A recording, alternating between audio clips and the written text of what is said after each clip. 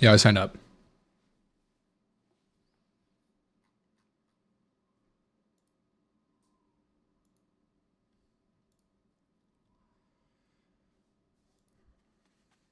Yo.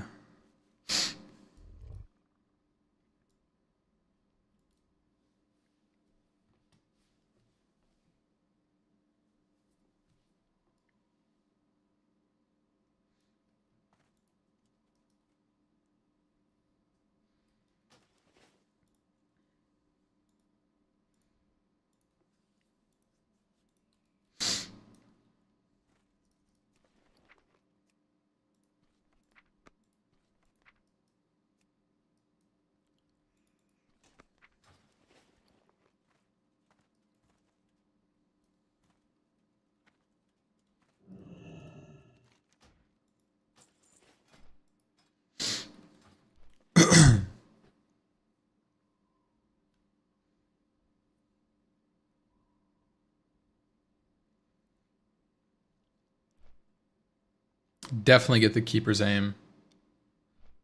Don't get verdant. Don't get the resurgence rod.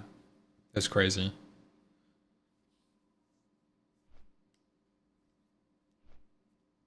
If you're looking for like a staff, you can try to buy a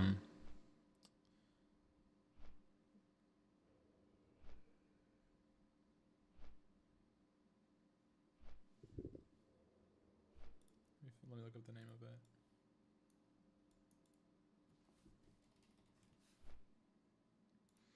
Soul Keeper.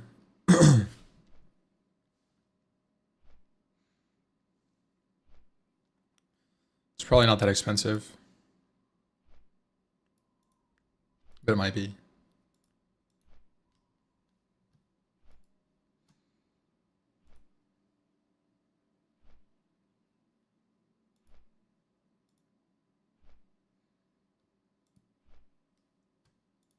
Music is a bit loud. That's nice.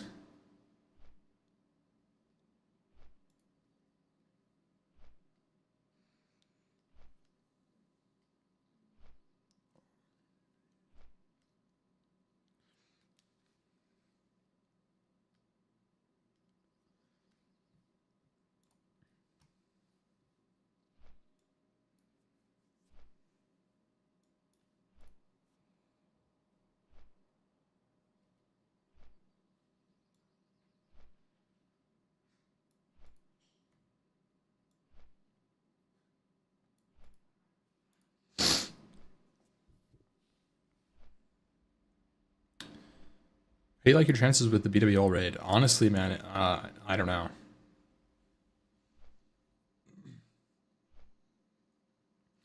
Soda said that he hadn't looked much into BWL today in my DMs.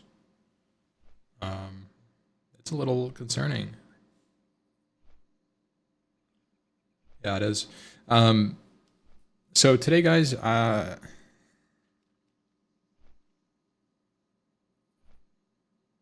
the fuck? What did I just read?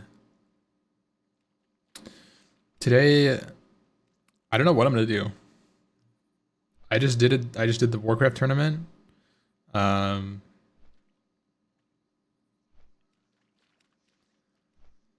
we need Arcanite bars for Thunder Fury if we end up getting another binding, but that's kind of low prio.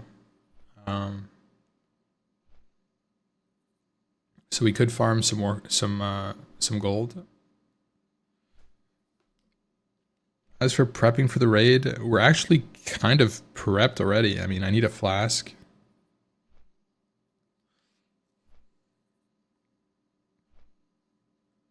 But I have everything else. Maybe a couple more rage pots, a couple more faps.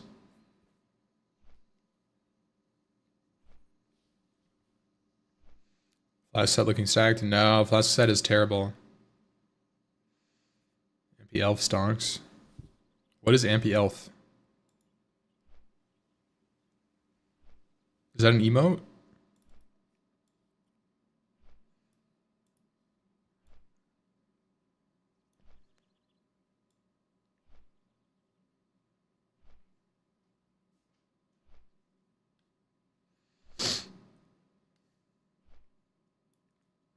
Yeah.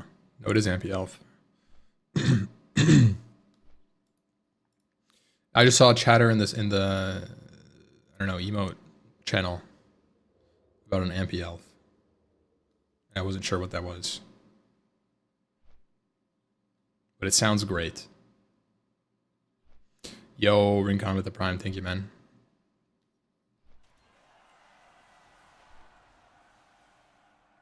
Yeah, I need the other binding before I can do Thunder Fury.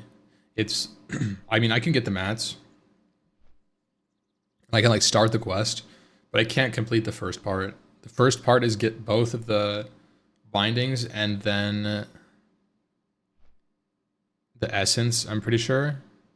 Turn it in, and then you get 100 Arcanite bars, 10 Elementium ore. Turn it in. Might be the first quest, honestly, that has everything. You have to kill a boss for an item, you turn it in.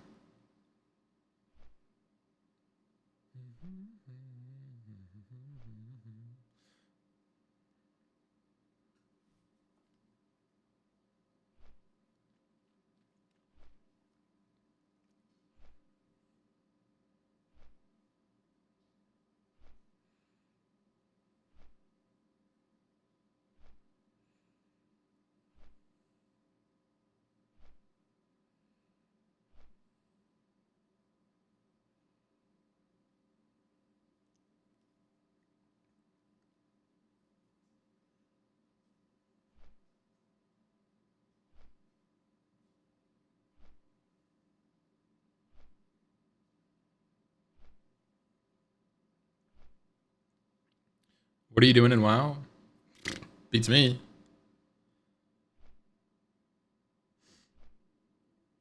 Do you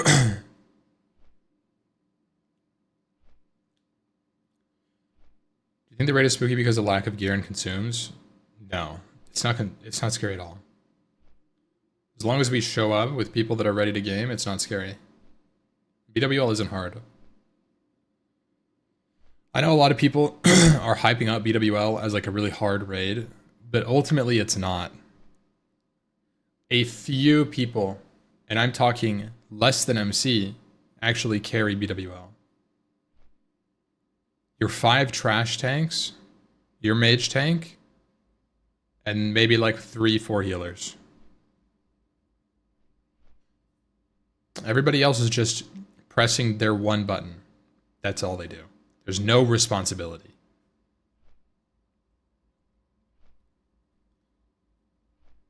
It's pretty freaky.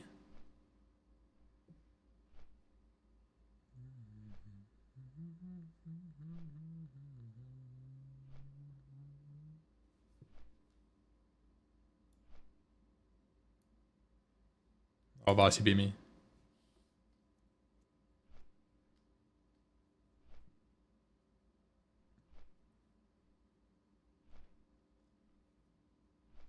It's a bit more mechanic involved, and I think that's what makes people think it's hard. Yeah, but most of the people don't do anything.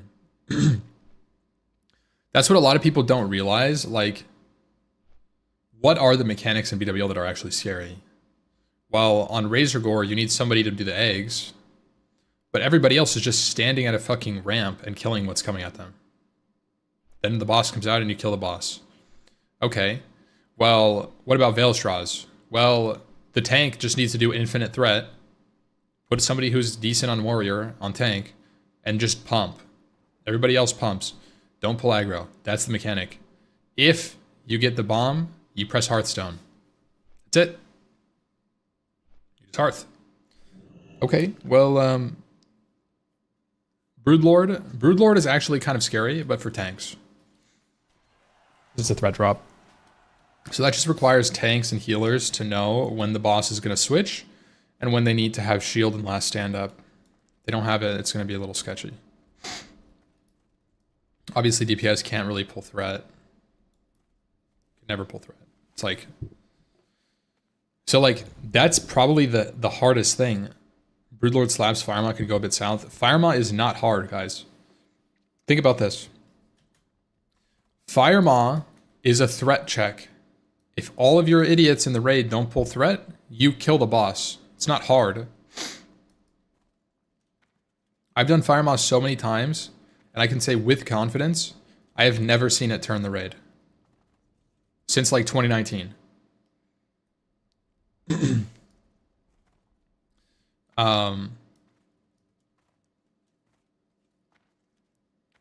I don't know. It's so easy. Like you just stand in the doorway, you get healed. Everybody's LOSing the thing. You know, your tank comes in 5-6 seconds before the knock. Get a taunt, resist. Get a second tank, taunt, resist. Use a mocking blow. Right? Like suppression room. Suppression room is easy. There's so many save spots. Take it slow. Does anybody want to do strat live? I need to get some gold income, so I'm trying to farm some orbs, round robin, of course.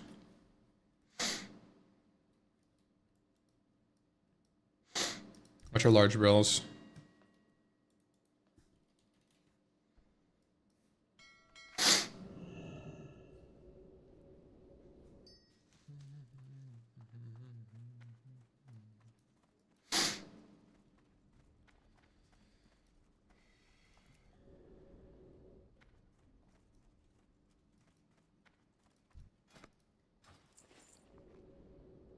I'm never gonna use Mugger's Belt again.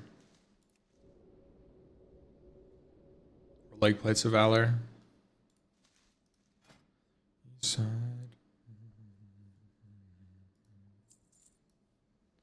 gonna keep it though, just in case I want to do 0.5 chain, perhaps.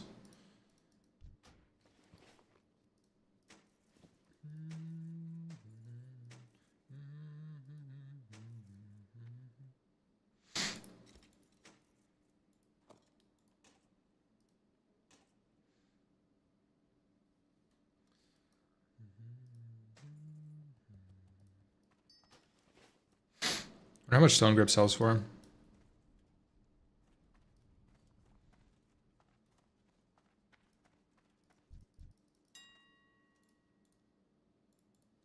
Take those.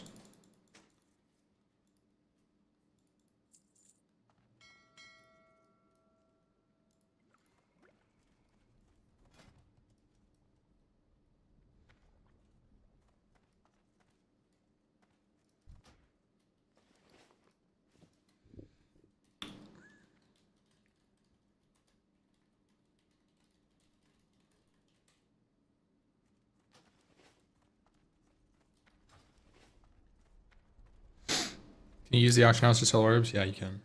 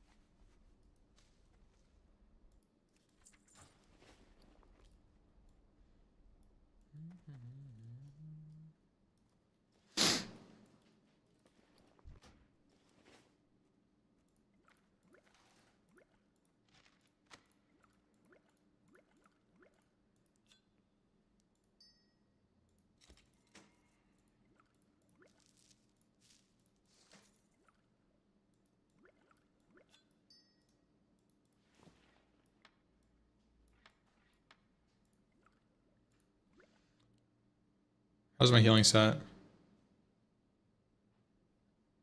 I've got 3 pieces, guys. Plus 100 healing.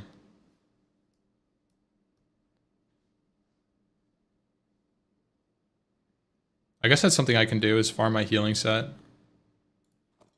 Oh. 4 pieces. Actually,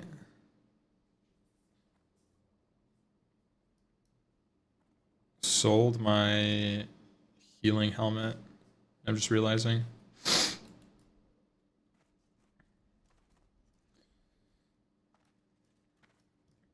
From the sim set, yeah. Snow, do you want to do some strat live?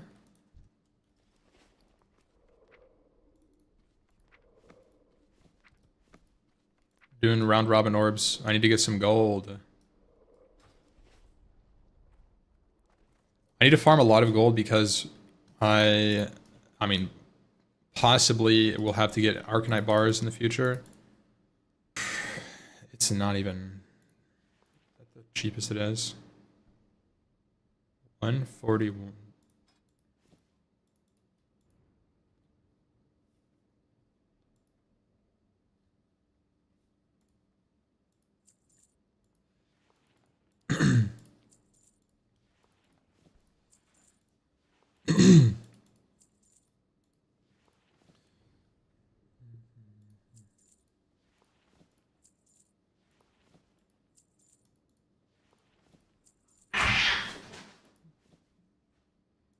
They're going a little crazy.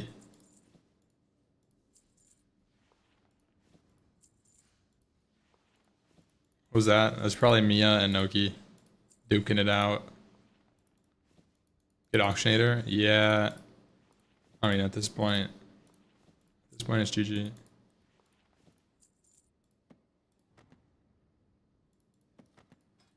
How much is Resilience Libram?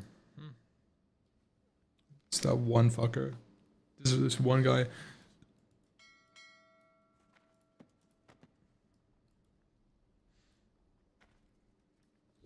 One gifted subs.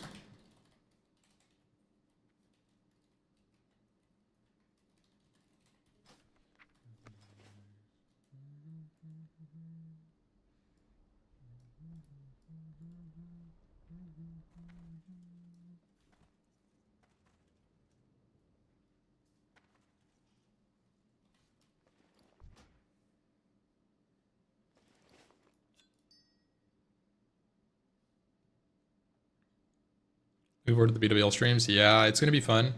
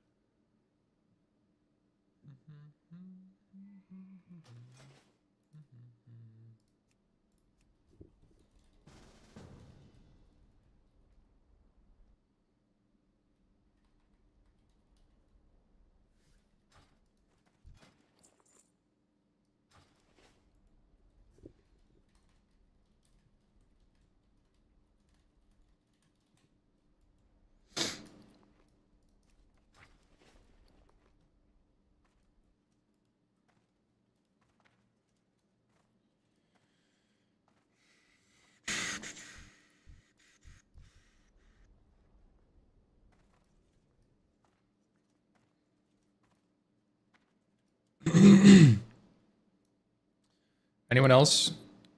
Any chatters want to do Strat Live?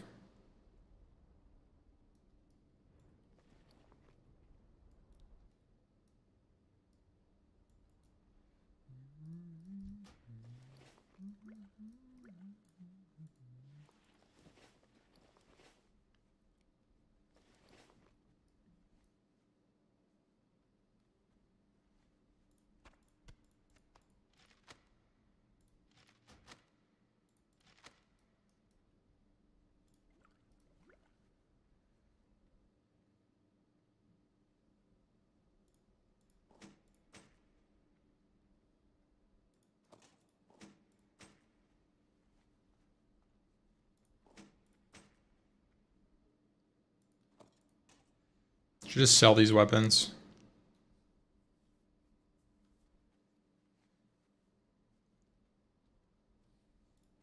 Like I don't need any of these.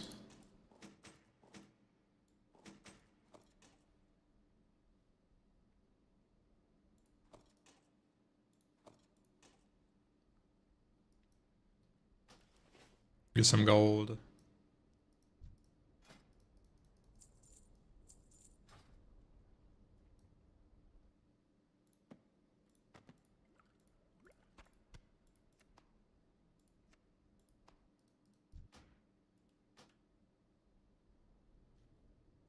You just had a 52 to an H. Oh my god, that's so sorry, man.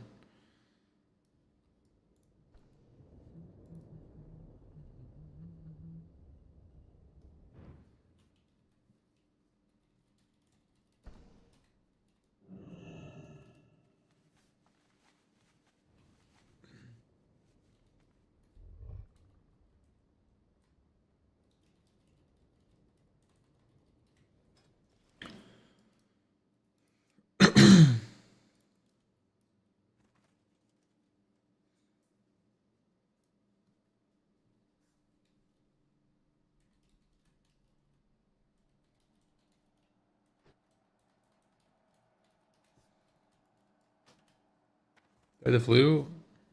No. I just ate. I feel like after I eat, rogue.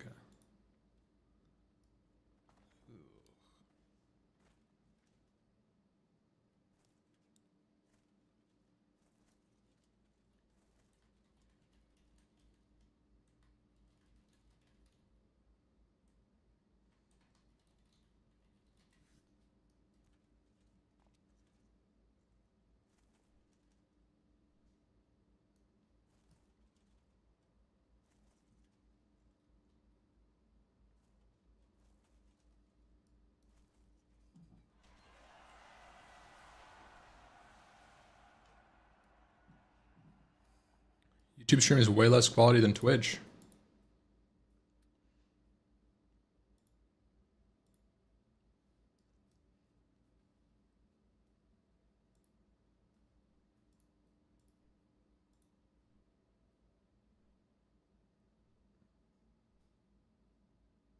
Kind of does look like it, yeah. I don't know why.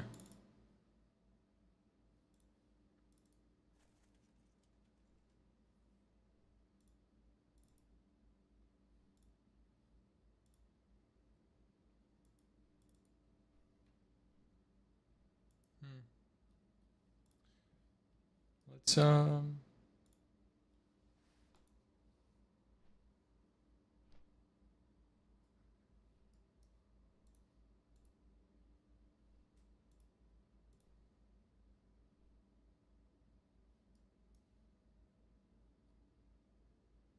I mean, I didn't change any settings.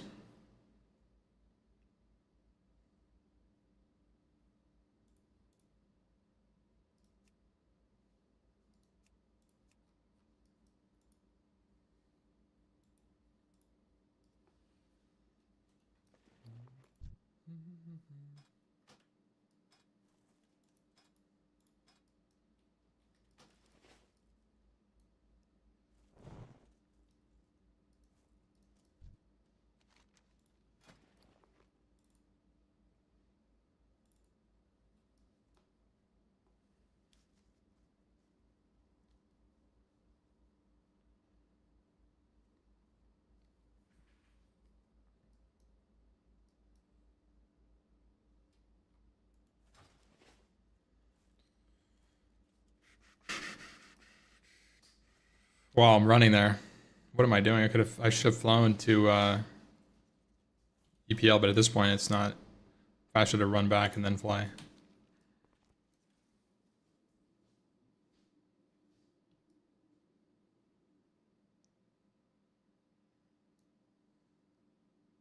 What are you prepping for? I'm farming gold right now. I'm getting Crusader enchant too, possibly.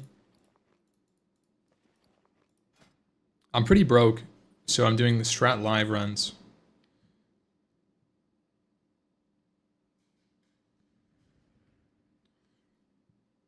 Because I'm probably gonna need like at least two flasks, right? For next week. It's like 100 gold. Sappers. You got 250? Yeah.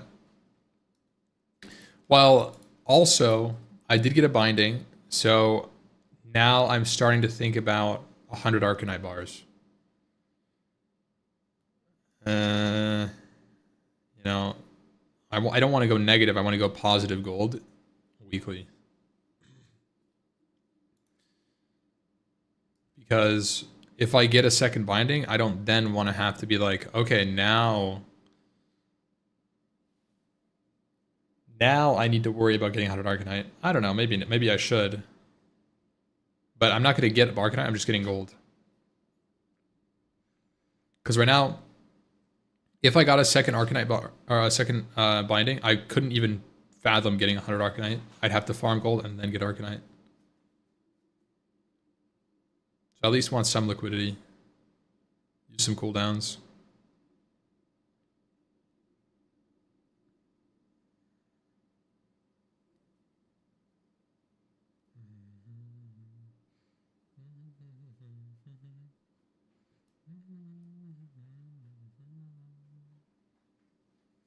Are you done with Warcraft 3 completely? Not completely, no.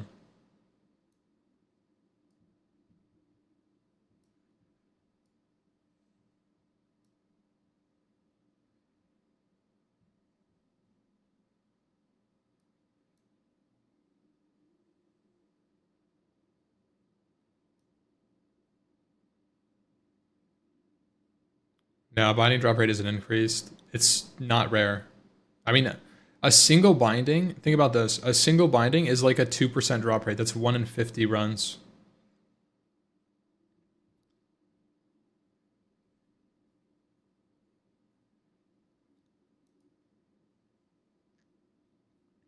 The problem is seeing both bindings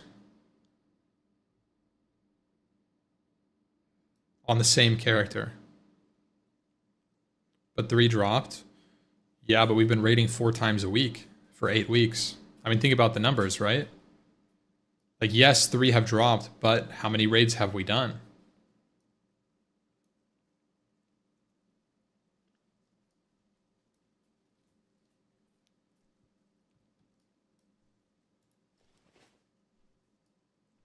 It's a lot.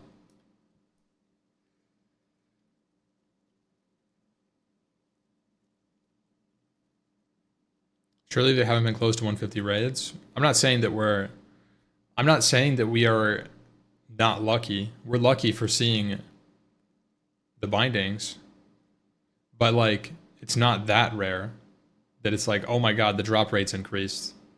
Like it's reasonable to assume you can see 3 bindings in, let's say, 40 MC runs.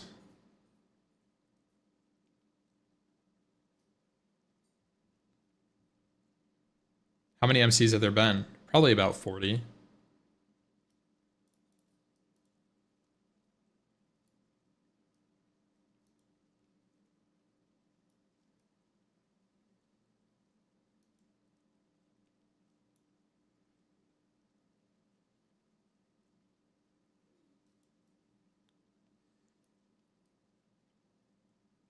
Oh, it's 4%?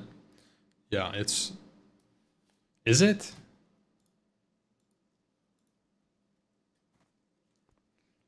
It's 4% and 2 chances per run. Is it that high? I think it's 2 point... It's like 2.2 and 3 point... I don't know. It's like 2 and 3.2 or something. It's like 3%.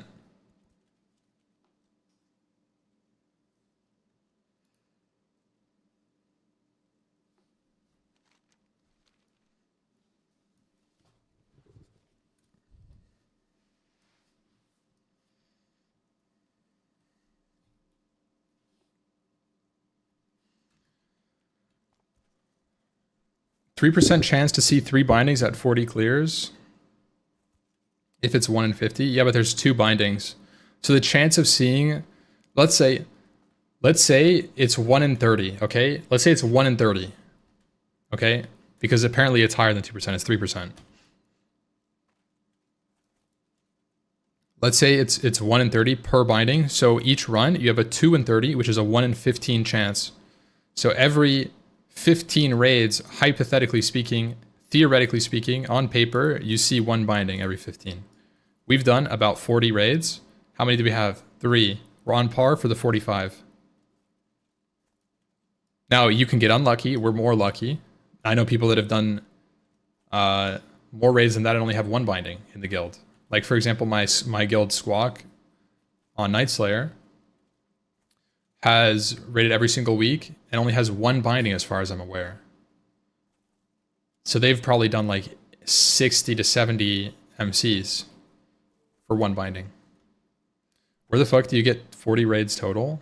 We've been running like 4 a week, bro. It's been months.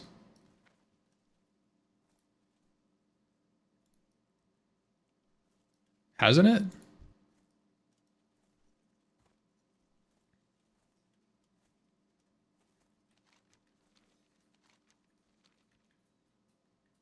How many raids have we done even? I feel like it's a lot. But maybe I'm...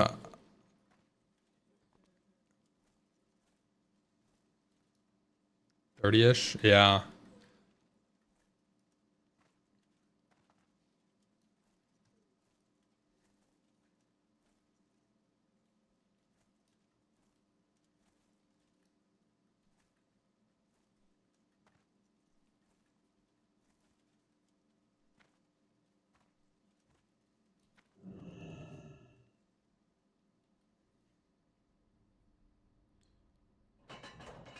21.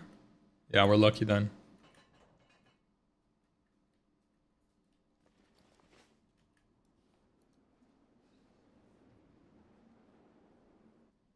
I guess it makes sense because the first week we only did 2 raids.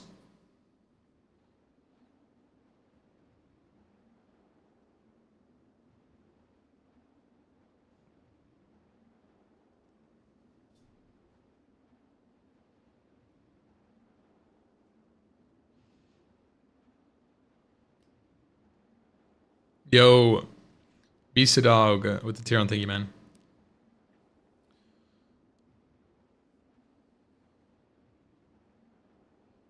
Worth fishing stone spine for the boots?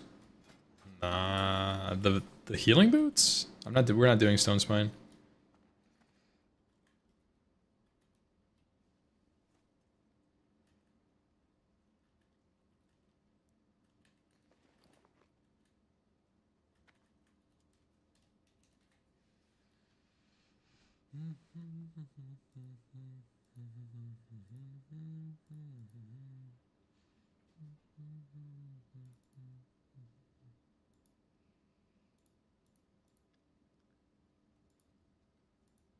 There's not really any healing items in Strat Live, huh?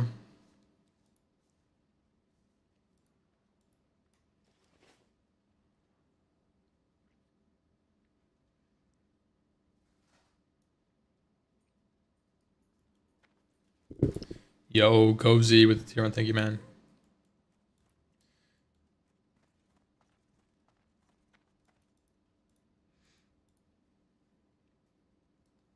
Yo, what up, Snow? You want to maximize the conversion rate of a binding into TF. That means you want to get in binding to go to someone, the guarded binding, and vice versa. Yeah. The thing, though, burning, is that the TF acceleration value is very minor. The first Thunder Fury is worth a lot. The second Thunder Fury isn't. So if you think about it like this, your priority is to get 1 Thunder Fury, and then after that, you kind of don't really care. Now, obviously, it's a really good weapon, but it's RNG, and it's impossible to predict and get. The main thing that you're after is the slow effect and the AoE threat on whoever gets it.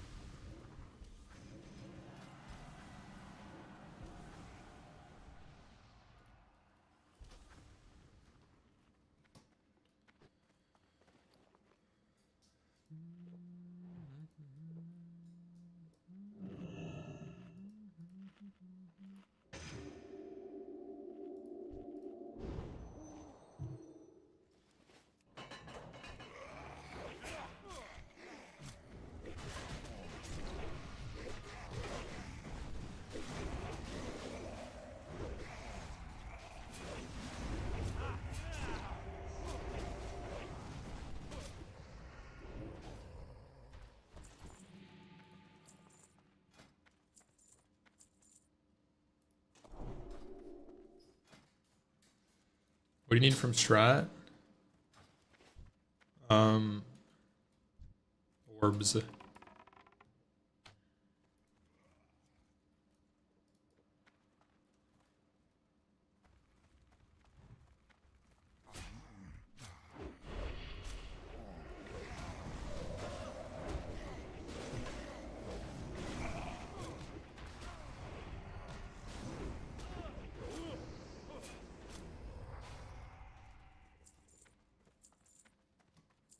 Yeah, I'd love to do Warcraft TV2.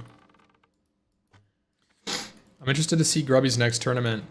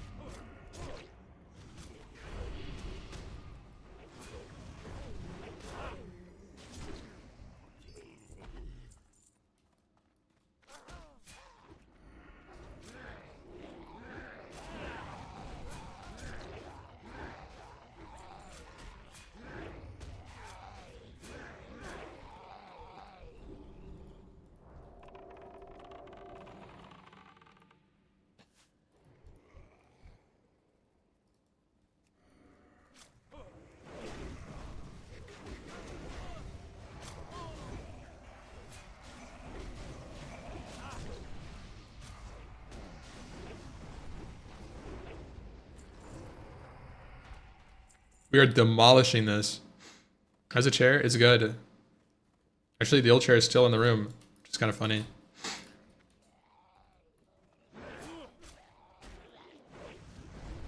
I love double mage runs.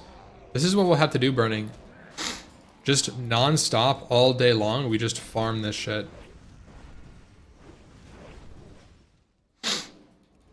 Just double mage, strat lives. I don't have a taunt, brother. Be safe. But who's picking flowers? You do this to gift the herbalists 100% mounts. This is where you get the money from.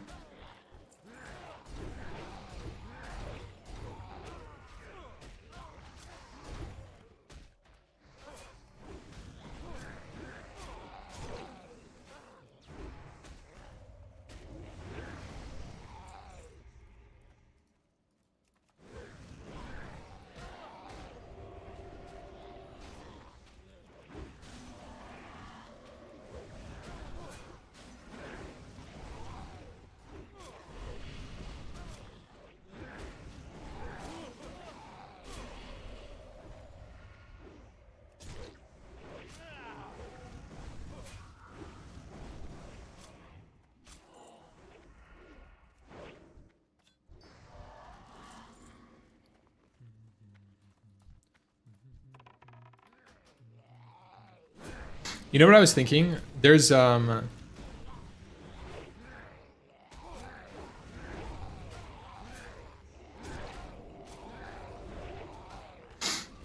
think in Frontier we should encourage having mage alts, specifically mage alts, because it allows us not only to comp swap should we need to on some bosses, go for like a giga range, like a bunch of AoE damage comp. But it also means that people have farming characters very quickly. And I've actually practiced it because I've leveled mages after leveling a warrior, and it's quite nice. I don't know if you guys have seen it. Basically, you run around with demo shout, tagging, like grouping everything.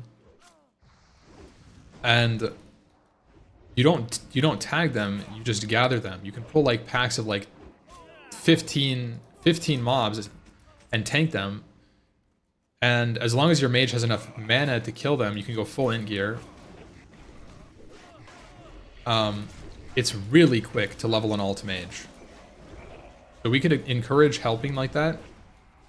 Right, so like as long as you don't need, yeah, you don't need to use any for pulling, but also you don't need to worry about your HP, so you can pull way over what you should be able to at that level solo. Think like at level 16, for example, when I start AoEing on my mage, I'm not pulling more than 5-6 mobs. It's too risky because you just take too many hits. But I mean, with the warrior, you just pull 15, 20, boom. It's so much fun.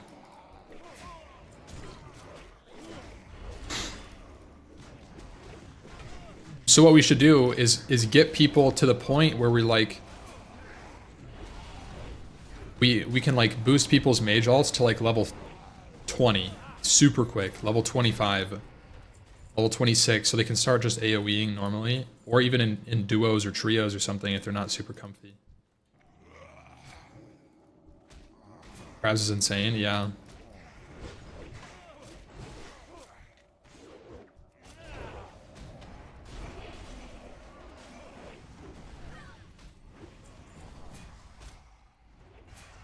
So, what I was thinking was like, maybe what I should do.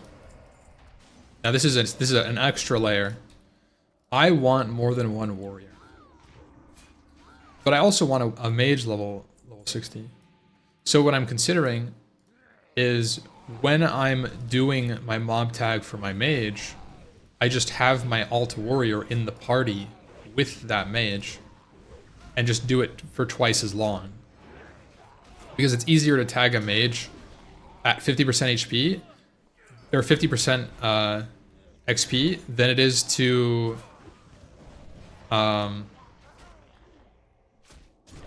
tag a mage and then tag a warrior, I think. Mage is much easier to tag as a class. I'm gonna do this because there's a chest out here. Farm some money. Twin mage is low-key good. Why? What's the reasoning? Spirit? AoE? I don't know what the reasoning is. Spirit.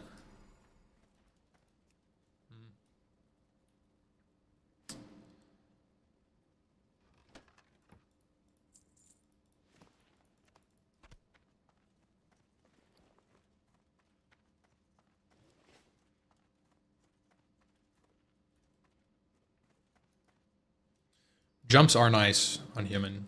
That's true. I got kicked. Or not. But shit. Oh, this guy's winter fire. I'll firewater with him. I'll join you. Let's pump kill. YouTube stream is lagging today. Huh.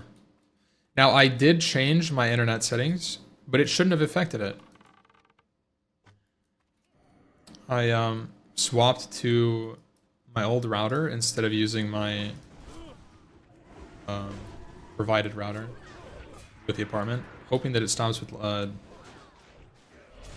drops. I could try to just restart the YouTube stream, guys. Let me try just restarting the YouTube stream. Maybe it's just like a bad connection. I don't really know. Yeah, guys, one sec. It's not lagging. No, it's just, it's low quality though.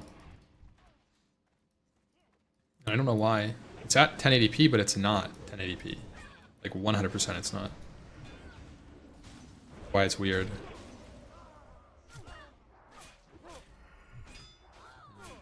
Okay. I'm not gonna worry about the restart. Oh, never mind.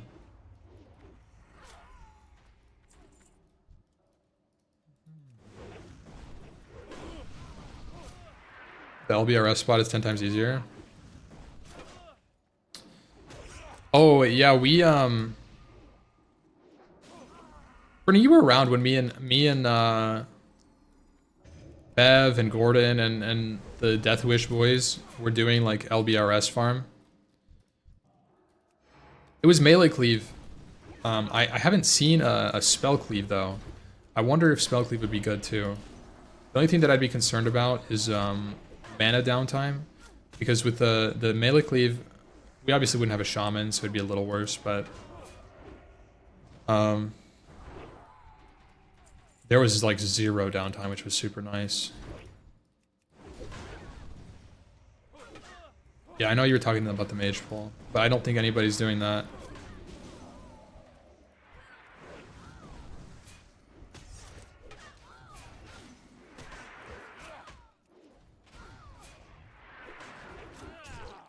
I think you would have to analyze and think, what is the appropriate death rate for a mage doing LBRS to be worth it?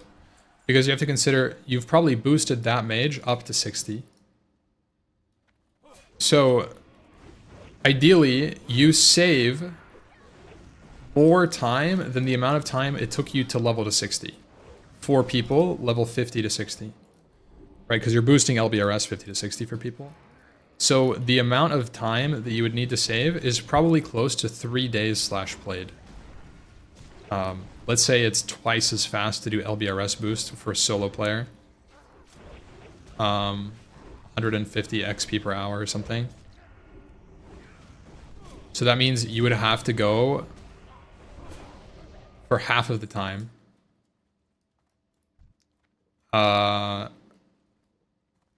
You would have to boost consecutively for 1.5 days played, 30 hours without dying. That's pretty fucking good.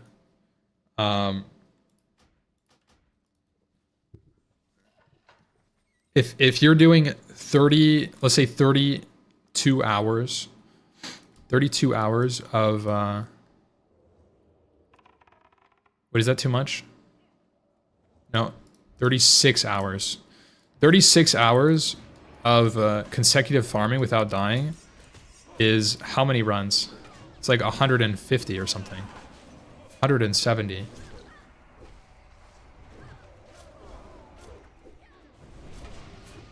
But that's what I'm saying. That's what I'm saying. LBR, like, burning, for it even to be worth, for it to be a net positive, you would have to do 170 to 180 to break even with that mage's value. Otherwise, you would rather just have them level solo. But if you can do that, that's kind of the metric that I would say is like, as long as you do more than, if you do 200 runs without dying, then it's worth. Fantastic. Now, I think that that's unrealistic as a mage booster, because you have to consider freak mistakes happen. Like, I've boosted a lot. Like, oh, you DC. GG. You accidentally use a potion at the wrong time. It's not up by 2 seconds and you die. Yeah.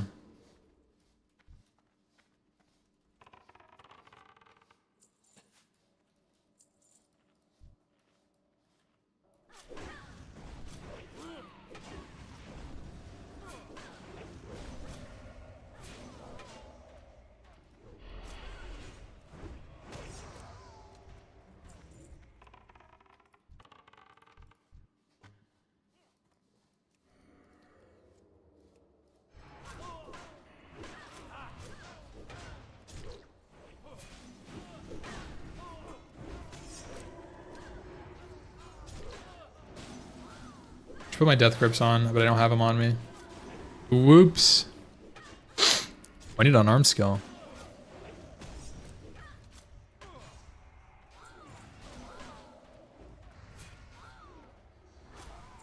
Now, I think that there's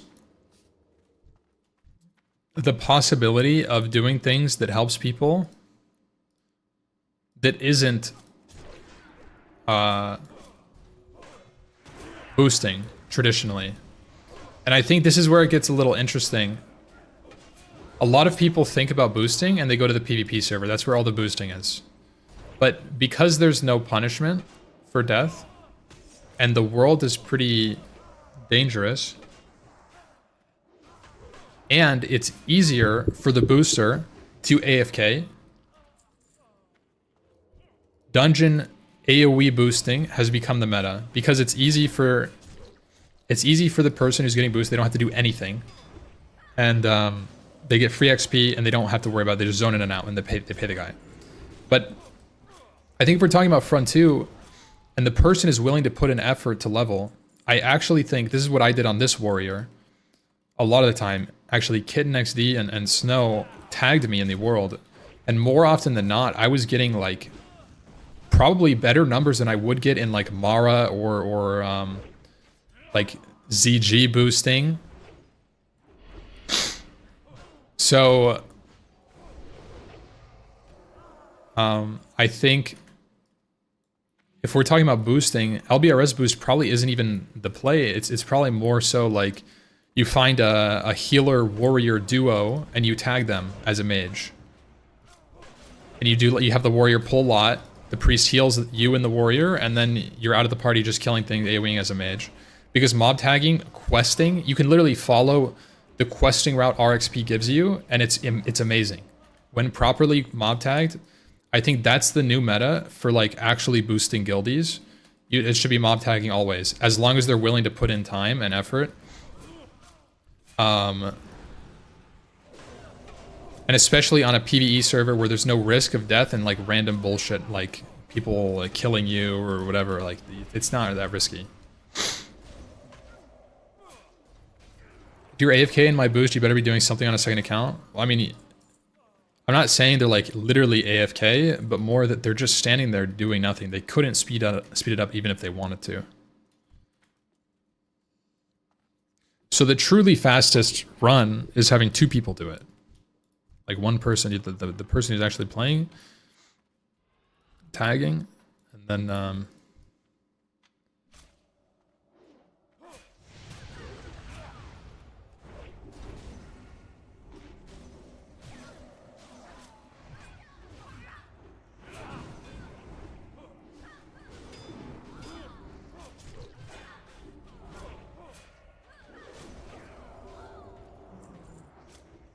See, that's 3 people, or just you as a mage can make runs. Yeah, but just you as a mage making the run is half as good, if not worse. And it's way more risky. So that's the whole point of what I was saying, is that like, while it can be good to mage boost, if the person is willing to put in time and it makes sense, tagging is better. You'll get more XP per hour. Now it's more effort per hour. It's true. Double mage boost is also strong. I have a hard time believing that double mage boost outpaces mob tagging in the open world. I don't think it does.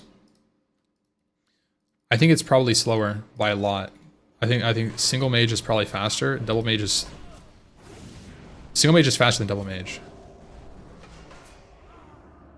Like, just thinking about the numbers they'd have to pull, because we did 15-minute runs with 5 players of LBRS for like hours, and it was barely 100k. So they would have to be the same amount of mobs, let's say, but a 20-minute run. And I just don't see a double mage doing that in 20 minutes. Double mage is probably slower than a 5-man and way more risky. Maybe not way more risky, but more risky.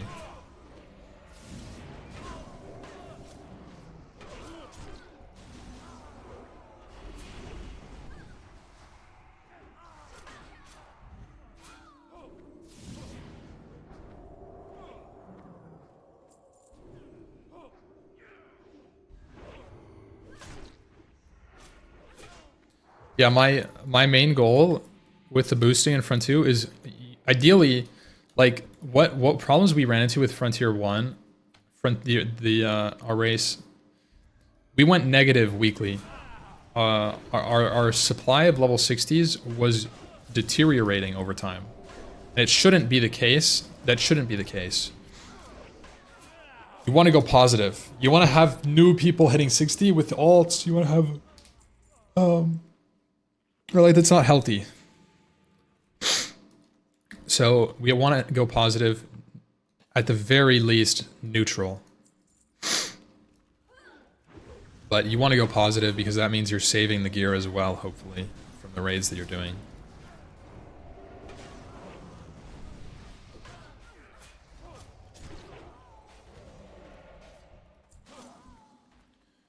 So what I want to do is facilitate alt leveling a lot. Like, it's got to be something people like actually care about.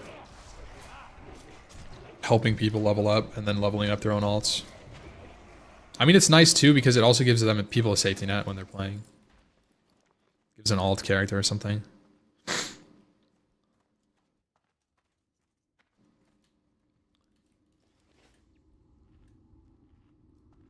Yeah, Bernie, I can send you an invite. Just message me on Discord so I don't forget. Oh, he doesn't want to join now.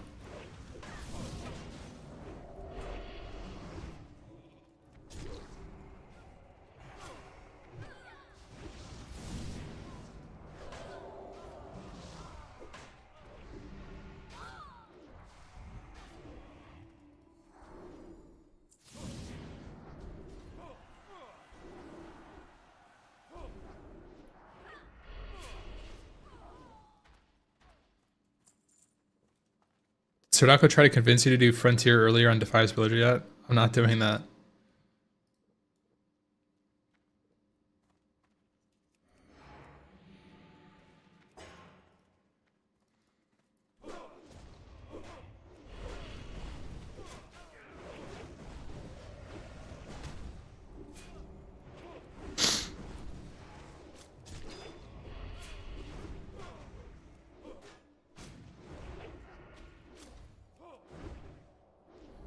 Now, I would be possibly interested in doing Frontier earlier, but like it's pushing it.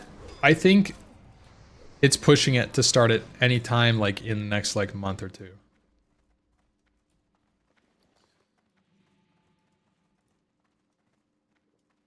Oh, I should take the belt. Not bad. Front 2 is self-found. Not really. It's guild found. It's like guild found until a certain point. But I also want to encourage alts because we're going to need a ton of transmutes. I don't want to be limited like last time. Like, think about last time we did Frontier. Everybody wanted, like imagine every single healer wants a cured rugged high, 3 cured ruggeds for Height of the Wild. Every single caster wants 10 Mooncloth for their Bloodvine. Everybody needs their 0.5 chain requisites, which is like a couple Mooncloth, a couple cured ruggeds, like Arcanite Bar, I think. I don't really remember.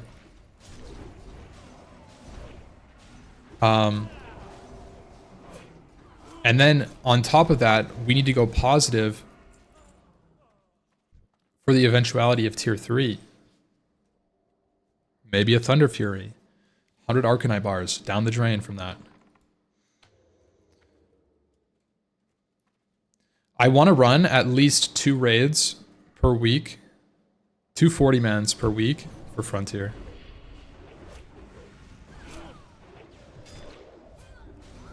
That's the goal for me. I want to have 2 warriors so I can tank both runs. What is the most optimum order for doing things? I think that the most optimal order, which makes sense to me, is everybody rushes to 60. You combine resources to allocate a lot of gold to farmers, people who are willing to sit there and farm. Like, in my mind, Silly farmed a ton of herbs. There are people that farmed a ton of herbs. Burning might be down to farm herbs, but I feel like Burning would be an amazing booster as well. Kane farmed a lot, yeah. So there's a lot of people that, like, you'd want to get them epic mount. You'd want to secure level 60. And then I think priority number 1 is to secure a raid force to clear Molten Core. And then once you've cleared MC, depending on the other content that's out, probably ZG as well. Once you're safe, you're clearing it with 1 raid, you're doing Oni ZG with 2 splits, and then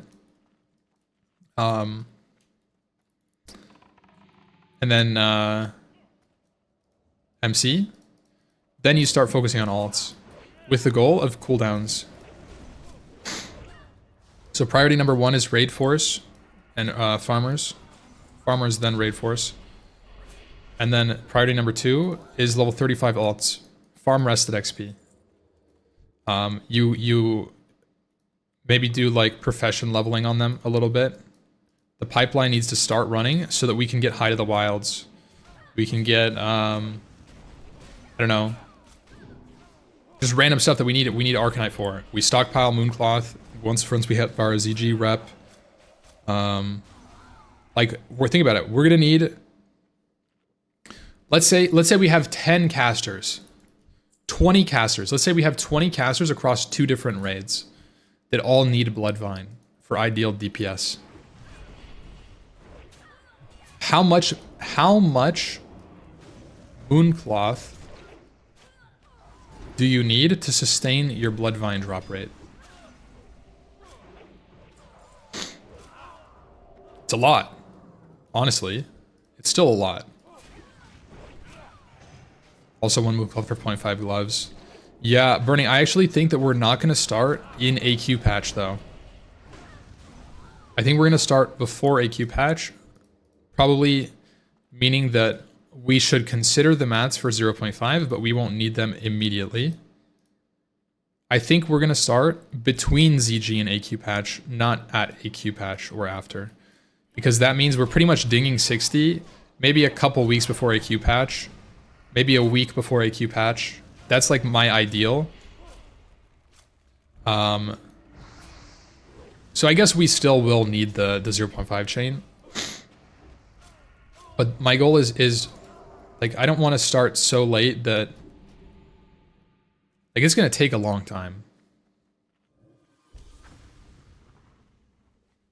Then do you think we can go for world first KT on top of no world buffs?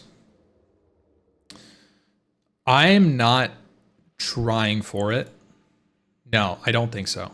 I'm not gonna push for that as well. I think that's very ambitious, and there's very good guilds on this server. Yeah, that's not really the goal. I don't want to rush it like that.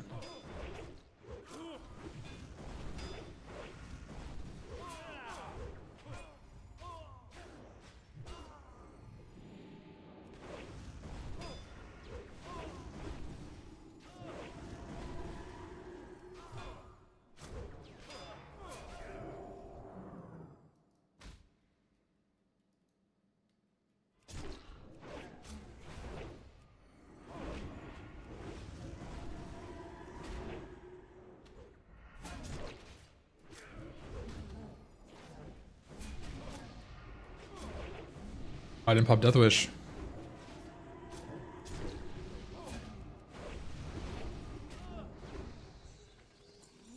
Oh shit.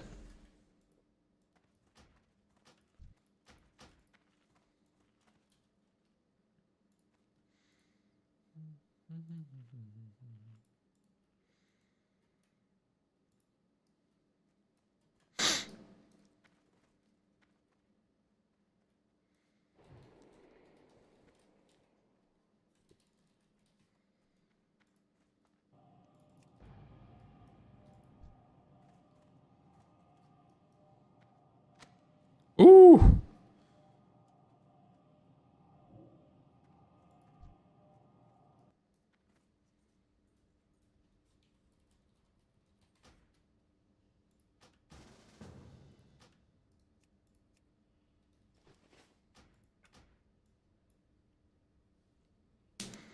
That was a good run.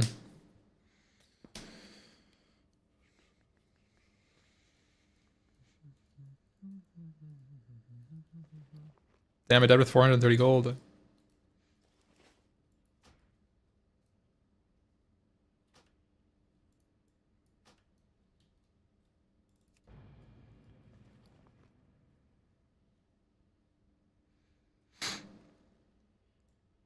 We don't know how the war effort will work. Alright guys, let's reset. Is Kiel still coming?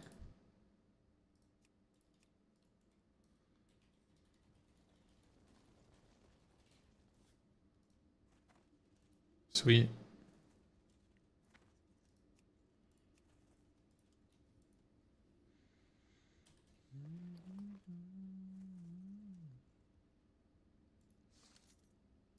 Look at Snow. Holy shit, he's quick.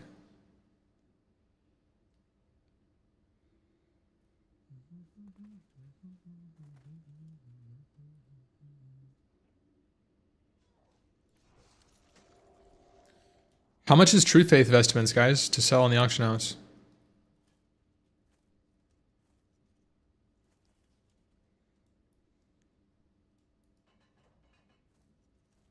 Is it worth anything? 30 gold. I mean, it's not that bad. It's playable. Dream Dust. God damn it. That's not what I wanted. I got scammed. Oh my god, I'm getting so scammed. Triple. Double illusion. I just lost 10 gold from enchanting. Okay. -10. Disenchant a weapon, by the way. High chance of greater eternals. Double illusion dust.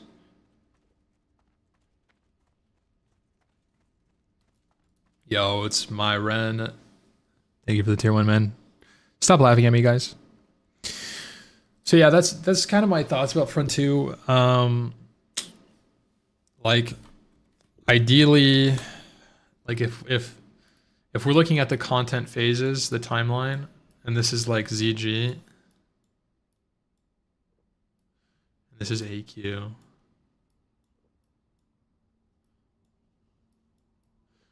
And let's say this is 3 months. What do we think? This number seems in line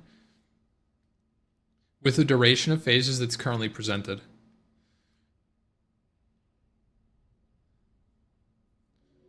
And maybe BWL to ZG. Maybe it's like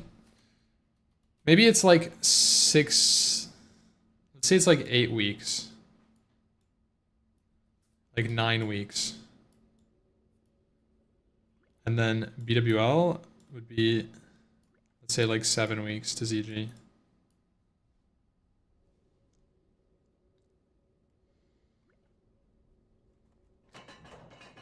So ideally, I'd want to start here about a month from AQ patch. Because that means people can level to 60. Maybe we can start having alts. We can get a little geared. Farm stuff. Maybe we finish, maybe we're like doing BWL, like right as AQ's coming out, which is pretty good. That means we're pretty set to farm AQ, maybe for like most of the AQ to Nax cycle. Assuming this is like from here to here. This is us doing BWL. This is like 3 weeks. So we're done with BWL by 7 weeks. And then we have maybe another 8 weeks before Nax, if I had to guess. Another 2 months. So this is like a 2.5 month phase. That's what I would want to do. Yo, EDT Love, thank you for the prime, bro. Will you play some more Warcraft 3 before you start Frontier? Yeah, I mean, if I'm not starting Frontier until here, this is where we're at right now. That's like 13 weeks. 12 weeks. 3 months. Will we know at least 4 weeks in advance, but when AQ patch opens? No. It would have to be an estimate. So it's like, I think AQ patch is this long after ZG patch.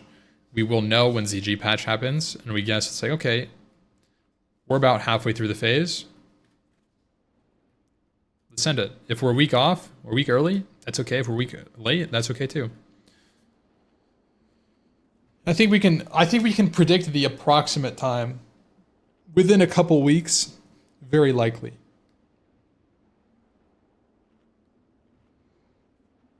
You don't want anyone starting Frontier before you go give ahead? Yeah. Let's start. You can we can clear these trash packs with double mage.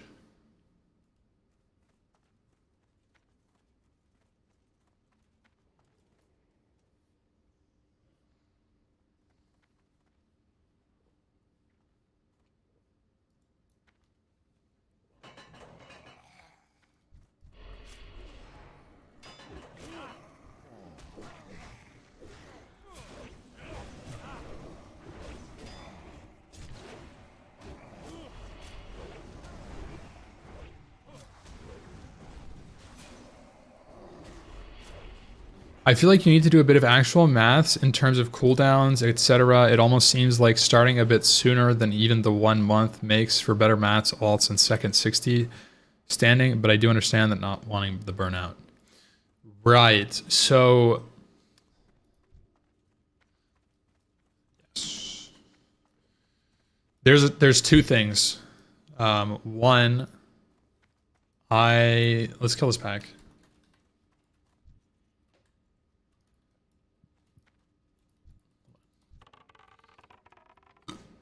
The last thing I want is for Front 2 to have lots of downtime. At least downtime that we're waiting on patches to come out. That's the worst thing that I don't want to happen. So that means I want to be starting AQ after it's already been out for a little bit. such that we're not waiting the whole phase in the same way that OnlyFangs didn't have to wait the whole MC phase, because through half of MC phase, they were still leveling, right? I think it makes the phase come quicker when you're like not actually rating the current content. So similar intensity. Now it's not, I want there to be similar intensity, but we are not going to be pushing as recklessly. The goal of Frontier 2 would be execution if the goal of Frontier 1 was speed. And the lack of world buffs means it has to be that or we wipe.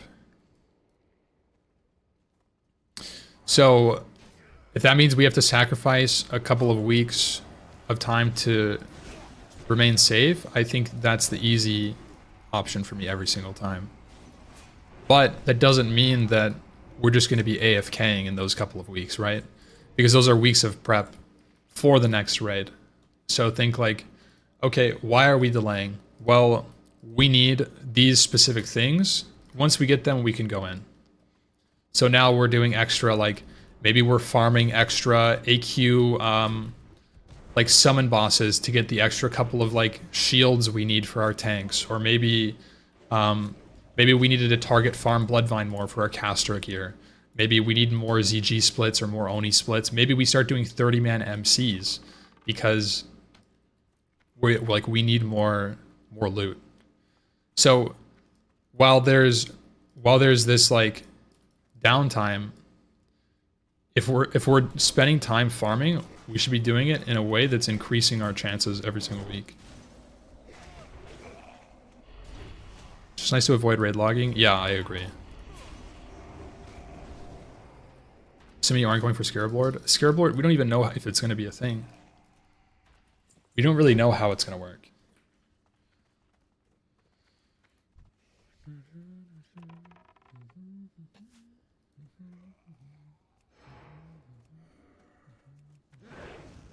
Chest, other side of the fountain.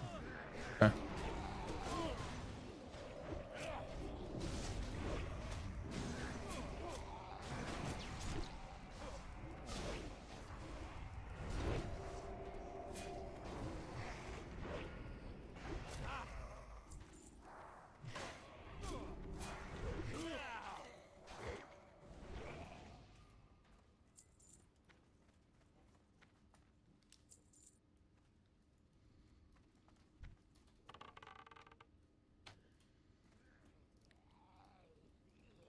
"30-man no world buff MCs."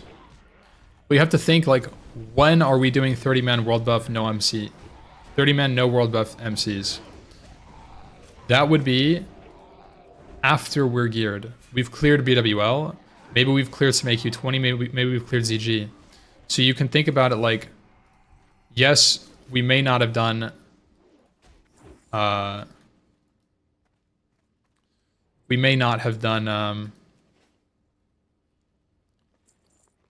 it with world buffs, or maybe we did it with world buffs in this roll for bag.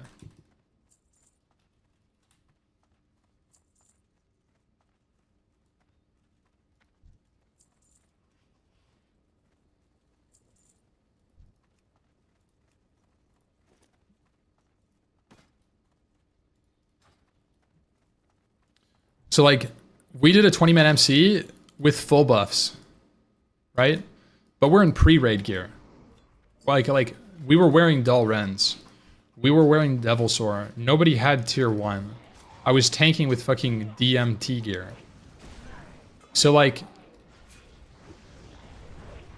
imagine, well, now what if we have tier 2? Fully tier 2, got it, tier 2'd out. We have like ZG off pieces. Even if we don't have world buffs, we're probably stronger or near the strength as the 20 with world buffs. You won't have access to Winter Squid when you start this. Will that impact your melee DPS? Hardly.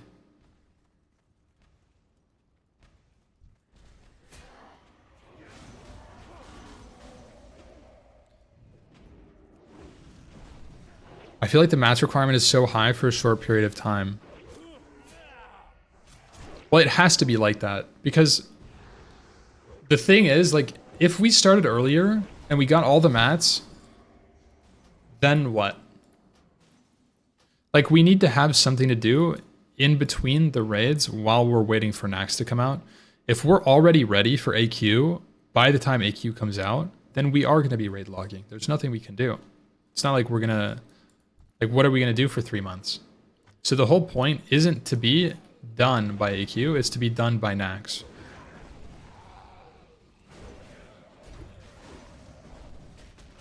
So don't think of it as such a short time. There's 3 months of gathering involved in Frontier. And it's not that high. Yeah, it's really not. I mean, if you assume that every caster needs Bloodvine set, well, if they level tailoring and do cooldowns for a month, they have all of their mats. It's just the Bloodvine that you need to farm out. Which I imagine we should do. I know people hate it, but we have to do it, right? We have to do ZG trash runs with Bloodvine. I know people hate it, but like we have to do it.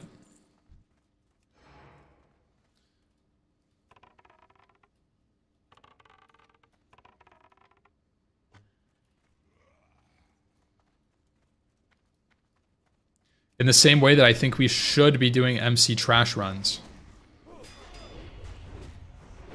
Like it's relatively safe to do an MC trash run. You actually get pretty high value out of BOEs, including the cores. Like say you you farm the first section triple dog reset. I remember doing it in Psalm.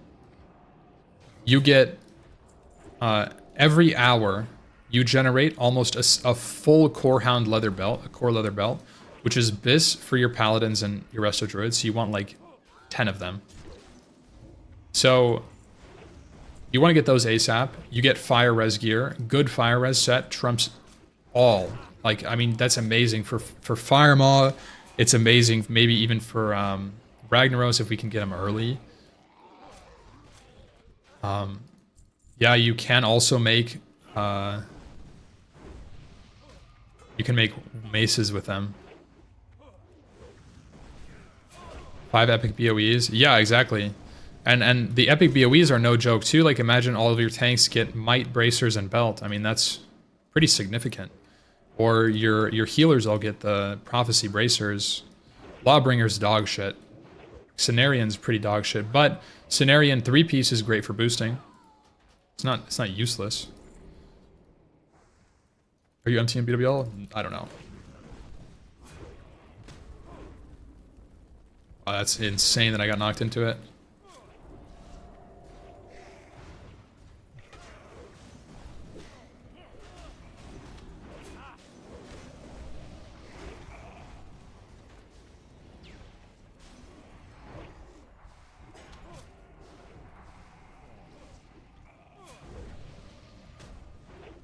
No, I don't have any rage, bro.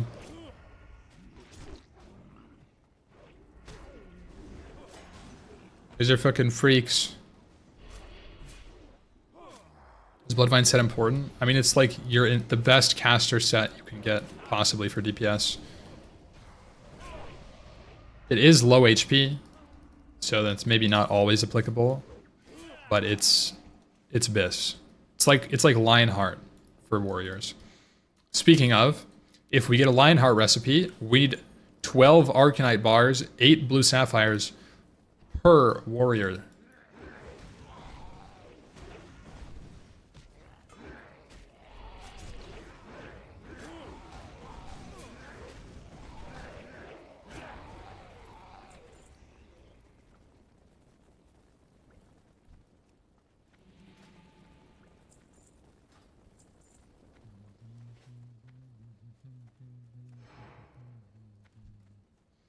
There's no roster for Frontier. It's not going to be a traditional, like, oh, we have 40 members and they come to raid every week. It's not going to be like that. There's going to be however many people are playing in Frontier. They're all going to be trying. And then we pick the most applicable people to play in the content that we're doing at the moment. So, like, With Frontier, we only had one raid, but we had like maybe 100 plus level 60s. That meant we were swapping people. There was a core, but maybe we ran more healers, more tanks, more mages, whatever it is. It's gonna be the same thing.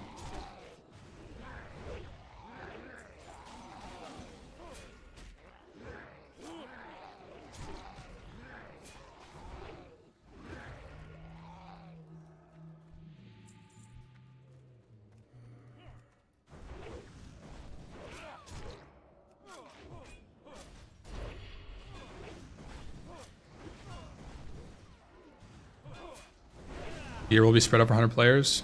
No. Like, not everybody will get all the gear. But, like, if you're bringing somebody in for the first time, they're not going to get gear over another person. It's, like, always in the runs. It's not going to be slash rolling either.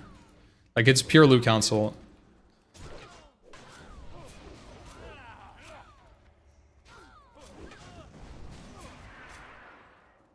And it's corrupt a little bit. I take a lot of gear on my tanks.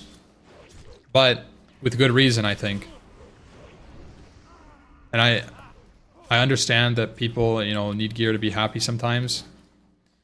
But at the end of the day, if you look at any single upgrade, you would rather have that upgrade on the main tank than a rogue. Tell that to LMGD. Every single time, without a question.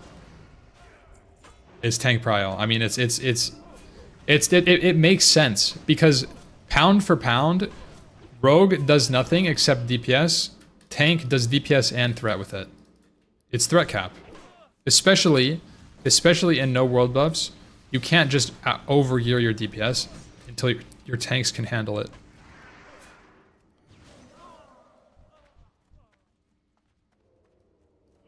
Your tank keeps passing Onslaught Girdle, ACLG, and Purds. Well, they would have all been in my inventory day one.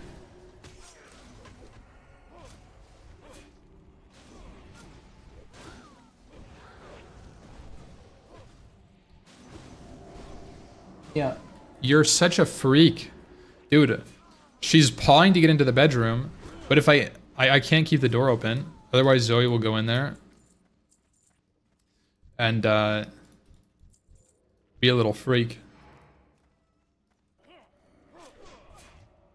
But if I close her in, the bedroom, she wants out like every like 3 minutes. All right, we'll let her in.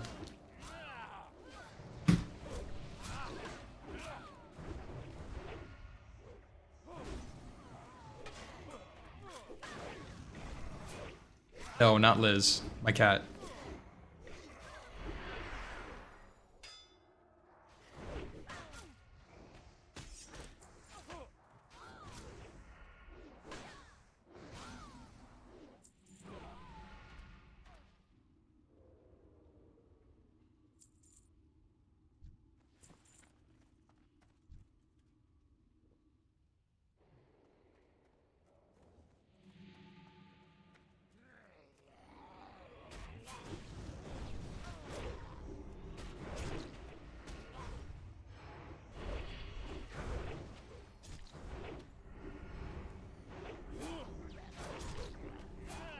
The draft is tomorrow. We're not raiding until Saturday or Sunday. Now the raid releases tomorrow though.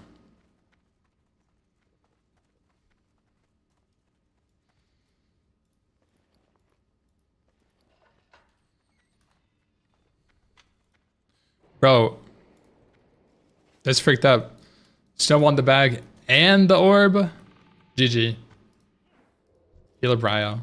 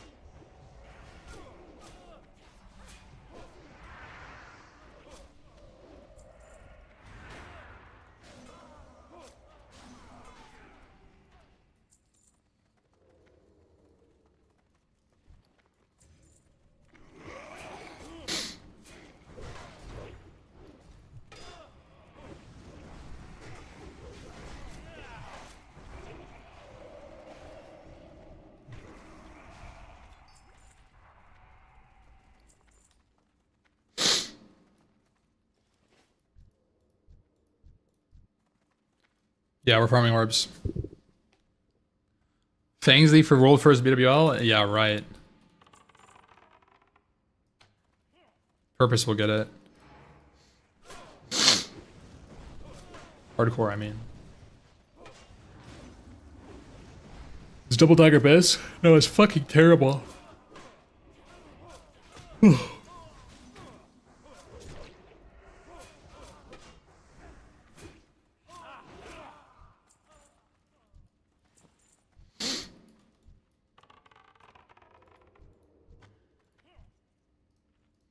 Just doing Razor Gore and Veil? Really? Why are you guys so afraid? I mean, maybe it's warranted. You guys, I mean, there was like a near wipe situation in MC. Broodlord is scary, to be honest. It's not even Rogues or sus. I mean, they just literally stand...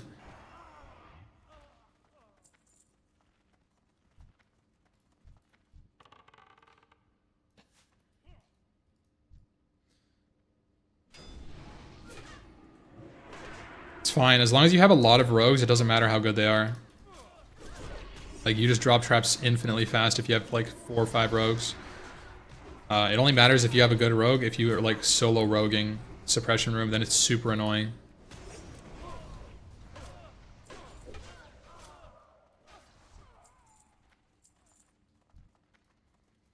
Veil is scary, too. I don't think Veil is that scary. Like, Veil is scary if you have DPS that don't have brains. Or you have, like, unreliable tanks. Maybe.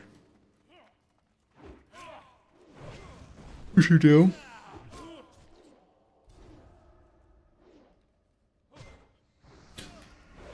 Nah, the thing with Veil is, like, you have to have DPS without brains that are actually good. The people without brains in OnlyFangs don't do real DPS, so they're not concerns. Is that fucked up to say? Like, you need like an Alondo who doesn't even have a threat meter. Those exist.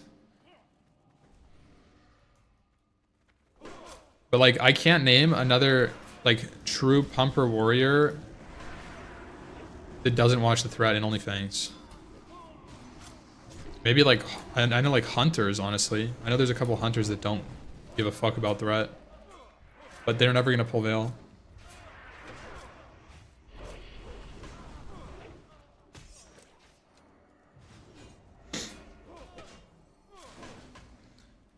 Rose could. Nah, Rose won't pull aggro ever. Well, maybe like on the first GCD if they like double crit backstab.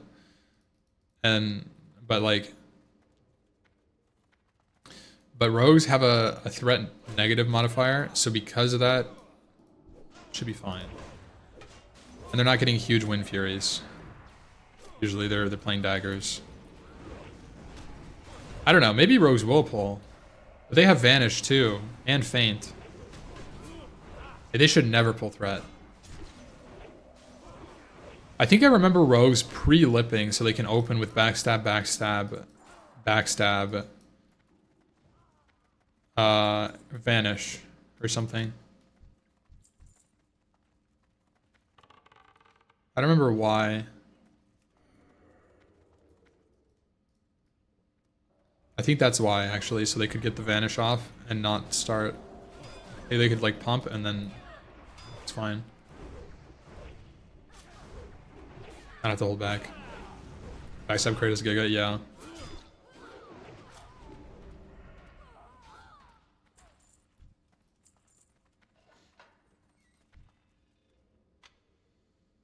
Dropped Warcraft 3 like an unwanted child?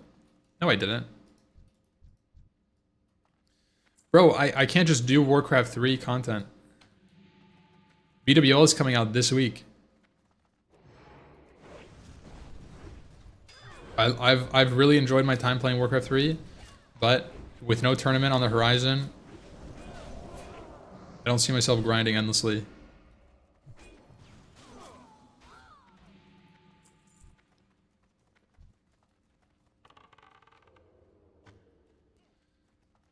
Night Elf gaming today? Maybe.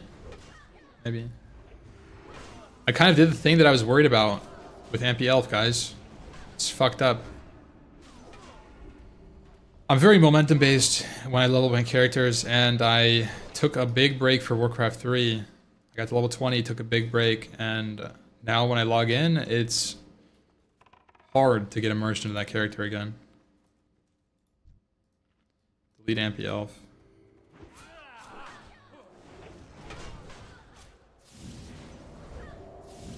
That is pretty evil. But it might be faster to do that. The transmog is locked though.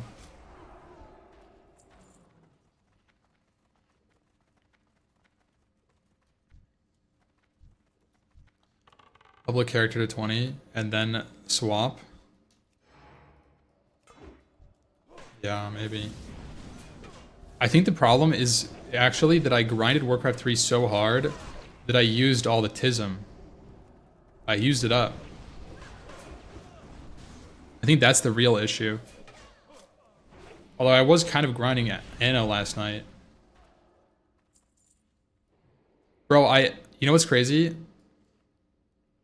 I ended the stream.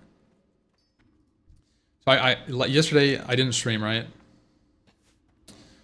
I didn't Ampy After Dark stream. I was playing Anno 1800, which is like colonization. Like it's like it's like a mix between like Civ and City Skylines or something. It was cool, but I was playing it because it was on sale on Steam. It was like super cheap, so I was like, fuck it, I'll try. And I ended up starting it at around noon. I played until 3 a.m. I ended the stream, had a snack, and then played for another 4 hours.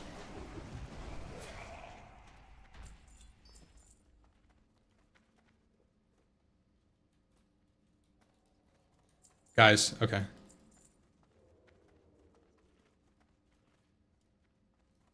Yeah, so maybe the Tism isn't gone. My schedule you got there? Hey, it's fine. It's okay. I actually feel like I thrive on 7 hours of sleep, and it fucks me when I don't get that.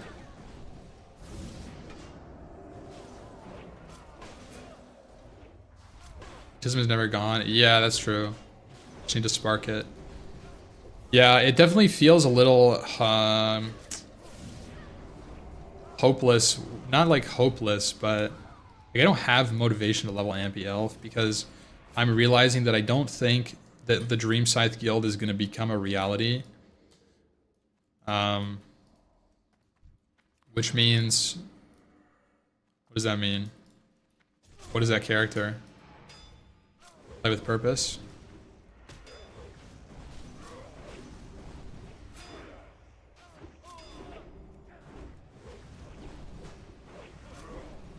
No, but so what I was going to say with sleep is like, when I stay up late, to like 3 a.m., I go to sleep at 3 a.m., wake up at 10, I feel amazing. When I go to sleep at like noon and I wake up at 9, I'm like crusty-eyed. Or like go to sleep at like midnight and wake up at like 9 a.m., I'm like crusty-eyed, like low motivation. I don't know, dude. It's not even degen schedule, it's just like night, noon, right? Maybe we could blacksmith. Are you still missing some important pieces? No, not really.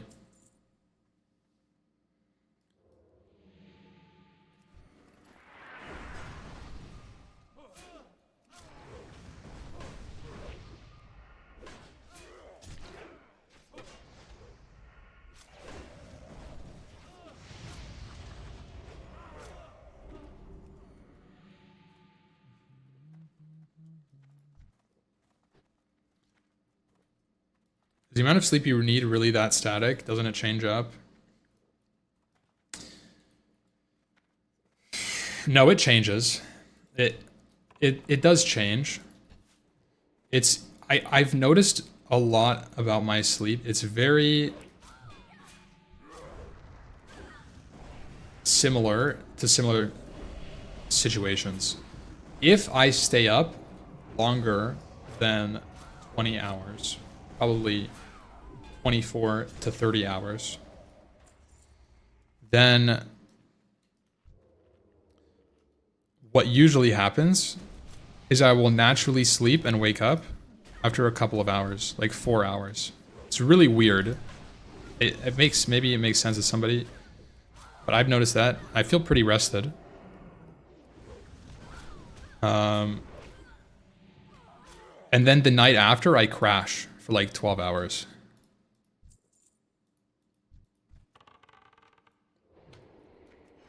I've noticed that. Just normal nights though, usually seven to like 9 hours. Probably depends on like the situation, what I have to do.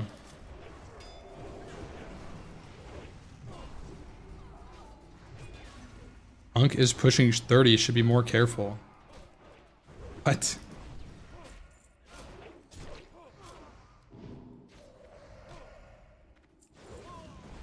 What, you want me to have a...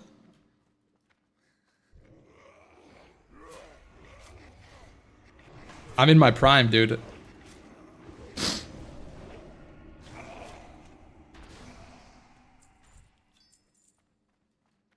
You work out? No.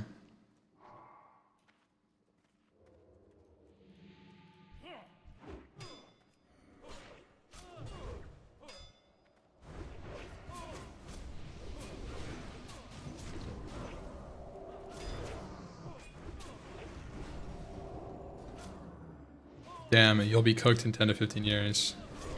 What?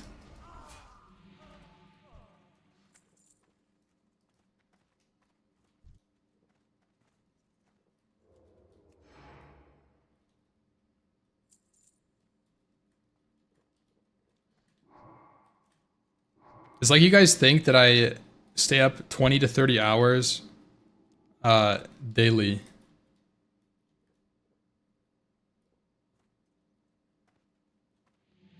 You guys are crazy, man.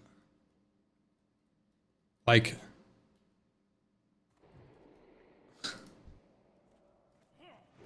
I haven't done that since launch of hardcore server. It's a big boy.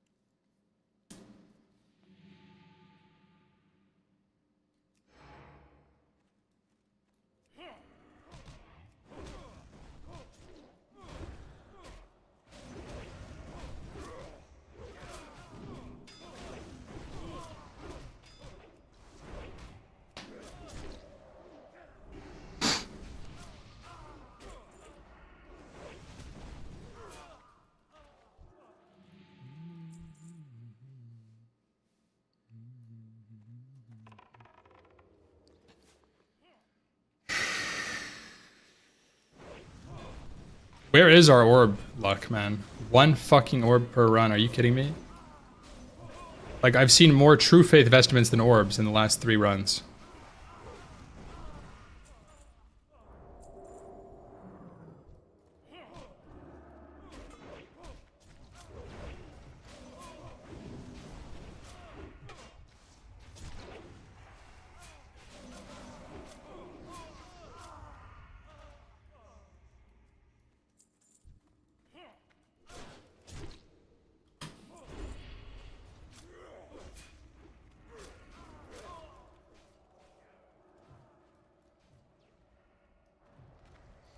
You're cooked, Archivist.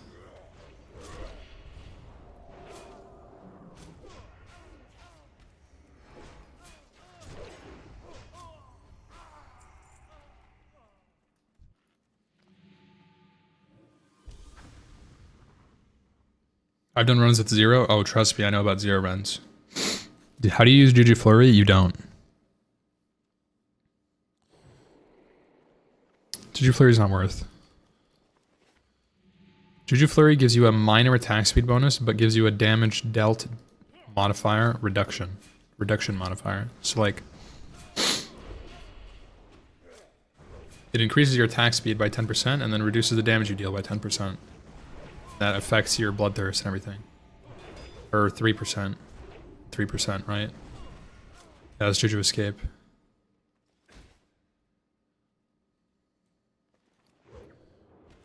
Juju Escape is actually good though.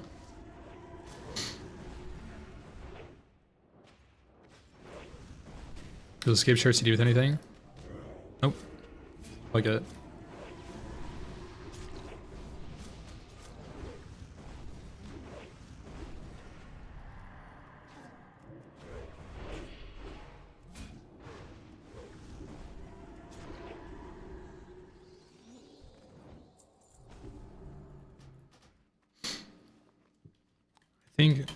I think that's all for me.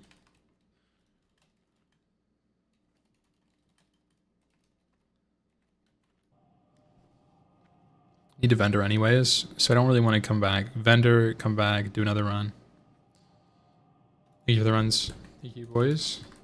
Congrats on loot. There we go. That's what we needed.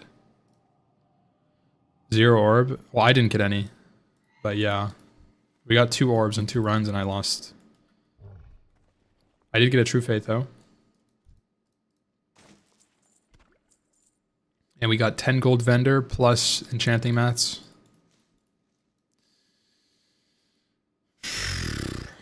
Could be worse.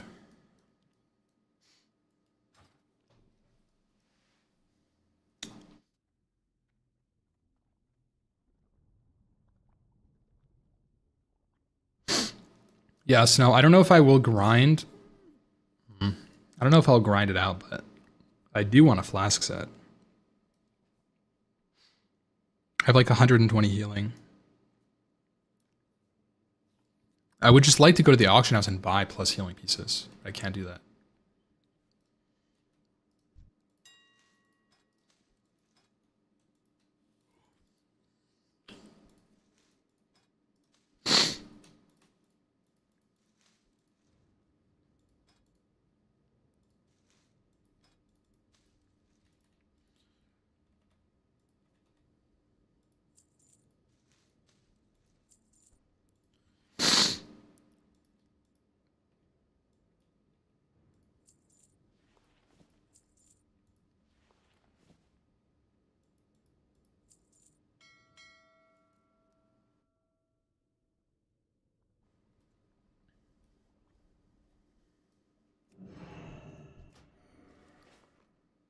Oh yeah, True Faith.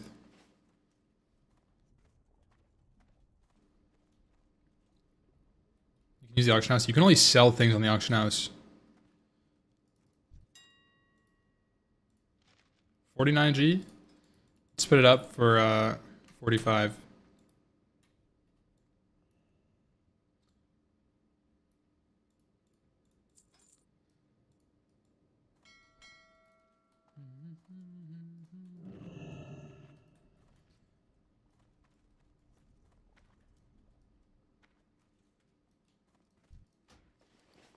So we have 30, 80. Oh, 120, 130, 150. 150 plus heal. It's not the worst. It's not.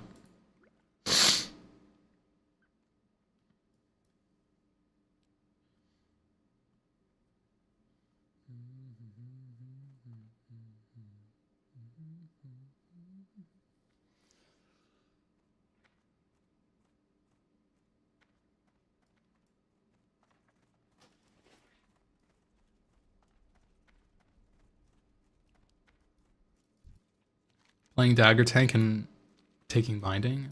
What do you mean?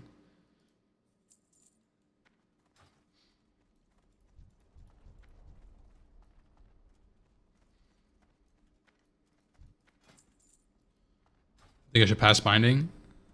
To whom? DPS? Give it to a rogue? If I get a Thunder Fury, I'll farm a fucking edgies.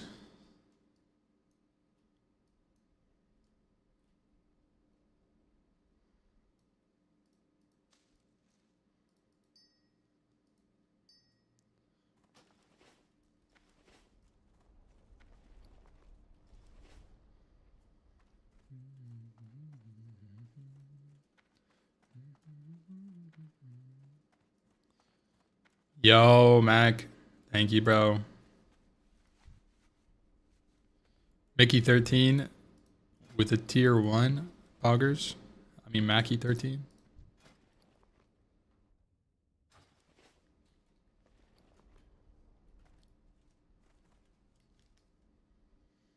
Need some more arrows before I forget.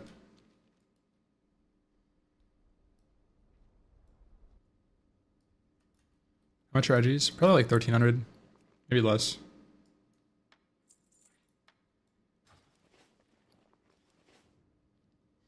Any sort of link I can follow for pre-raid Biss's Fury Prot? Just follow Wowhead, it's probably right. True Strike? Oh, yeah, that's crazy. Sure you're not looking at just Fury Warrior?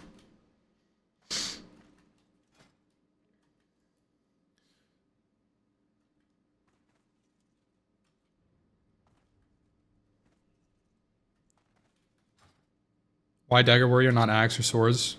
Two-hander? Well, I have ACLG, which is Dagger skill. And I have 2 daggers. If I had Edge Masters and Swords, I would use Swords or Axes. But I don't have them, so I have daggers. Daggers for tanks are one of the most accessible early weapon skill items you can get with Mugger's Belt and Distracting Dagger. So they make a good starting set of weapons.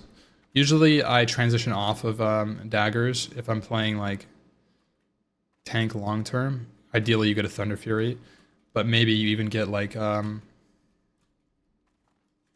like a Widow's Remorse or something. There's some really good swords out there with good tanking stats.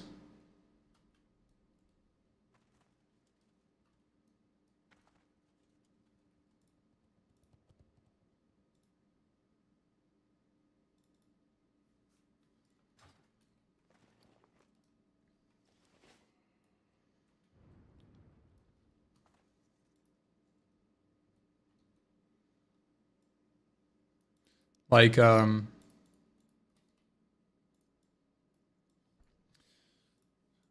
curious.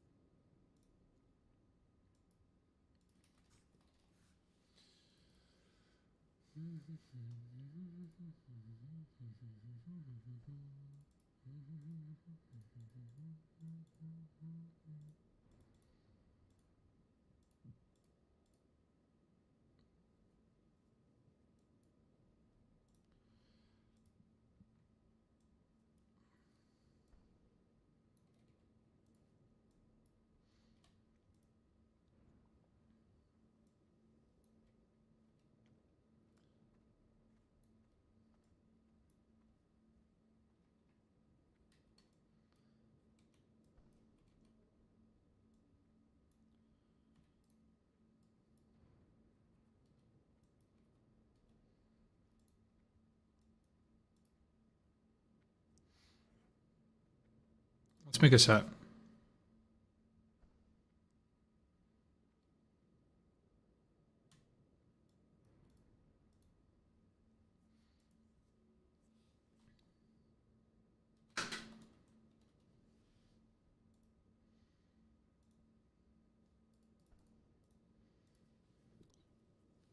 And for the sake of front 2, I'm going to use ZG patch.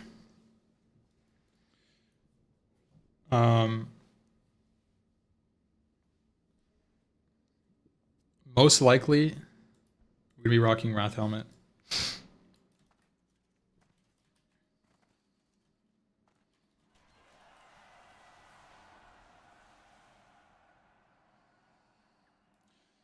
Amulet of the Dark Moon is probably the go-to here.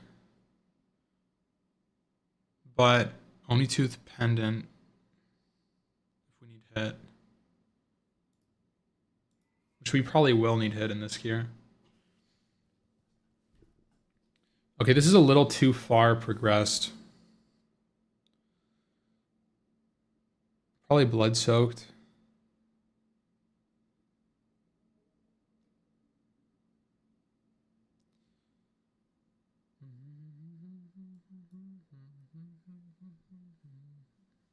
I'm trying to figure out, like, what does your early set look like? You need shifting cloak 100%. It's 4 cured ruggeds. Probably SGC. Although, no, probably the ZG tier. ZG tier is so nuts.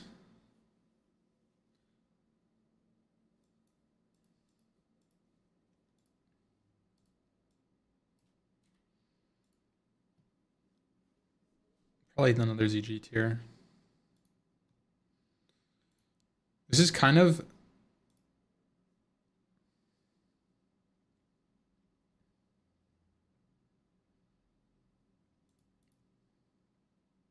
You know, the Rage of Magumba is actually not terrible for mitigation.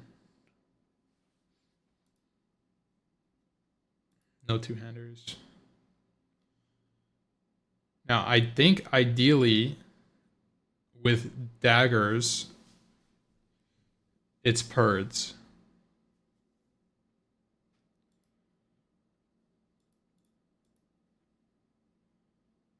Or Kale Sarar. We could just go human.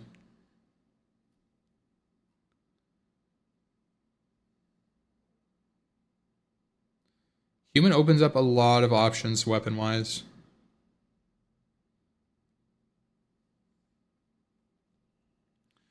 My thought process was, though, that theoretically, maximized mitigation is Night Elf. By a good amount, too. It's like 1.2% avoidance. It's pretty significant when it comes to, like, patchwork. So if I drop weapon skill and I run 9% hit, is that feasible? Because if I'm playing with a shield a lot of the time, it doesn't even really matter.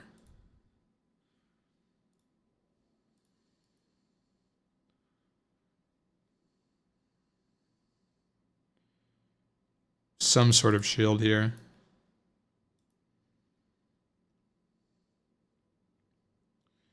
Let's try to find a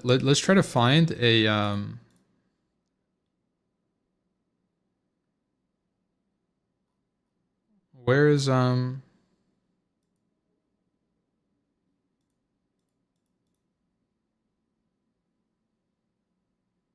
surprised Dark Soul's not on there. It's so low.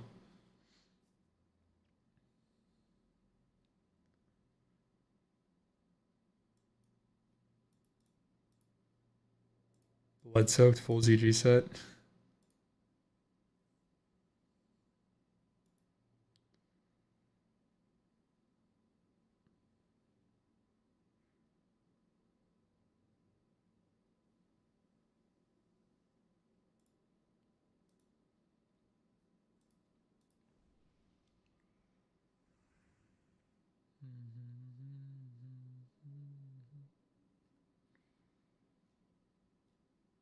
This is such a scuffed.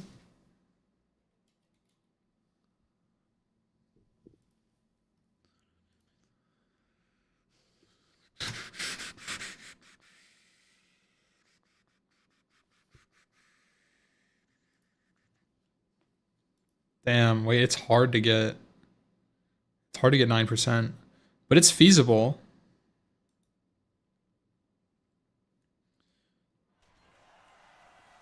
I could just rock Blood Soul, Dark Soul. Dark Soul legs.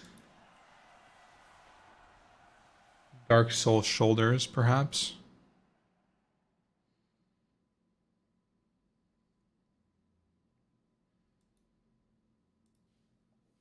If I'm wearing those pieces, I should wear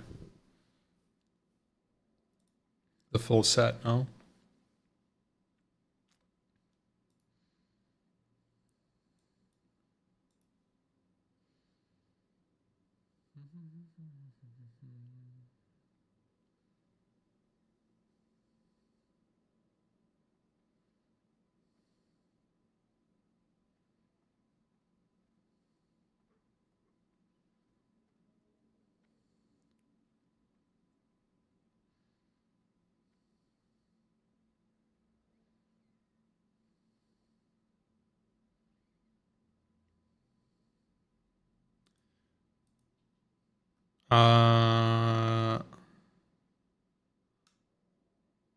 Earth Strike is my second trinket.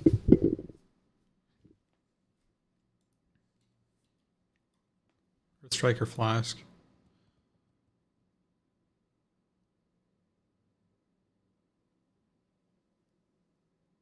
Isn't 9% hit like 10% less damage than 6% plus weapon skill? Well, so the reason that weapon skill matters is always for your offhand. It's not for your main hand. So like let's say you have 9% hit or you have 6% and 5 weapon skill, your main hand will do the same amount of damage, assuming that you're heroic striking the whole time. So the reason being, heroic strike can't glance. So if you're heroic striking on CD, you'll never glance. Now, if you're offhand, if you're using an offhand, it's not the case. But if you're wearing a shield, it is the case. Because, I mean, you don't have an offhand. You don't need to hit.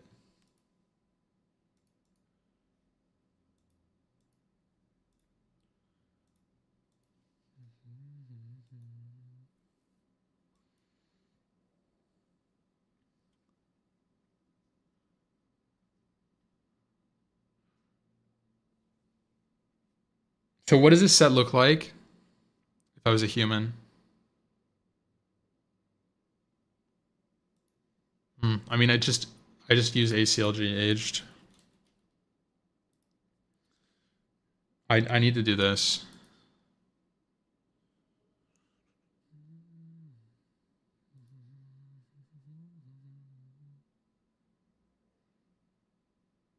Yeah. So I will play daggers.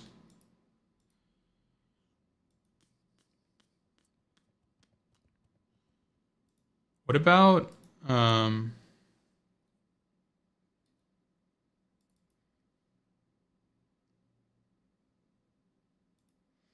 there's an AQ quest dagger. I mean,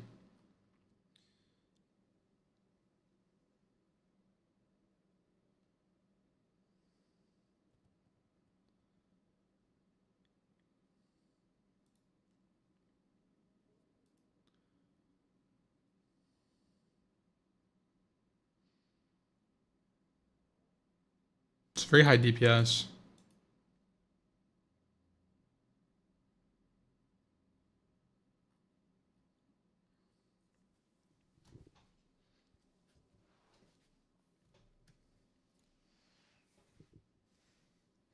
Dragon Fang Blade is insane.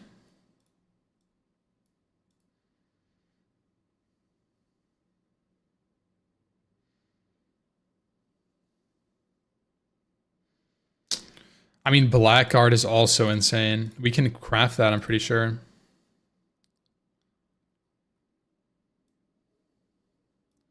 Ten Arcanite bars, 6/6 scores. This is a really good tank weapon.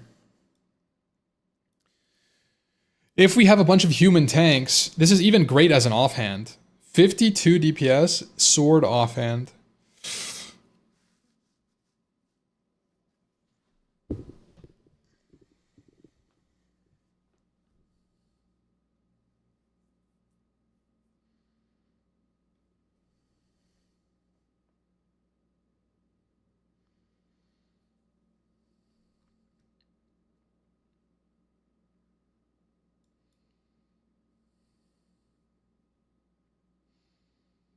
Exalted TB.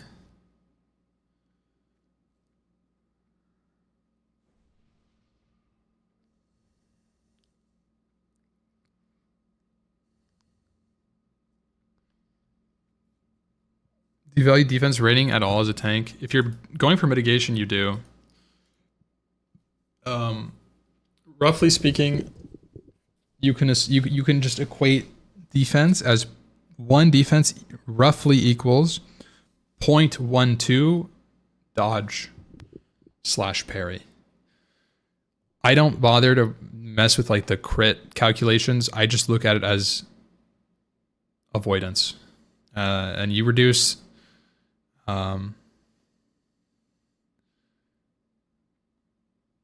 You reduce the amount of crits you get by a little bit, but it's pretty minor per point.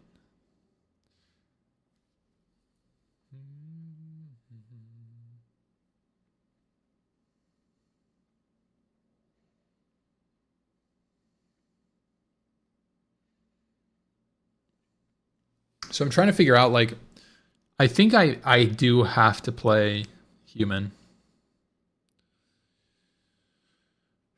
Unless I full commit to going daggers. But if I look later on,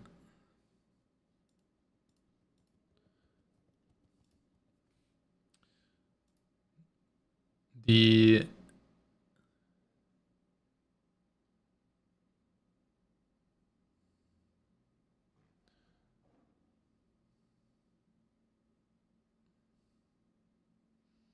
you could have a Night Elf Axe Warrior. I could play one Elf, one Human, and then go for Axes on one. Use Kroll Sharuk and Sickle. I mean, that would be sick. With Edge Masters.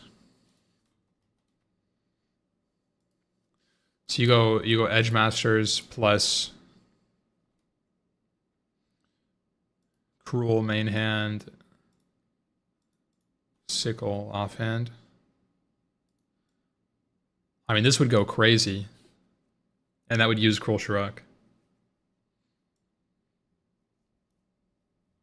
CLC on 2 warriors. Yeah, I mean, they'd be different. They'd be in different raids, though.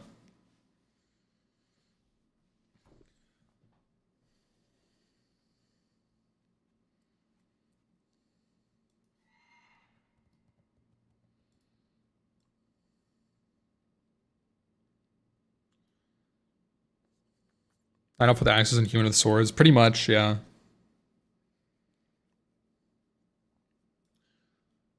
So, like,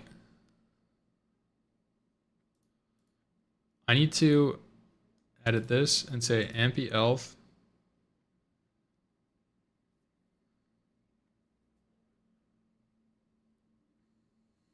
How much stats do you lose if you use Axe Head instead of Edge Masters? Edge Masters is way better than Axe Hat.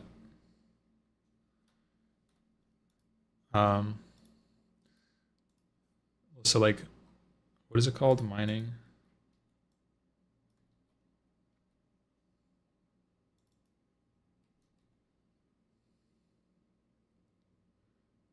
What is it called?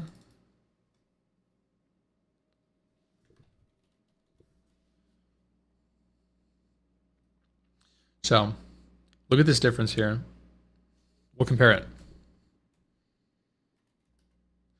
So, you're looking at 7 axe skill, plus 7 axe skill, plus 5 agi, plus 6 stam. Okay. 95 armor. But we'll do this. So let's just use Helm of Wrath, and then like Gloves of Might as a comparison. So we're minus 36 stam, plus 5 agi, minus 17 strength, minus 600 armor, minus 11 defense. Okay, then let's look at Edge Masters versus Gauntlets of Might. Pretty good. So 7 axe skill, minus 17 stam, minus 22 strength, minus 5 def, minus 1 hit, minus 260 armor. So like you're looking at a difference of, you're losing 20 less stamina. You're losing 400 less armor. You're losing a little bit less defense, but you are losing a hit. Doesn't really matter. Oh, it's 26. Oops. 34.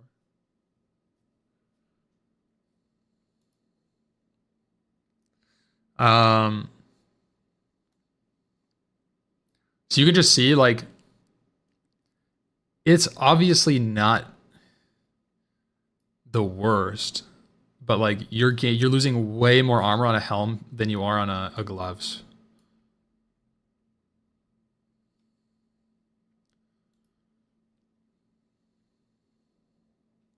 Now, the axe hat is more easy to obtain. That's the benefit of it. And if it came down to it, I would use the axe hat if I had to.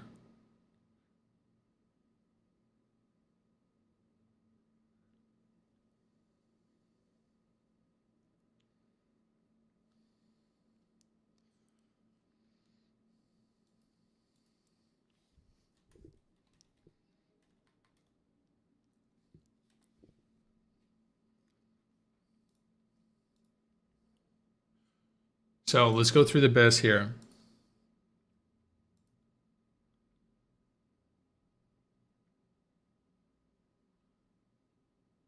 Um,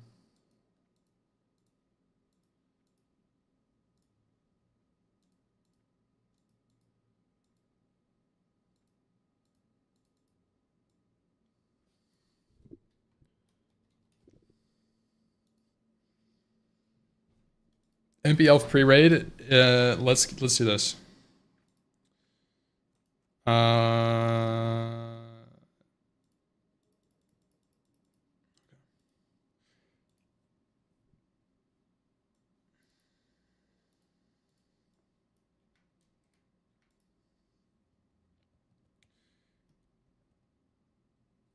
Will we have Helm of Executioner? I don't think so. This is one of the things that would like it would be amazing to be an AQ patch because of this kind of gear, you know.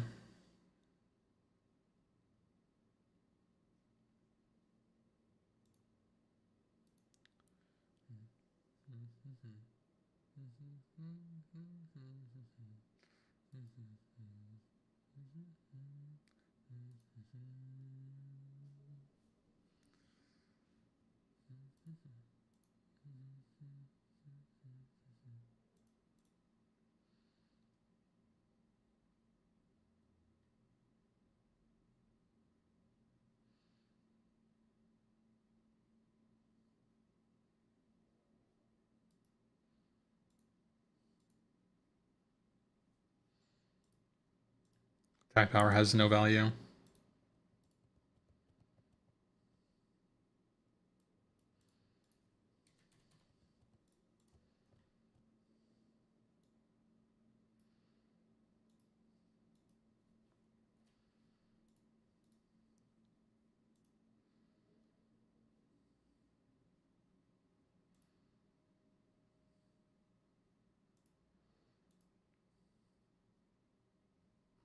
There we go. That's better.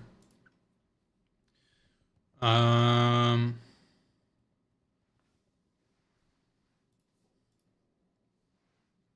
we can get Shifting Cloak pre-raid.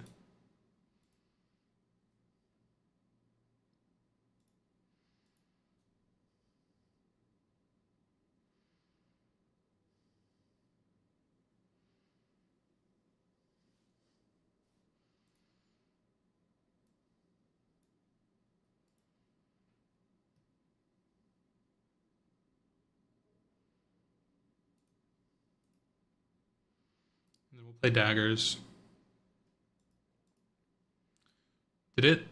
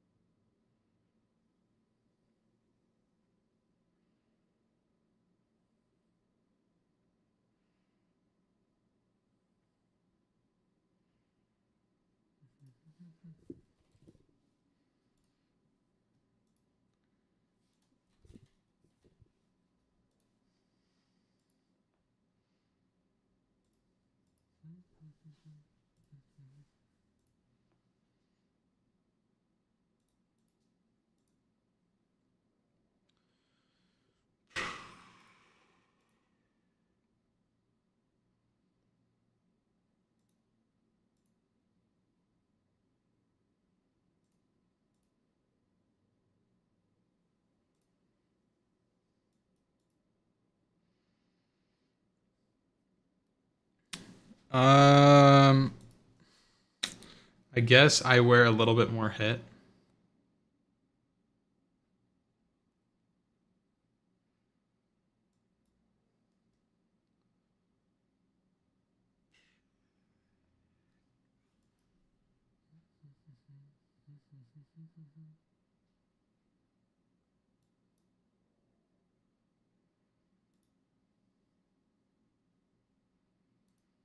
Blood mail, 5%.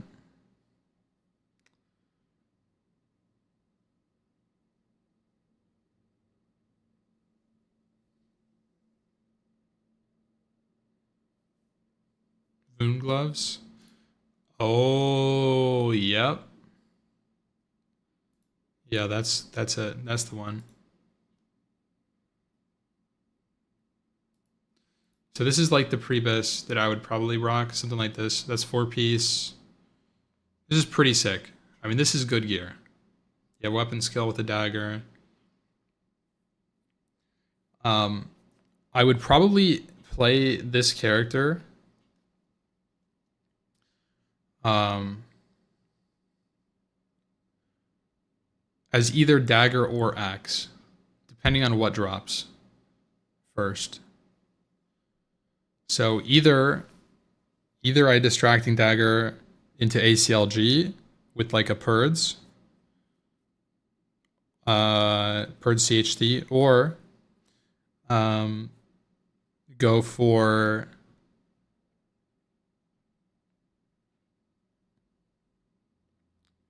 Edge Masters, Cruel Sharuk if I don't have any.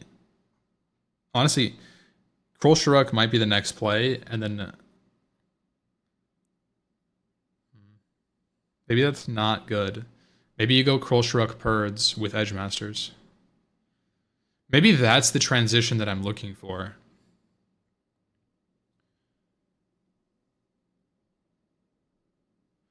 You go Edge Masters Dagger Axe combo.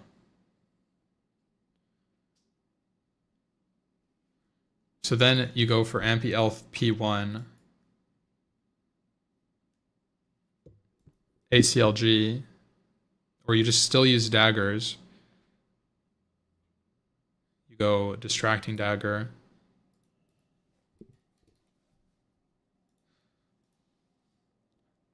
I still think Elf is a mistake.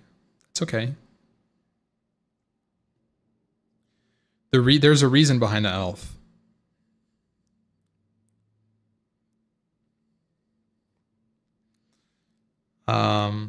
And let's go Purds.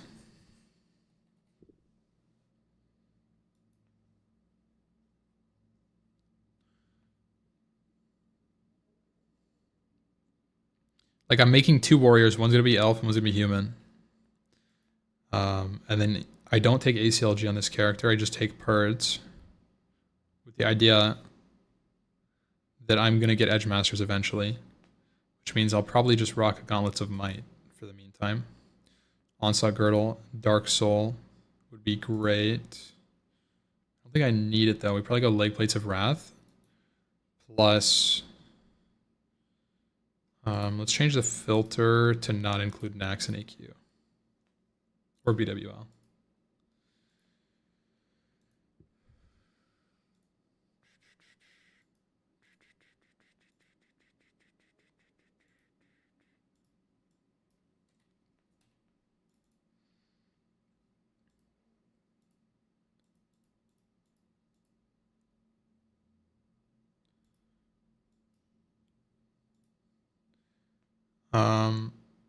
Okay, yeah, Leg Plates of Wrath or Blood Soaked.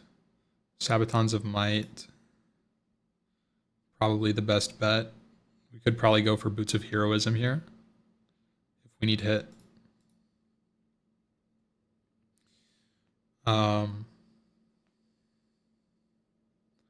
Really like Shoulders of Might. No, I wouldn't take Shoulders of Might over Blood Soaked or Dark Soul. Maybe Blood Soaked for some avoidance.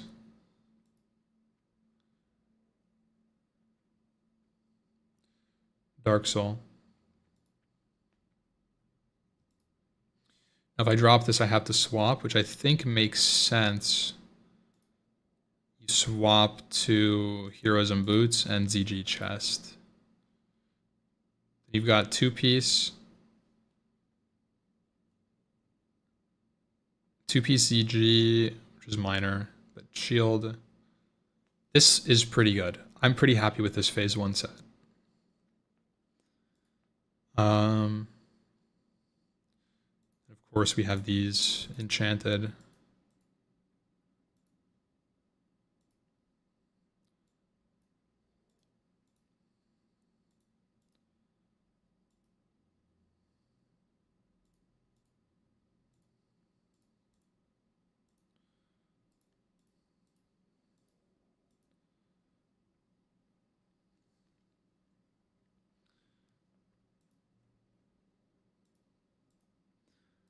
I kind of like the idea of going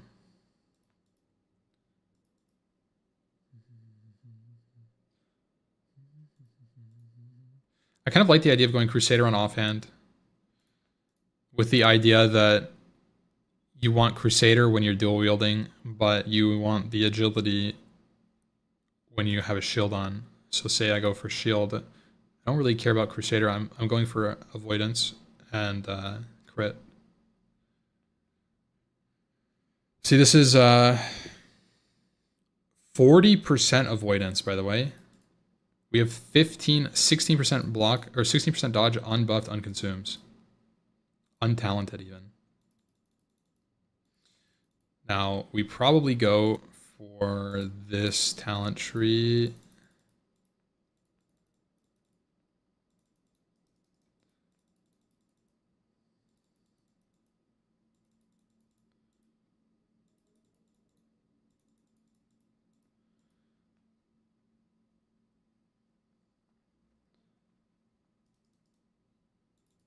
Something like this.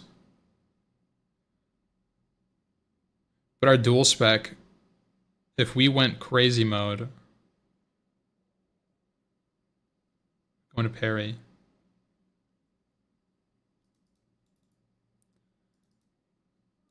I mean, is that weird? That's pretty fucking weird, isn't it?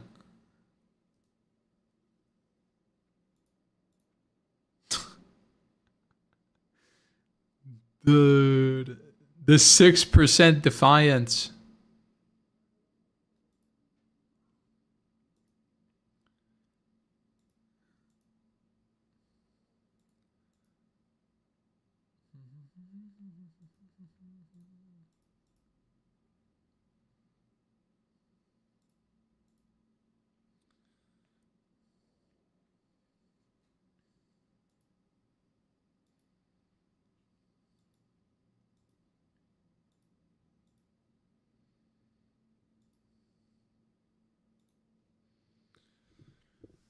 Down, down, down, down, down, down, down, down, down, down.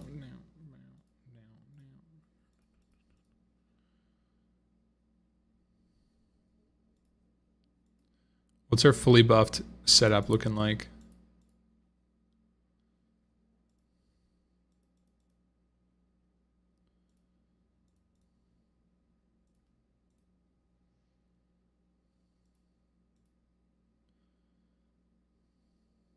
It's everything.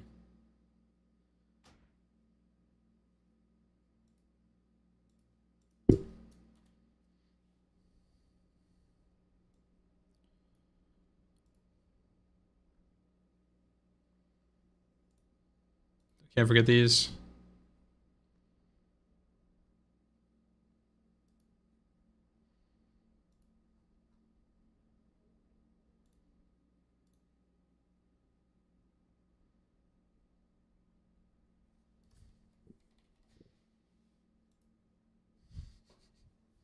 They don't have it.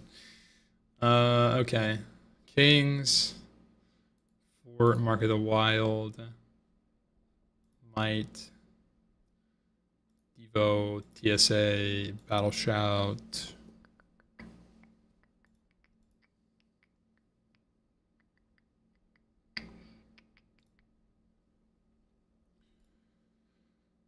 Yeah, I mean, we probably have this. We might not have TSA, maybe Blood Pact.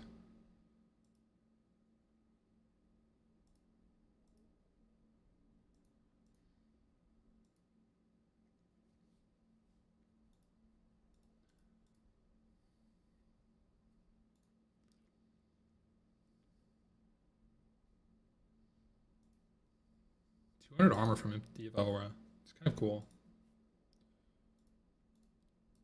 Look at our avoidance now. 54% avoidance.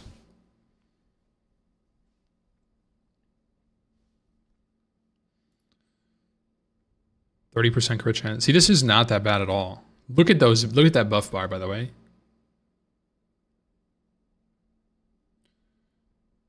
With 8.6k HP, 85.59, no blood pact. That's pretty fucking chonky, bro. Like, holy shit. I'm curious what that looks like.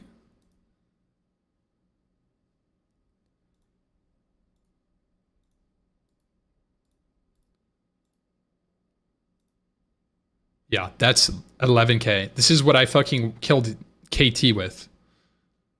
This is what I killed KT with. Think about that, guys.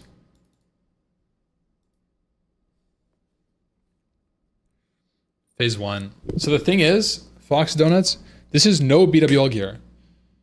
This is ZGMC only. That's why I did this set. Is Black Hands Bath better than Hodge? I think so, yes. And this is also not my defense set. That's the craziest thing. That's why I like imagine if this number right here was 53 flat. That's the difference. Why Diamond Flask? Well, you'd probably have a heal set going every single run. I mean, that's every single hard boss you have a flask set going, surely. Because it's so good. A Curia and bigger Stambo, I mean,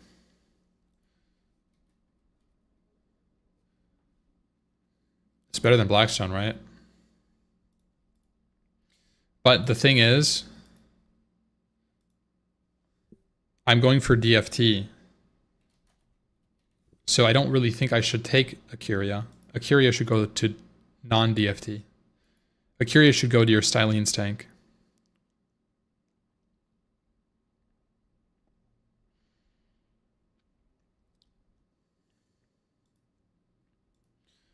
And then we go Ampy Elf P2. And then we'll swap some stuff around here. Now we're going to include BWL.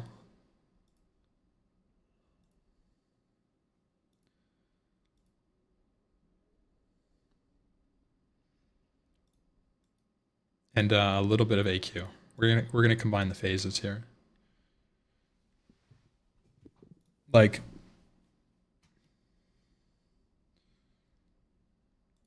maybe not. This is where we go Edge Masters. Phase 1 is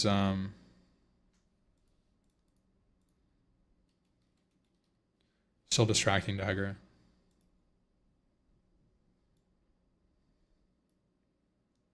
Unless I find Edge Masters.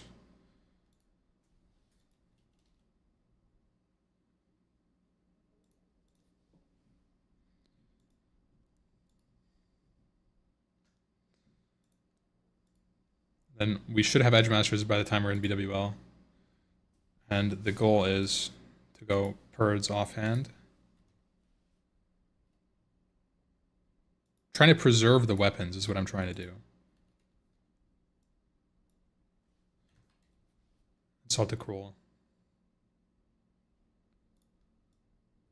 Cruel Shrug Purds looks so sick too.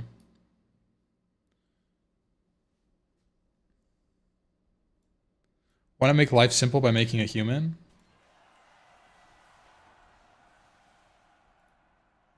What are you telling me right now? What are you telling me right now?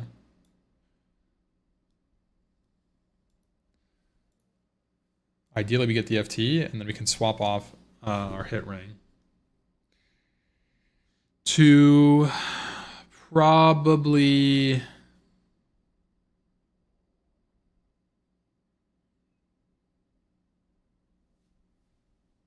Where is it?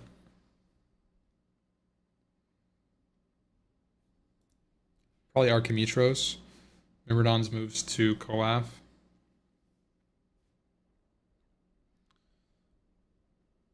Lose 8 stam, gain 2 strength, gain a lot of agility. Look at the avoidance increase here. Holy fuck.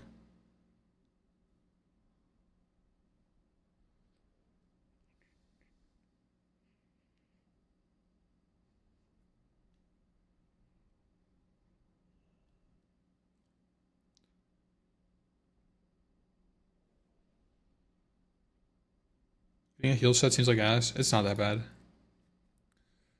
Now,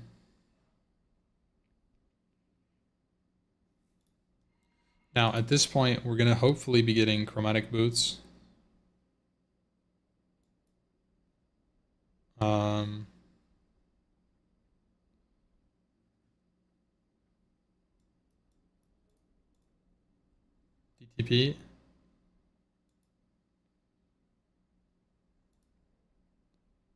Helm of Endless Rage.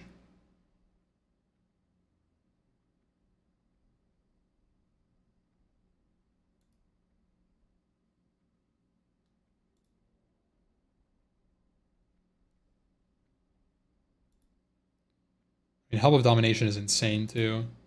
It's like pretty much whatever we get. Helm of Domination.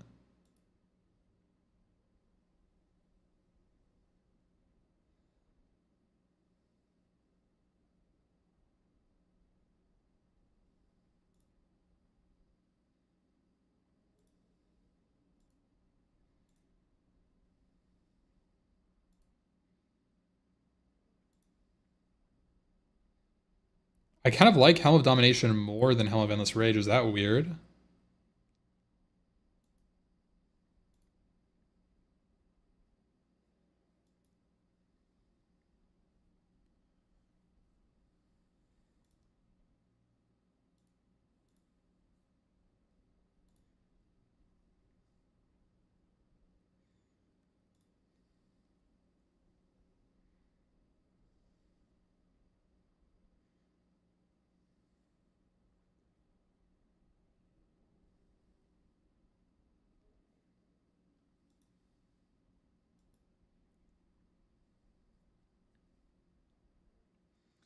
And I think this is the point where we drop for Breastplate of Wrath and Wrath Bracers for stamina. So now if you look at this set, which is P1,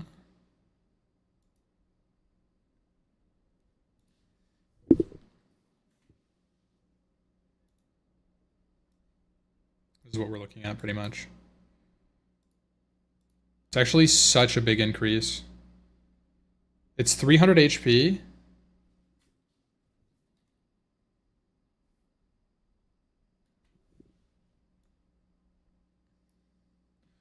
HP, 100 armor,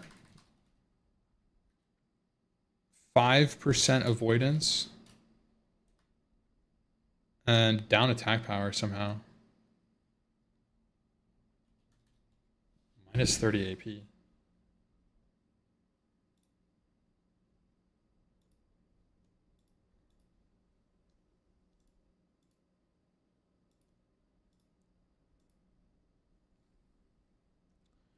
How am I down AP? But not up crit.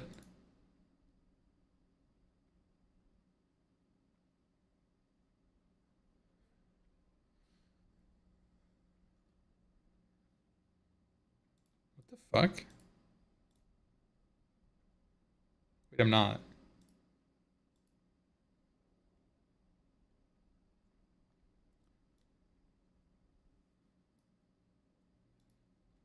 plus 30. Plus 30 AP. Equal crit. Around 30% crit still. Dragon Fang instead of Cruel. You think so?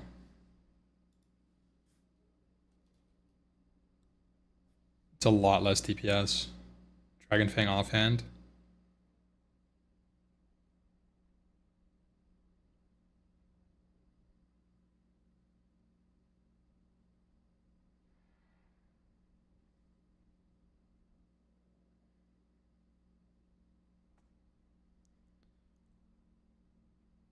I mean, that's a lot less damage. Like, it is about Heroic Strike and Revenge, but Cruel Shirok makes your Heroic Strike hit harder.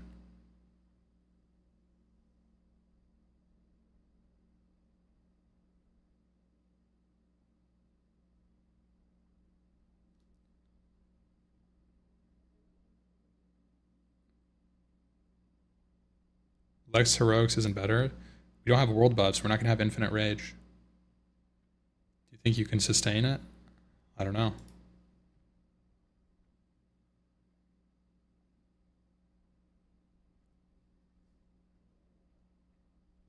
It is more avoidance, but it's less AP.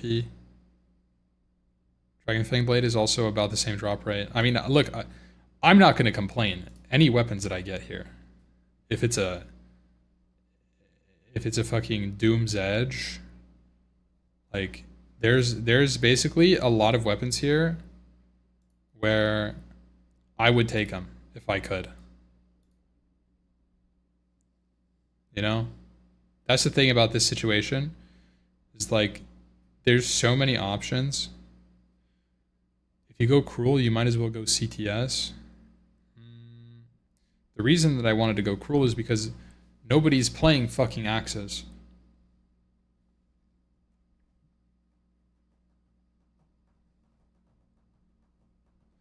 So Axes aren't contested. CTS is wildly contested. Everybody's a human warrior. Everybody's playing rogue swords. No one wants a 2.3 speed axe, except for tanks, right? 2.3 is fine for tanking. Yeah, it's not a 1.8, but like, that's the whole reasoning.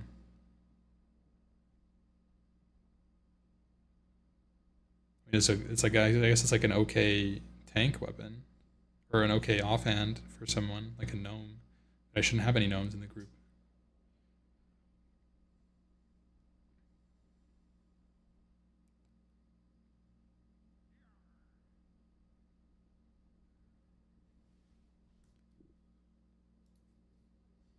Anyways.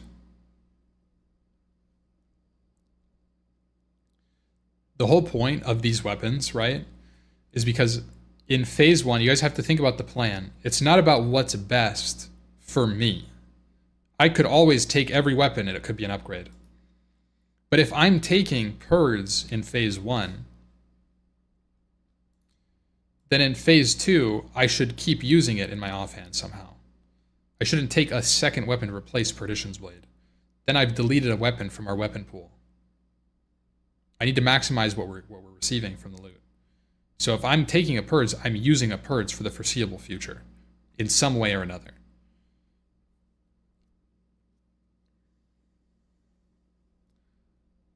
And the idea being that Cruel Shirok is a very high DPS weapon that's almost, I would say, on par with like your AQ counterparts. Like if I look at like a Pugio, how much is a Pugio?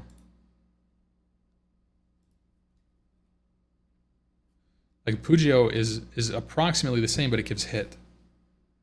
Yeah, Cruel Shirok can last me forever. Like it really can. Purds is a bad offhand. Well, Cruel Shirok is a great offhand, so I could just wear Purds in my main hand.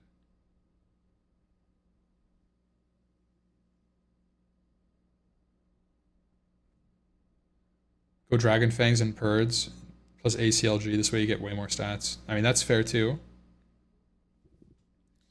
That's fair. You could just play daggers.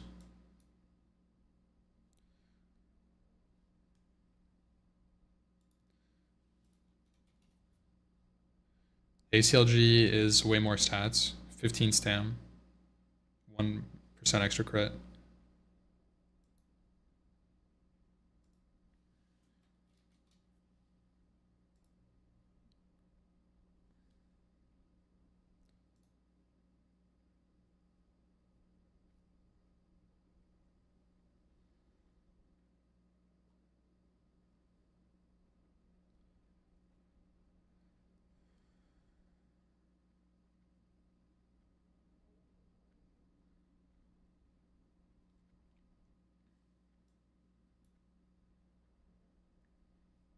Compare the stats now with the dagger build? Well, yeah, I mean, I can compare the stats, but you've lost the Cruel Shuruk. You've lost the best weapon. Like, that's the thing. Like, yes, you can go ACLG, guys. Yep, you can. You're going to have 1% more crit. You're going to have 150 more HP. But you have 6 less DPS in your main hand. And you've lost attack power. You gain a little bit of avoidance, too.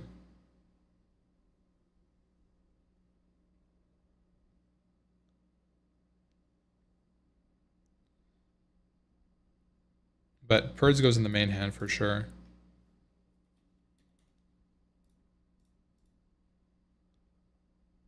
I feel like it depends on what drops. I agree too.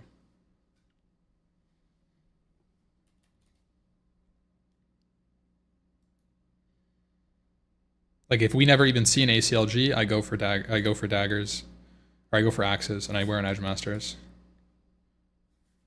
This is kind of the thing too. If we're playing, oops.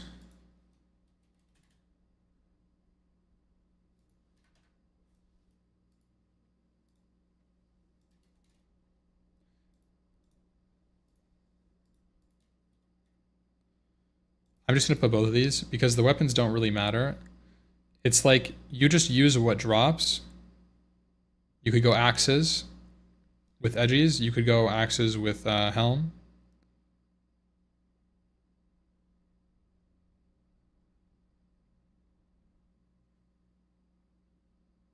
Take Maladath CTS.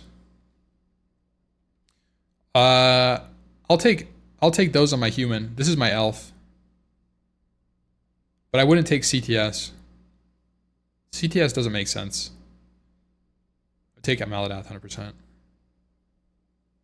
Why even go Purge phase 1? Corhan Tooth just seems better with your loot mentality. I could, yeah. I mean that could be the angle too. Corhan Tooth is just so much worse than Purge.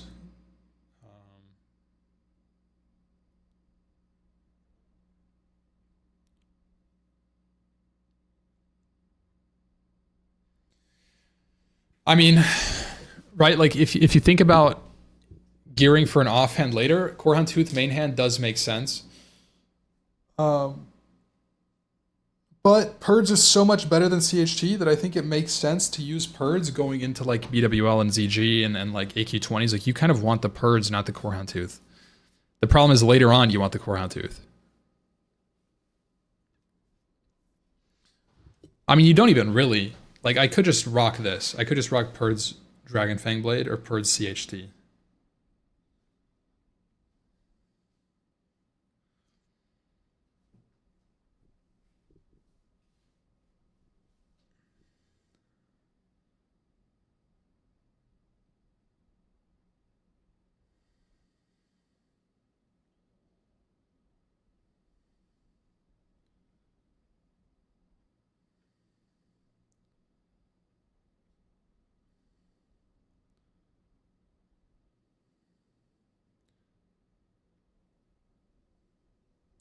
Isn't the Purge proc useless until AQ? I mean, it doesn't have a big impact on, like, BWL bosses. But, yeah. I mean, you are right. It doesn't work on Fire Immune. But it's not really about the proc, it's about the DPS. 58 damage per second versus 51.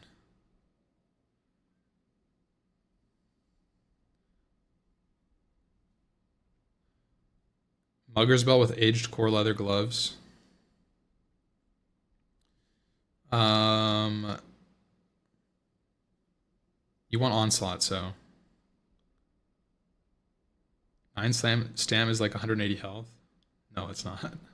9 stam is 90 HP times 1.15 with kings.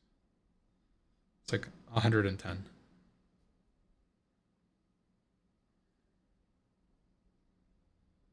A little over 100 HP.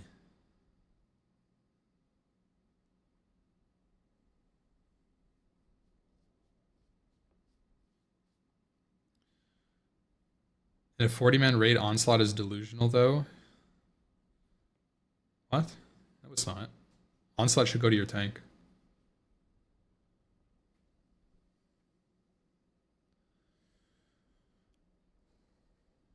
They have the same DPS if you consider the stats and take away the hit chance on hit from Purds. I mean, that's just statistically not true. 1 crit, 20 AP does not equal 7 weapon DPS.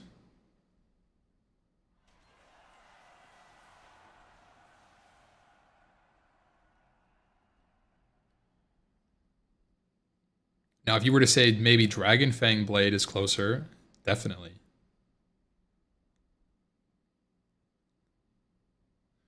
But the thing is, maybe it does make sense for 1.8 speed daggers to go to the rogues. And I can take axes. Like, I think in this situation, because we're going a little slower, I can farm RNG on Cruel Shrug. Or get Sickle.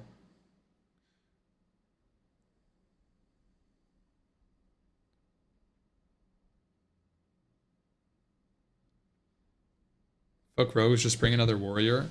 Yeah, but dagger rogues actually arguably do a fuck ton of DPS early because they get their what is Dark Mantle set. Like I kind of think it makes more sense for me to not take ACLG and go Edge Masters and take axes because I'm not taking from anyone. I'm pretty much taking the unwanted weapons. Going Cruel Sharuk, and then I keep the Purds in the offhand. Or maybe I just take Core Hound, Tooth,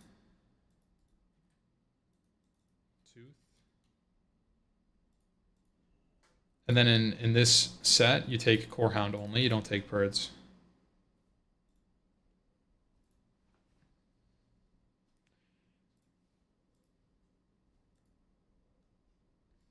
And I think this makes sense.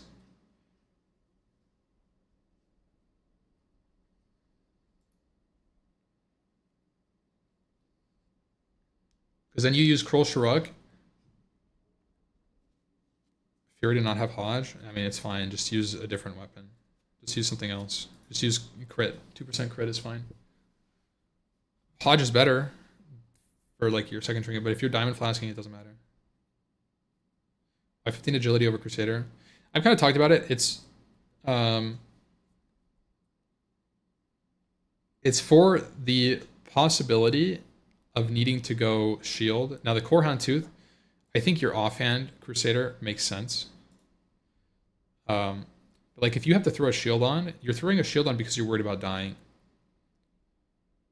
You're not worried about your threat. And 15 agility is still a threat bonus while also being a defensive stat because it's roughly 1% dodge as well, plus armor.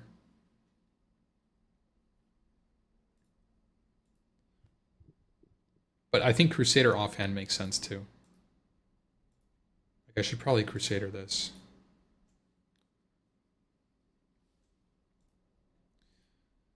And then as for phase 3, let's copy this to phase 3.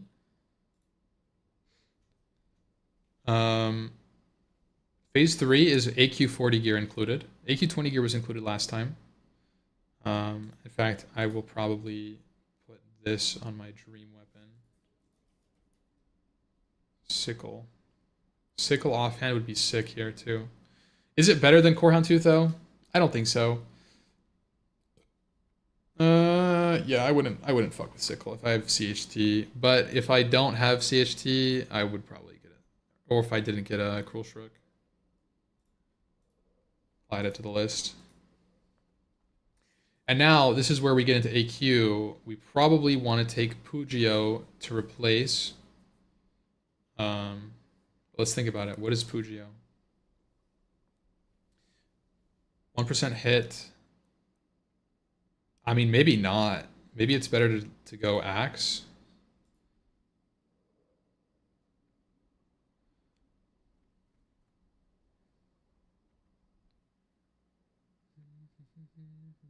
Oh no, it's not. Maybe you just give this for shield. It's not much better. I mean, it's better DPS in the offhand, but that's much less significant. Could be worth, but I think it makes more sense to be doing Noth at this point. Phase 3 is early AQ. But like, where is Hatchet?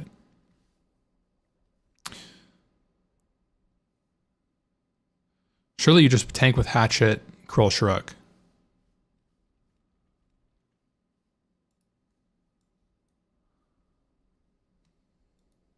What? On a high fire resist target, CHT and Purrs have the same DPS. You can check the as a DPS warrior here to swap the dagger to test yourself.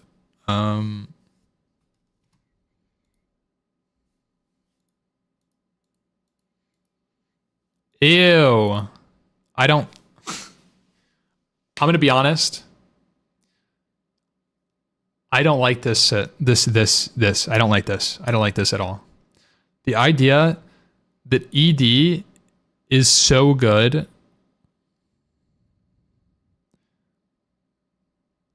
I hate it. I've played with Imperium Demolisher, and it's so hit or miss. Yes, it can be insane, but it also cannot proc at all. And then you're fucking main-handing a 48 DPS weapon for the whole fight. Now, it's 2.8 speed, which is nice. But oh my god.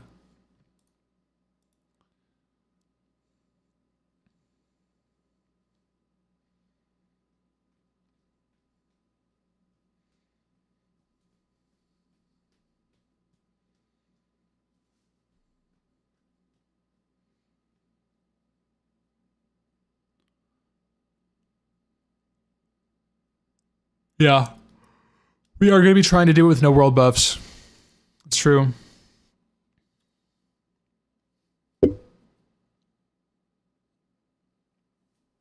I mean, honestly, I shouldn't even take Hatchet of Sundering Bone.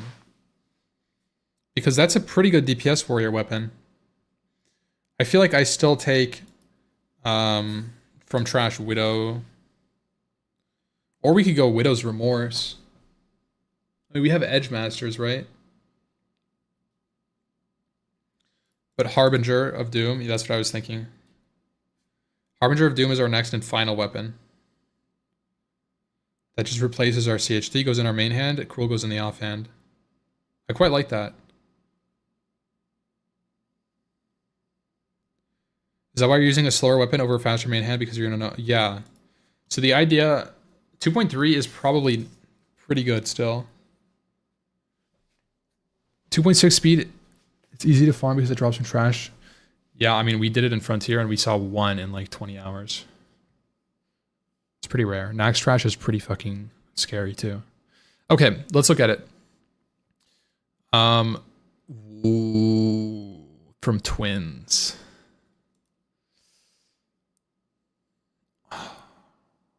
We should be farming AQ, but no world buff AQ is a little fucking sketchy. Isn't it? Isn't it?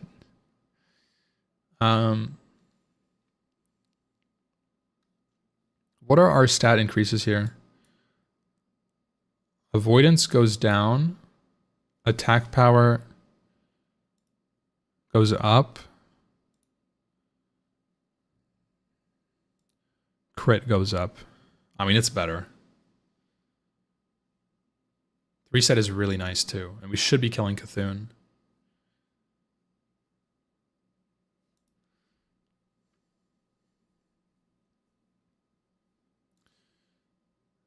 Conqueror's Shoulders.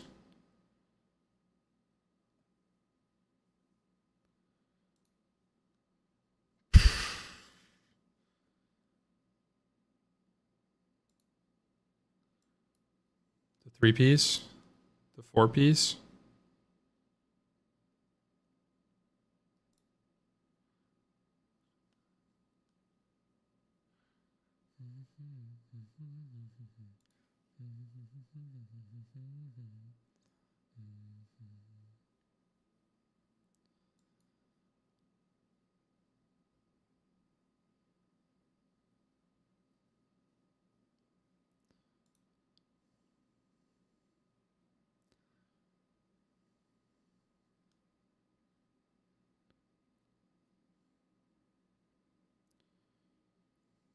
And that's so much stamina increase.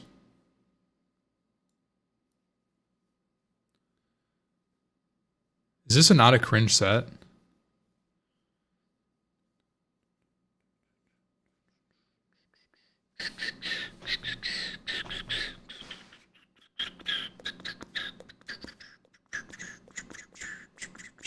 Neck is so underrated for tanking. It is, because people think about the DPS. That's all they think about is the DPS. And it is, it's true. DPS wise, Oni Neck is better than Neck. But look at the stamina. 13 stam diff, gain 7 defense, gain 2 agi, drop 1 crit, 1 hit. So you're dropping 1 crit, 1 hit for like 1% avoidance and 13 stam before buffs. Like, that's insane. Look at my avoidance. 43.6% avoidance. Would you take Cthulhu? Cloak of the Fallen God? I mean, I don't know if we're farming Cthulhu enough to reasonably assume we're getting a Mark of Cthulhu. No, I think I would not take Mark of Cthulhu if I'm taking the other gear. But now there's a world where I don't use, like, say, I need to drop either legs or shoulders. Let's look at phase 4. Let's copy, and then we'll figure out. This is our final phase. Nax. So now we're in Nax, and we're maxing our Dreadnought for the most part. Which means maybe I don't take tier 2.5.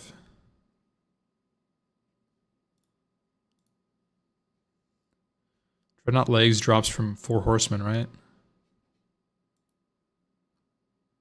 Oh, Lotheb. Lotheb's pretty sketchy, though. So, if I'm looking at these items, I think I would prefer Conquerors over Dreadnought. Simply because it's like a block chance. I don't really want that. So I think I'd take leg plates. And then Dreadnought shoulders gives hit as well. Way more stam, drop, block value, shield. I don't know.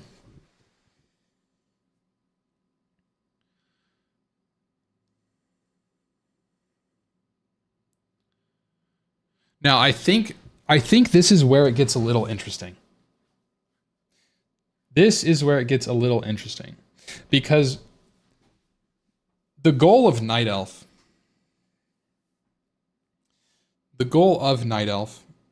is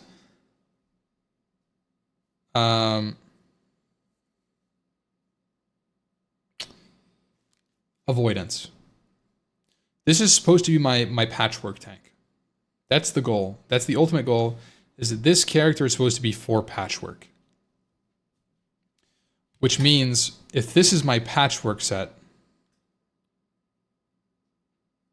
I should think about that a little bit more. I don't think I'm taking Conqueror's Crown. I think I'm taking Helm of Domination because it's more avoidance. Right? I don't think I need Conquerors. Which leaves me 3-piece. But do we need Rage for all shouts? It would be nice for threat, but it's minor at the end of the day. So Master Dragon Slayer's Medallion makes sense. Conqueror's Shoulders. If we compare it to something like Drake Talon Pauldrons,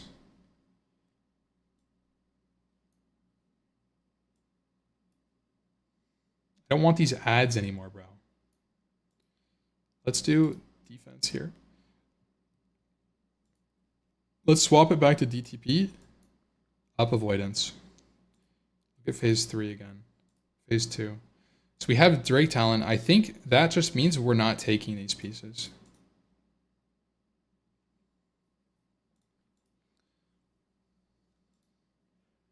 Phase 4.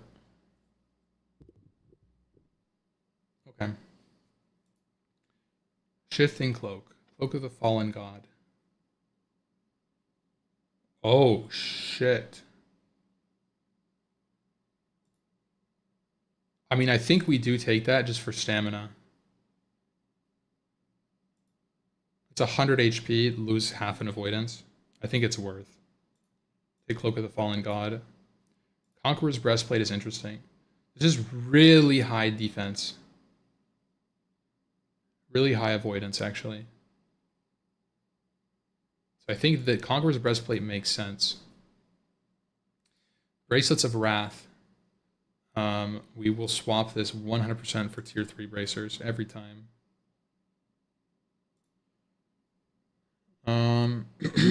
Yeah. The shield goes on this fight, which means we're probably going to be playing with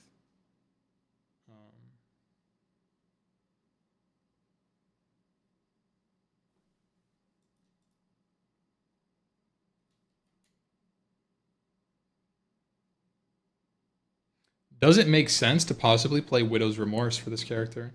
Or is it avoidance? It's avoidance. So we go...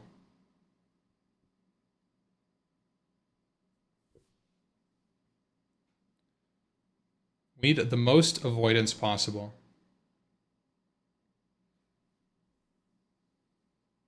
Or hit chance.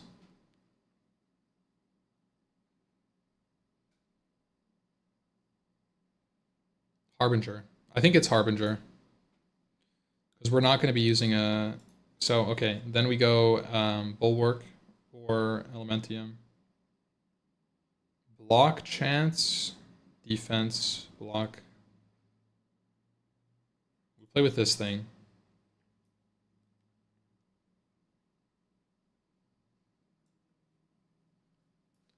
And then we swap off our Edge Masters. Regardless of Steadfast Determination, or where does Gloves come from? There's 1% dodge plus.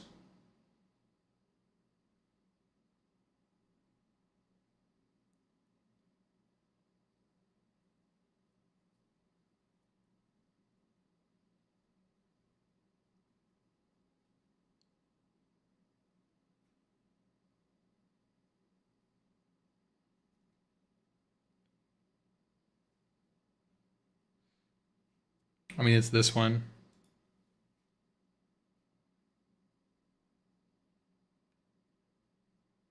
Hit chance, I'm rocking 6% hit. This is where the Akiria comes into play, doesn't it?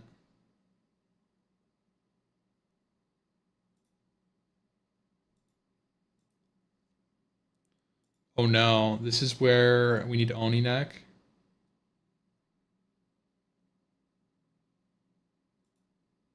We need more hit chance. Maybe we should explore Avoidance Bracers instead. Like Risk Guard of True Flight here.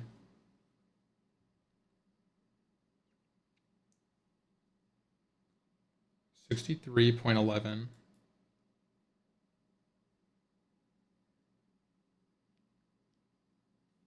Then we can swap to Crossbow of Imminent Doom. 9%. Cthulhu Neck has 24 stam plus hit. Yeah, I mean, Mark of Cthulhu is insane, right? But... And we probably don't rock Diamond Flask. It's probably like a Vigilance Charm or Stylene's.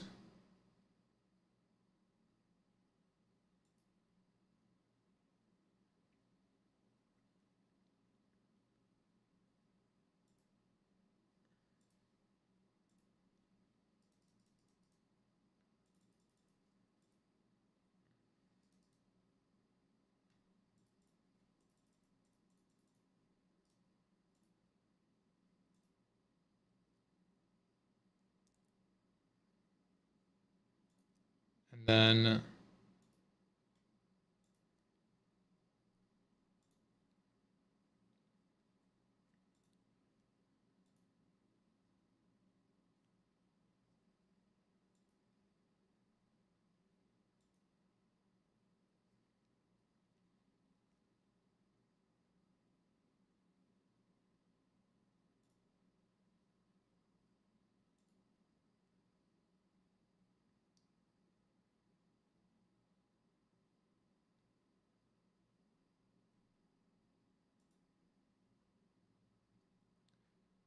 9.6K.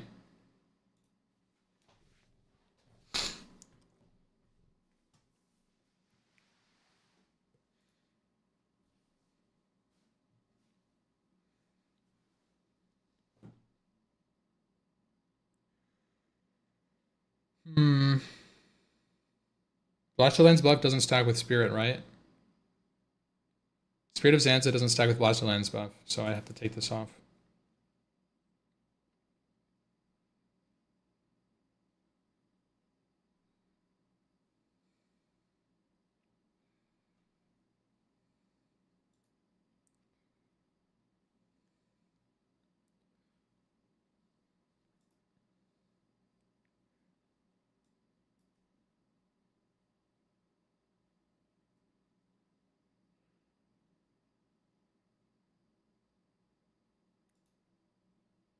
Okay.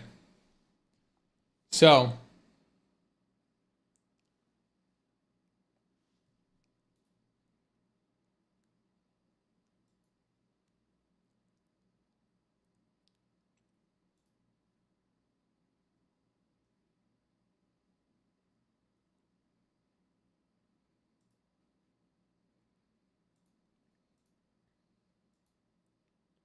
defensive stance, it doesn't matter.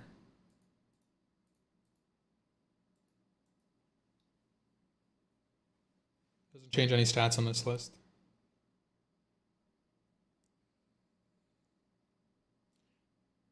$9.6K HP. But I have a lot of fucking armor.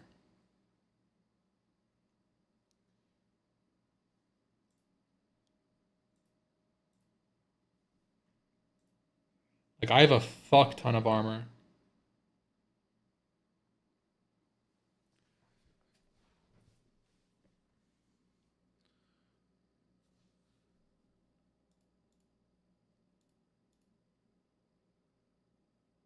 Am I dumb, but do you absolutely need this 9% hit for patchwork? I don't. I guess theoretically I don't, which means I could go back to... What's my biggest value? 65.69. That's at 1.4%. And then maybe like Dreadnought Bracers. That's at 10k HP now. With 7% hit. I mean, yeah, I could just rock less. Onslaught Girdle. Now, Onslaught Girdle to Royal Karaji Belt would go crazy.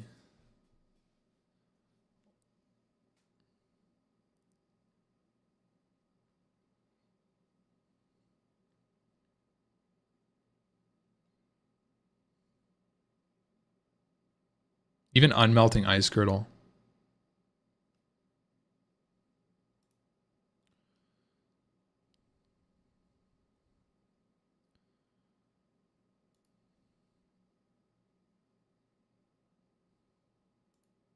There's 50 attack, 40 attack power though.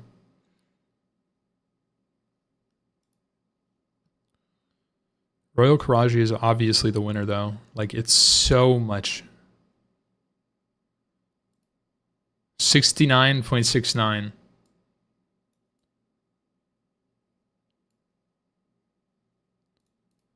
With stamina on the shield. There, I'm over 10k now. 6% hit, 3% miss chance.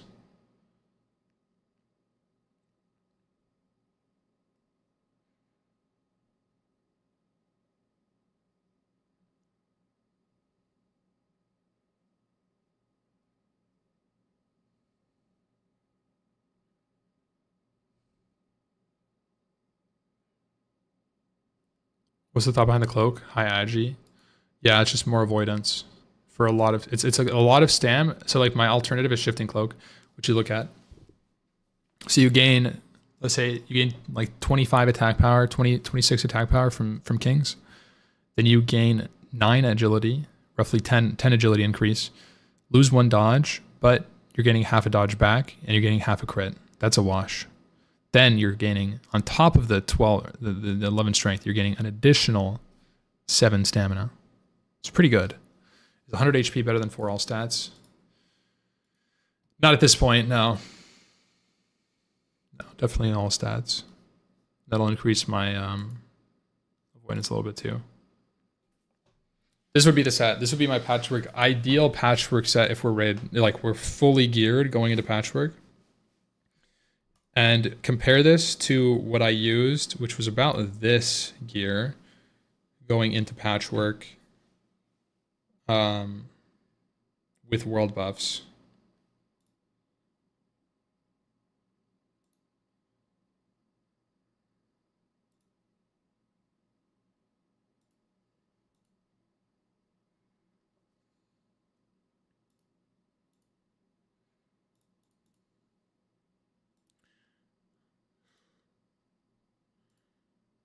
So I'm down 2k HP. Down. Well, my avoidance isn't actually much better. My avoidance is way better in the other set, to be honest. That's because of there we go. Like this is pretty much what I wore.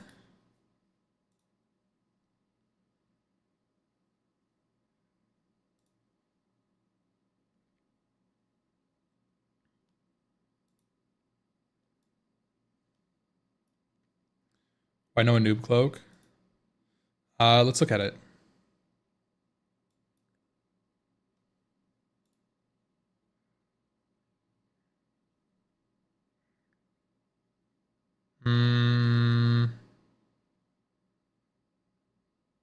How does that fit into the rest of my set, though?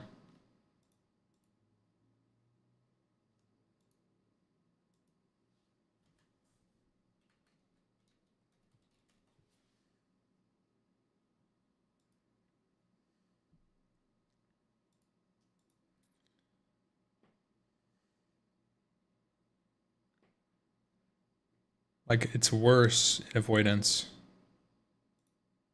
I guess it's not. It's padded though because it's a block. Like my block went up, look. Block goes up 0.3.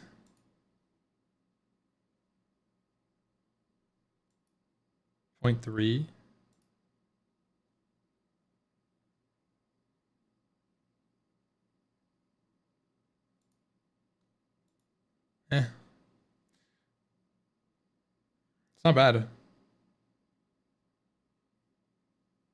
Percent hit as well, yeah. I mean, Crypt Fiend still cloak, but then let's see.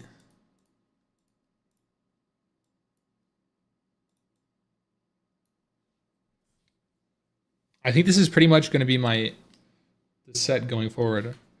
Deep Nax. In Deep Nax, I think we are thinking about replacing stuff here. Like, I think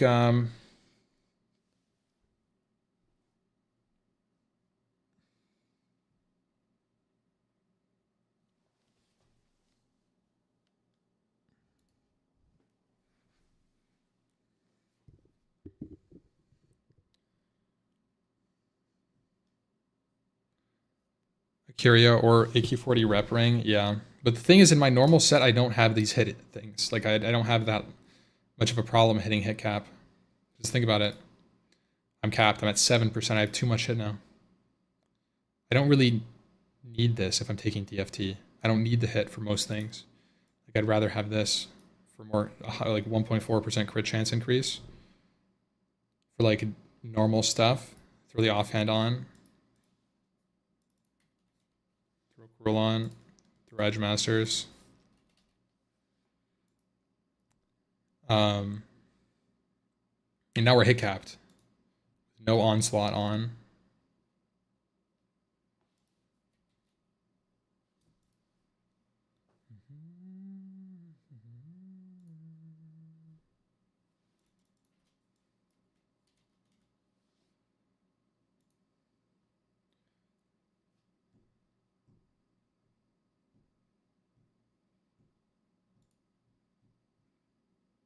What about Dreadnought boots?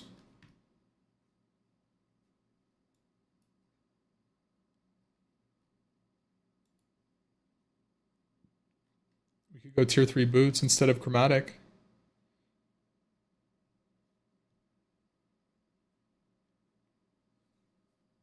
For our normal set.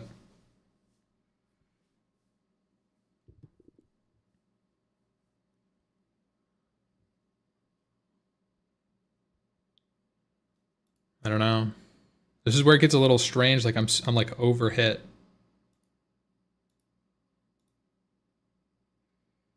Which means I think this is the most clear option.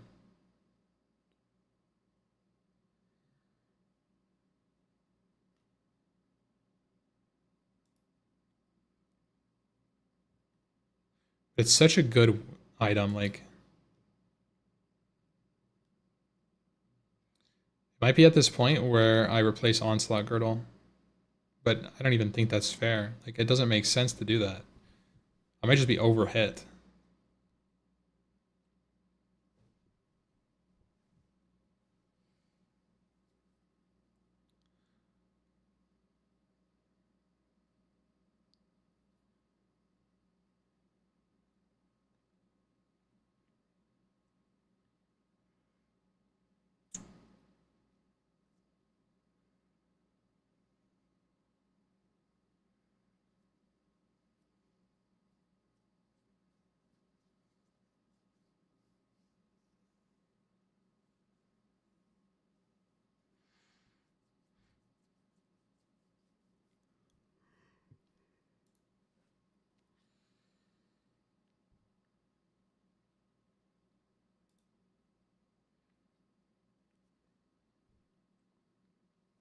I mean, I feel like a lot of Nax, you're tanking with shield.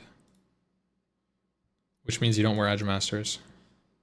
Which means maybe you run 9% hit. And that's where you do like... That's where maybe things like this come in.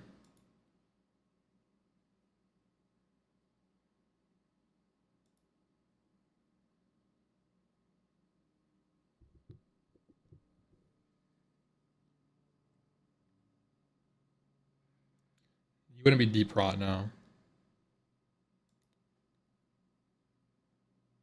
You're like...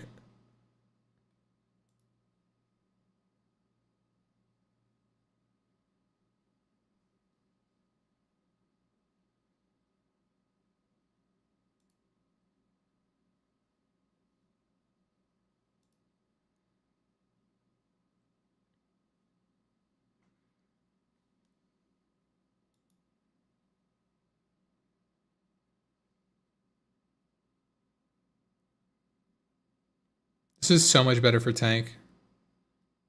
Girdle the Mentor. Than Onslaught is.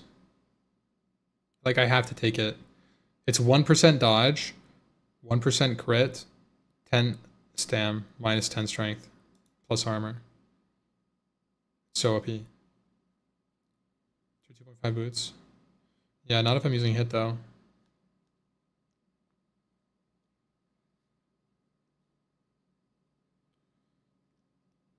Like, I feel like this is the deep prot. Not deep prot, but like the deep knack set. And you're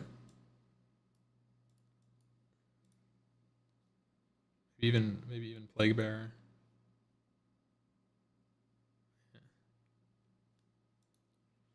Because like you're wearing a shield with no world buffs. You're not dual wielding knacks. You're not dual wielding on Saffron or KT. You just can't without world buffs. Like you can, but like, dude, the damage, having 10k HP, having less than 10k HP, 9k HP on KT on Saffron, that is fucking sketchy.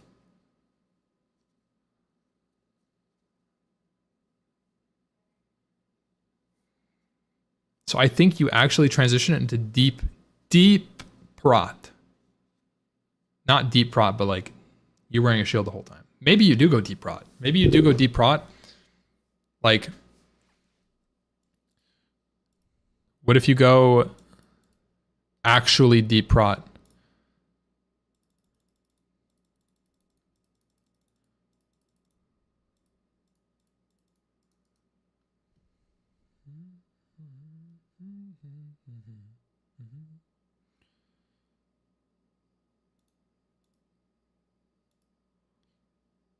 Longer shield wall. You get more parry chance.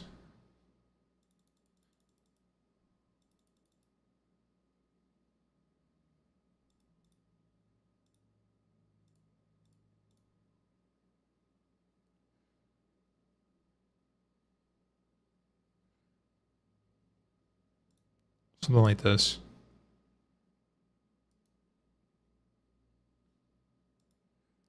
I don't really know. I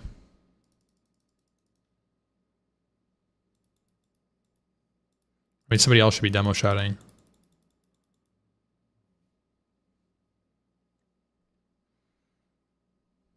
You go 5 out of 5 toughness, yeah, for armor. But you're pretty much armor capped is the only problem. Like,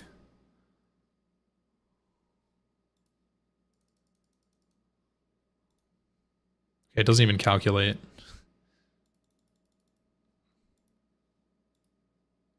It doesn't even calculate.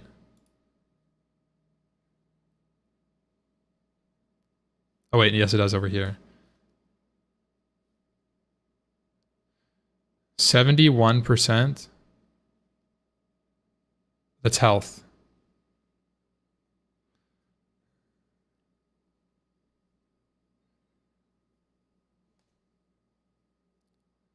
All right, that's pretty fucking good.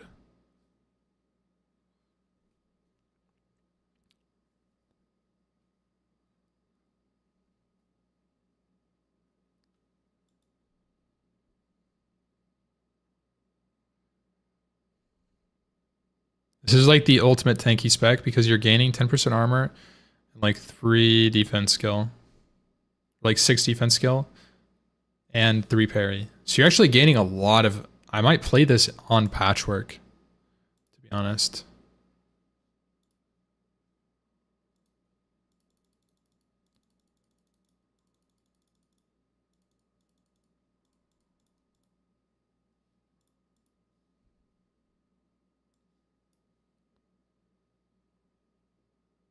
This. That's pretty good. I don't know how like anger management doesn't really do anything. Dual spec is available, yeah. In reality, what are buffs worth? Is it just like having an 18 slot of gear? No. There's already 18 slots, but it's not an 18th, it's not a 19th, it's not a 20th. It's like plus 5 more item slots. 5 good slot, like 5 chest pieces.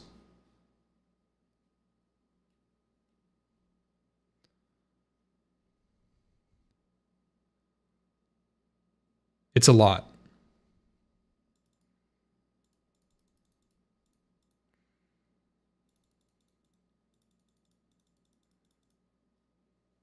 Yeah, like I don't really know. Like I'd probably drop a point out of toughness to get anger management. But like looking at this, maybe not for patchwork. I don't think I'd drop out a crit. 2% armor is not as good as you guys think because it's also... Wow, that is so much avoidance. Bro, what is this with buffs? Like this must be like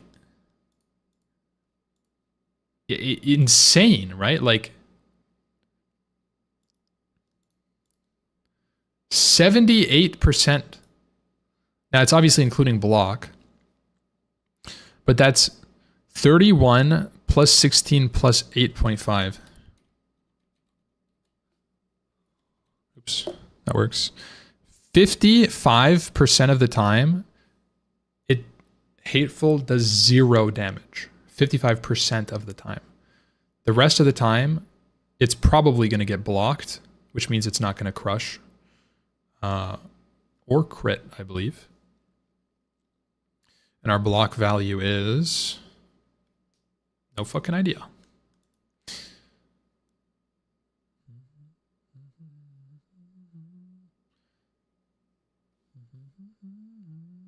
Will threat be an issue like that? I don't think so. This dual wield spec.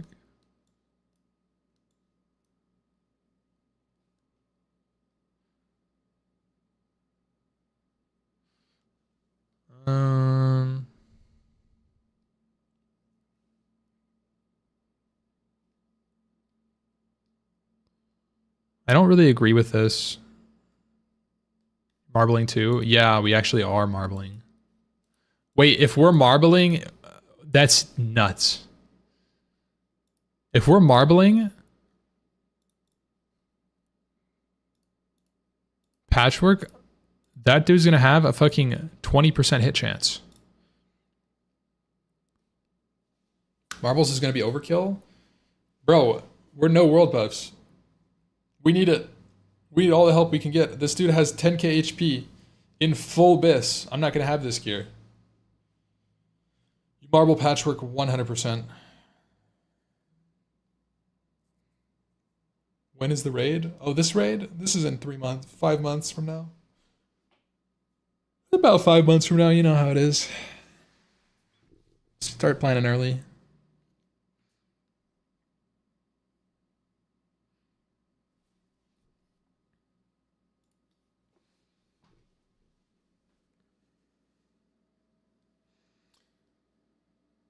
We need marbles, so that means human priests.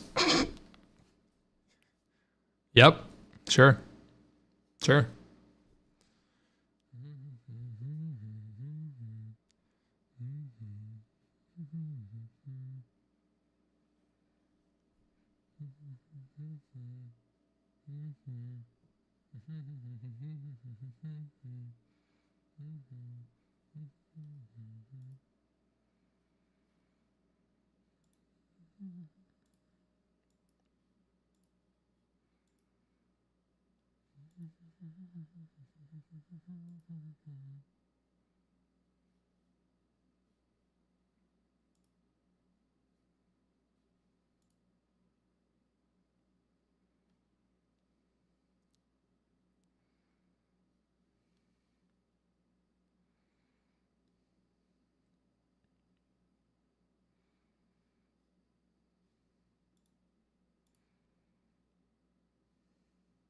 Two-piece revenge is pretty good for threat here.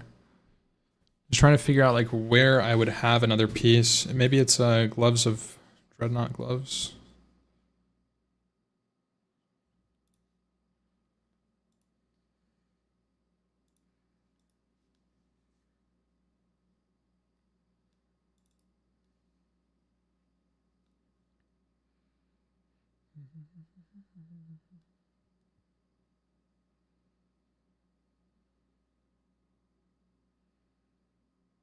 Hmm.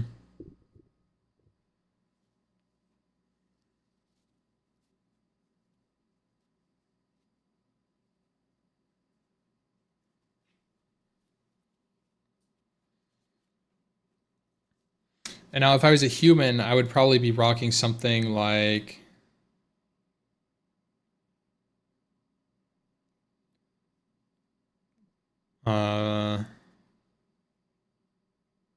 Widow's Remorse. And then I'd just be hit capped. So I actually don't need Crypt Fiend So Cloak on a human.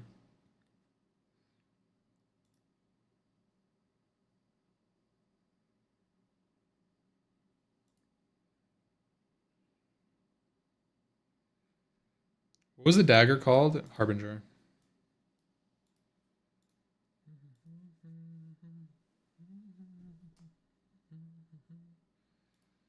I'm pretty happy with that. Yeah, I'm pretty happy with that actually. So I would only take, for make you, I would only take Conqueror's Breastplate and leggings.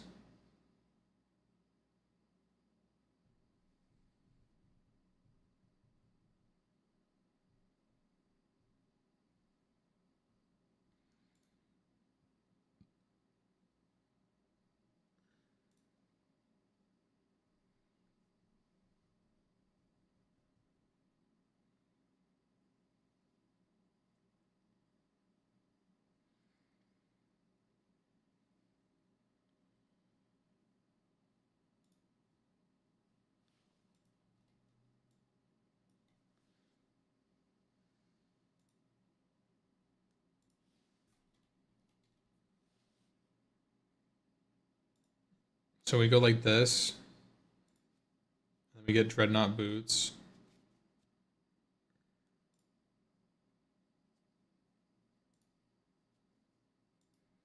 For 4-piece. If we need to edge masters for threat.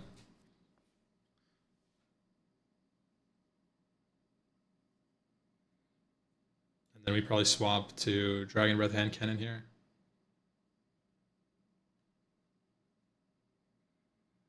Or who runs Stinger?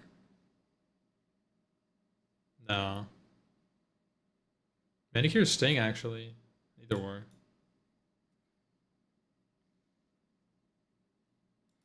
Cthulhu Cloak. Yeah. Yeah, that's better. That's kind of what I Deep Nax.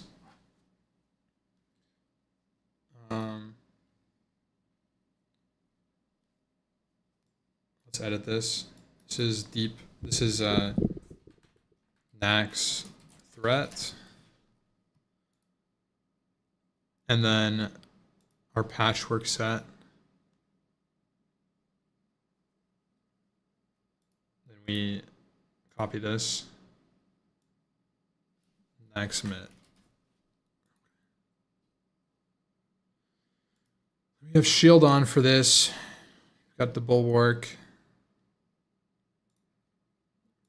Gauntlets. Dreadnought boots. No, this is where we go 9% hit now.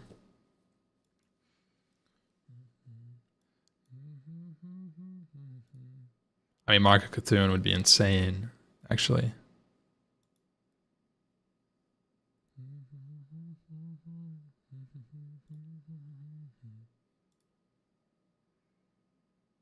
I guess I don't need it. I have chromatic boots, and then I have crossbow.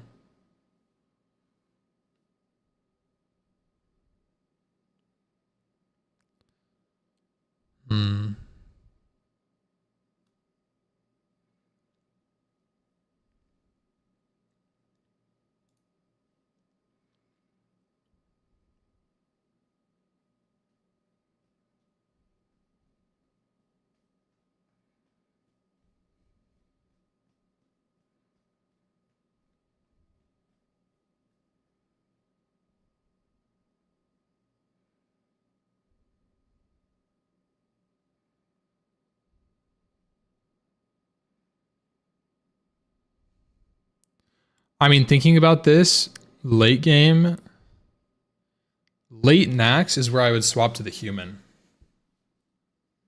So I think I would stop taking gear on my Night Elf. This is the thing. The Night Elf is better for patchwork. But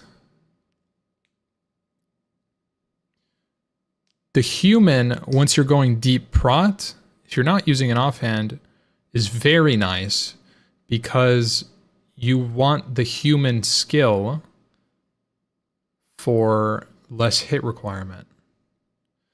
So like, I think I cap out on my patchwork set on the Night Elf. I don't take any more gear. It goes to the human.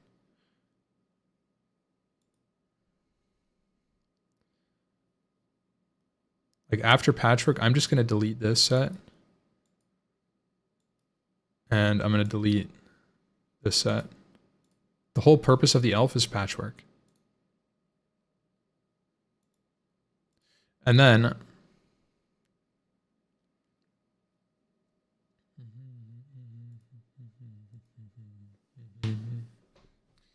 why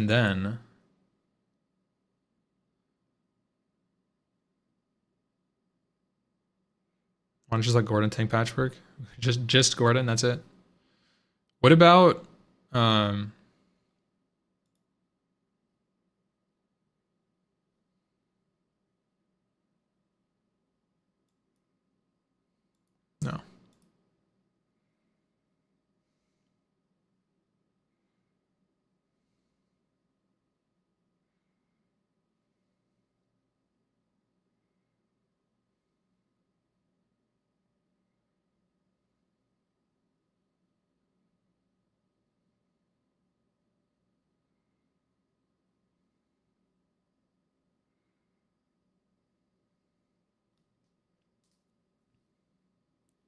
You know what?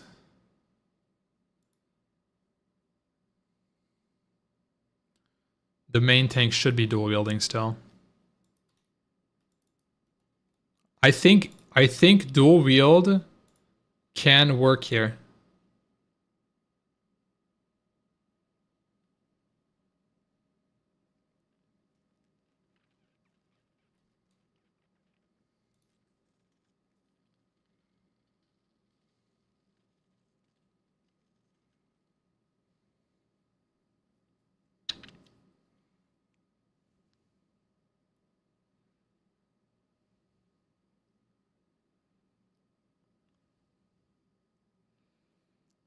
Hmm.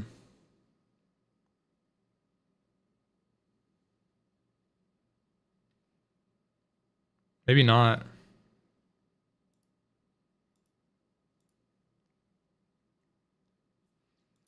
Maybe it does make sense for both to be human because if you're dual wielding, you want to be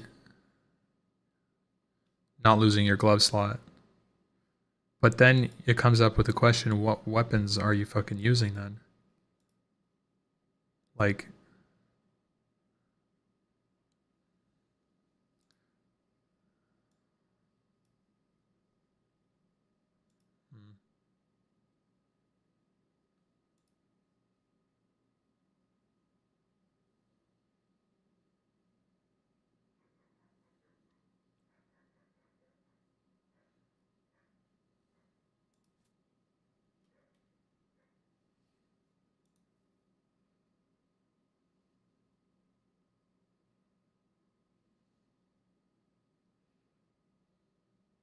I mean, this is your main tank.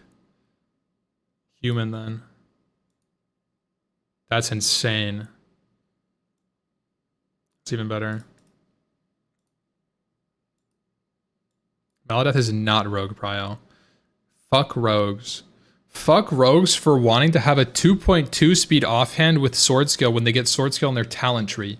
Cringe ass, dumbass, retard rogues.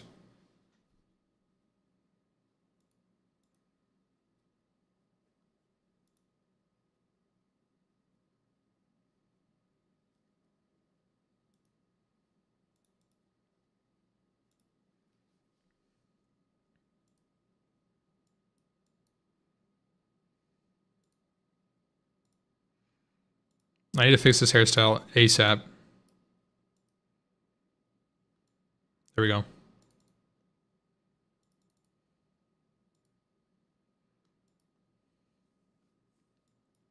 Ew.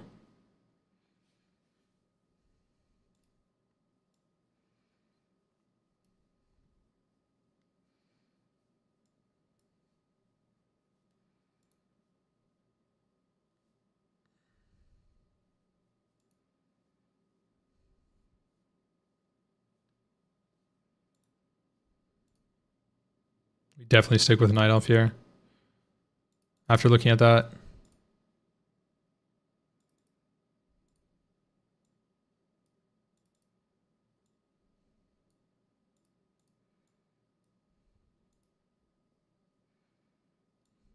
Yep. Okay, we're playing Night Elf.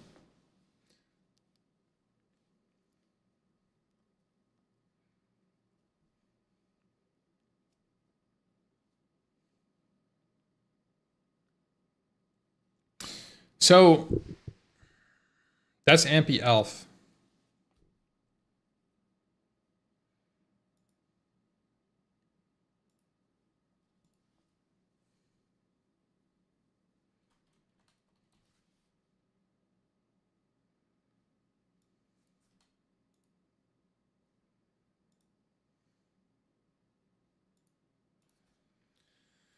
Okay. Copy.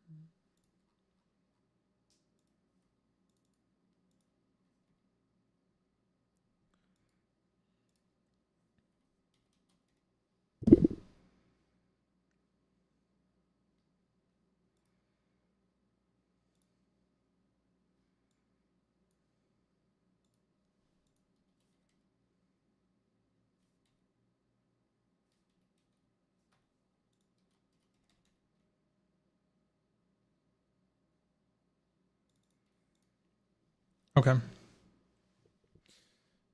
6% hit. Boom, boom.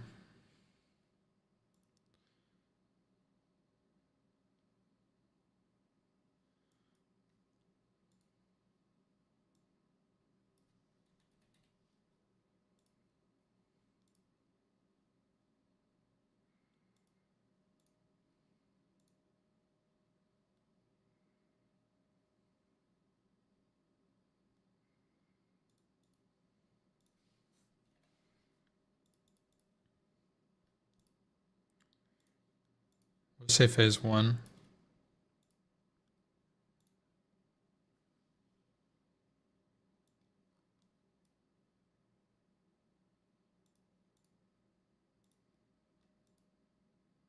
Why is it ordered wrong?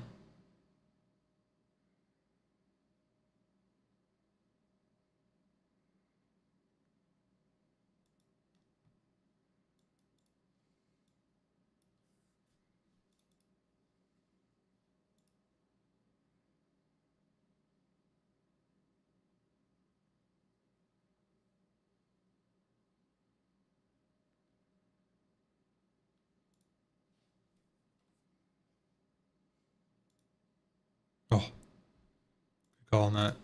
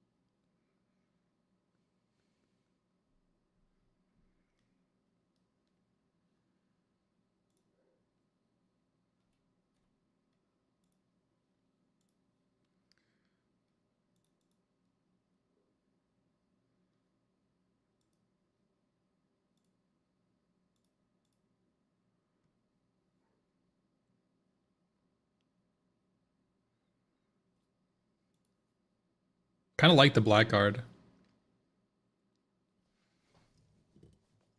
Kills for our blackguard. It's pretty cool.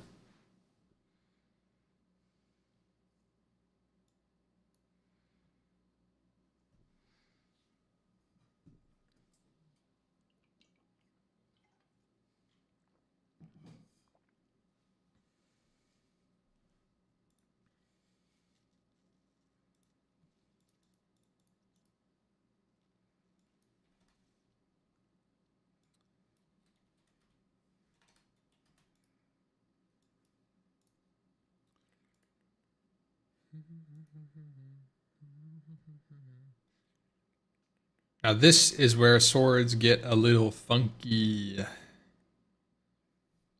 Maladath. And what? Blackguard.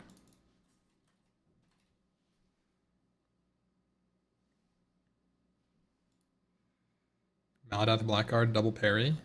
Kind of cool. And then we can rock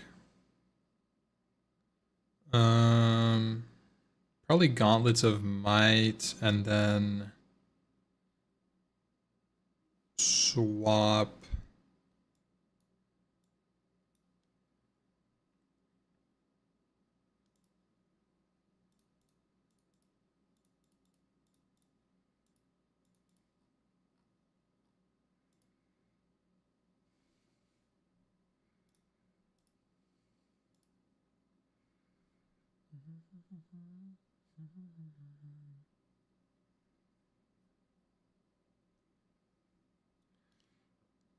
Oh, it's probably the ZG sword.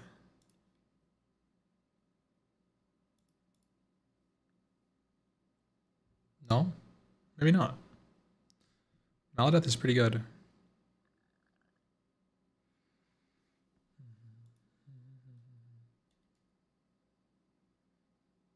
So you probably just rock Kelsorara until Maladeth.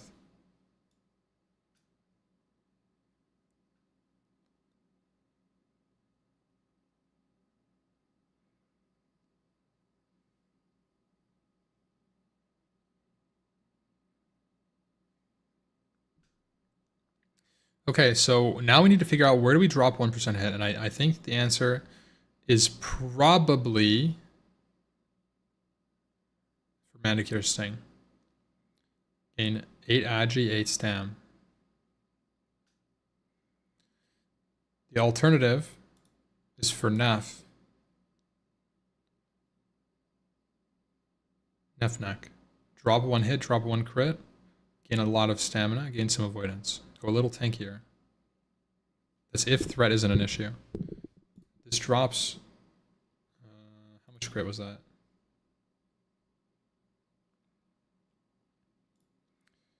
So it looks like it was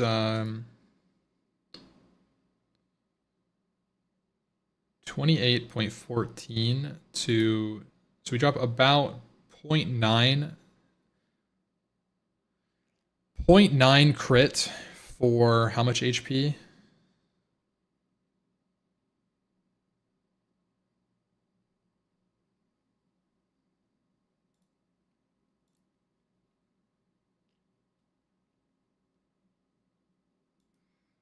$170 HP. 160 HP for 0.9 crit. The alternative is... and avoidance. I think this is the one. I think this makes the most sense. So let's look at these stats here. Let's compare it.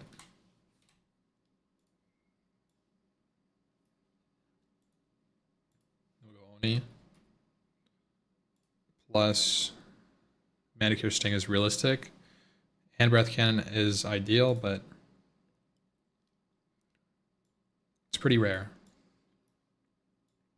So now let's look at this. In the first set, you gain an additional 70 HP. So we're plus 70.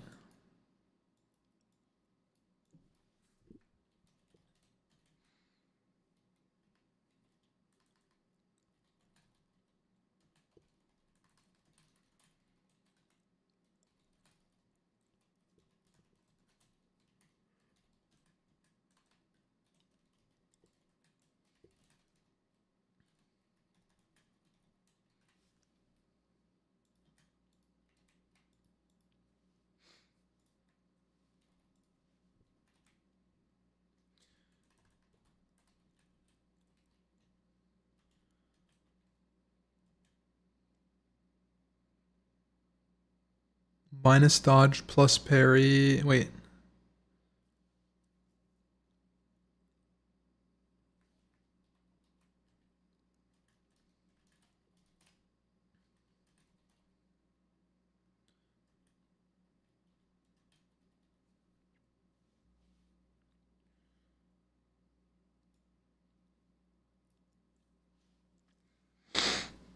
When I look at it like this, it makes me think I would prefer the Manicure Sting. 70 HP is not worth 1.3 crit, right? And half a parry, like a third of a parry, loses a little bit of dodge. So I think that the what we learned there is that this is the set. Now that wasn't including boss mischance actually. 6.5.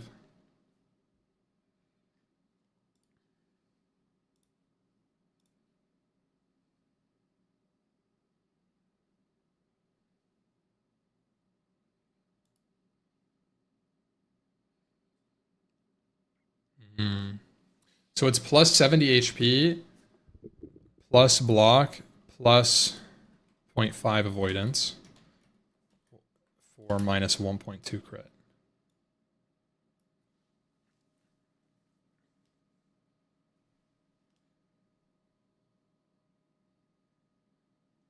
Chat, what are we thinking? 70 HP, half, let's say half of like a parry, and block, but I'm not using a shield, so it's mostly irrelevant.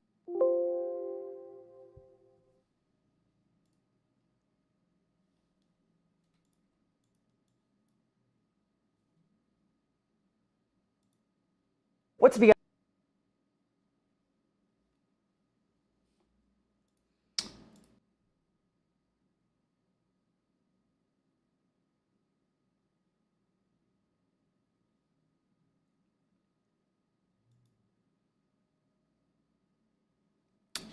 Bro, what the fuck is wrong with my internet? What is wrong with my internet?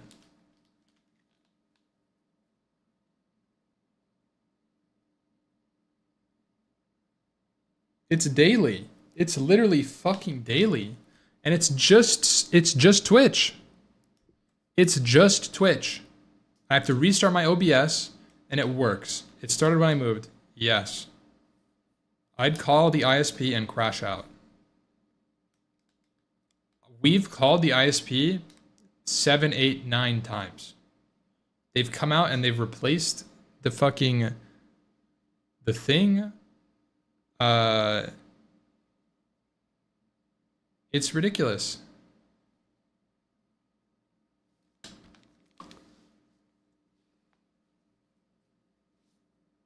It's just Twitch gets DC'd from WoW. I've been on the screen for 10 fucking minutes.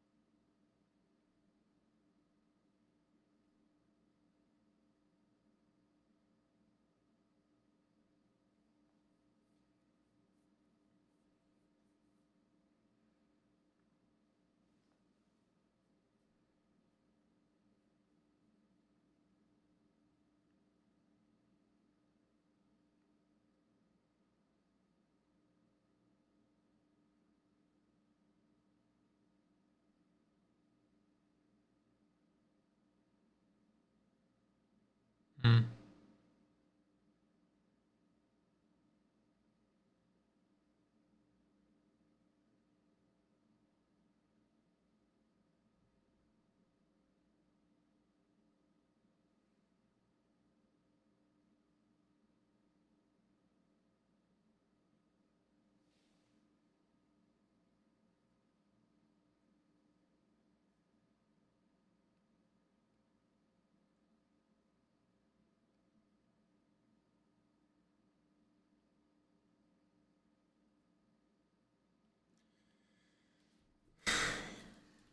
Chat, we're not doing this thing.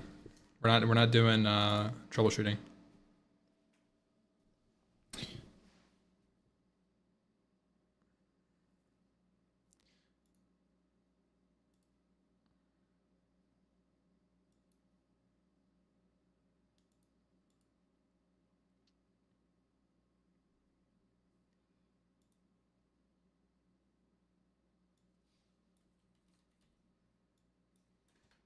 Okay. Human phase 3. Now, at this point, this is where Mace maybe comes into play.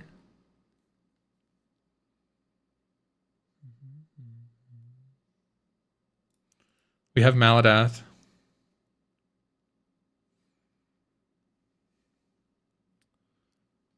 And then what? This is kind of why I don't like...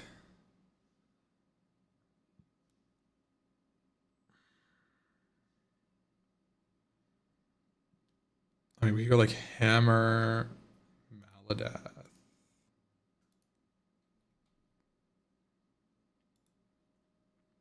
Something like this.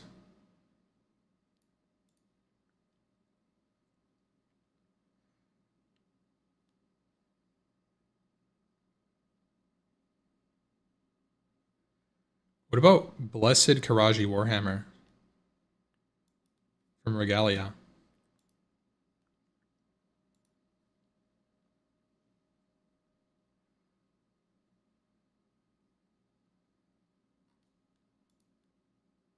Why not Widow's Remorse? Well, this is AQ. We probably like.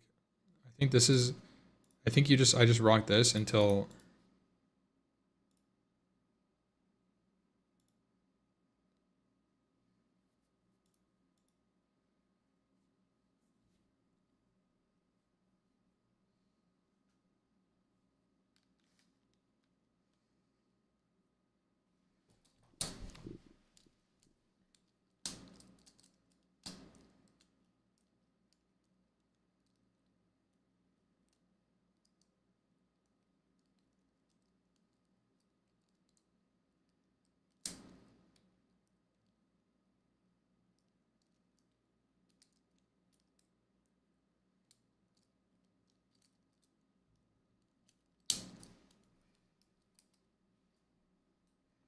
What about the hammer from AQ20?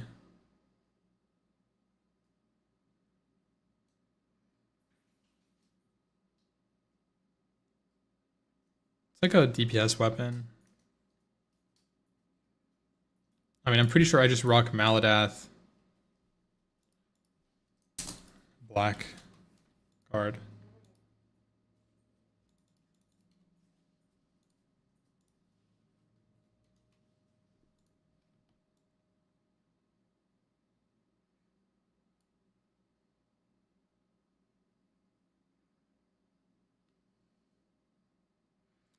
Why not CTS?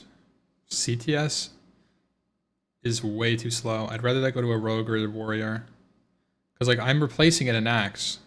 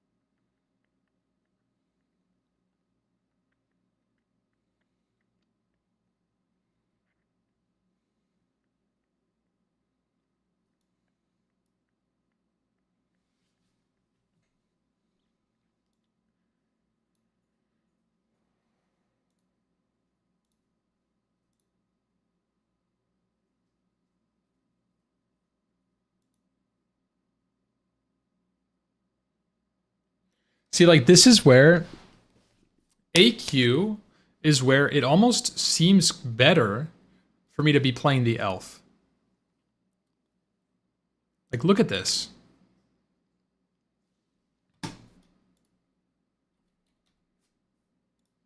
Like, it just feels so much better. These weapons, Kroll Shruk CHT with Edge Masters. Like, this is way better threat. Yeah, I lose my gloves, but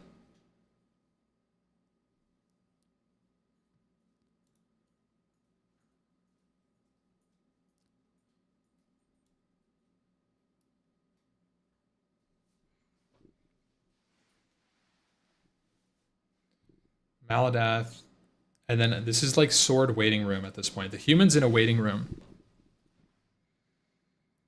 I think a lot of AQ40 with shield too. Twins, Oro, maybe Huhuron a little bit. Visitus is shield. Everything else is not shield. Bug Trio is probably shield actually, unless your first target. Is sound desynced? It might be, bro. My shit is fucked.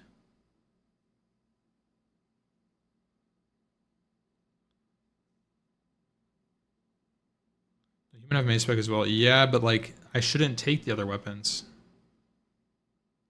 This is the problem with swords maces, is there's a lot of swords and maces that are good, but they're used for DPS.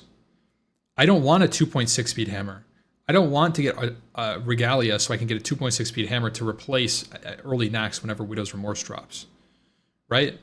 That's the thing, because early phase 4, this is where I start popping off on the human again. Like this is actually my set as a human. Let's copy this. Human.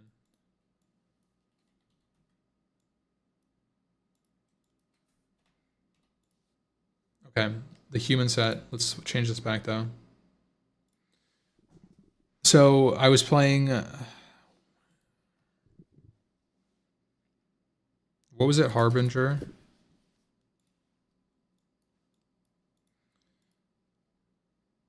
Shield.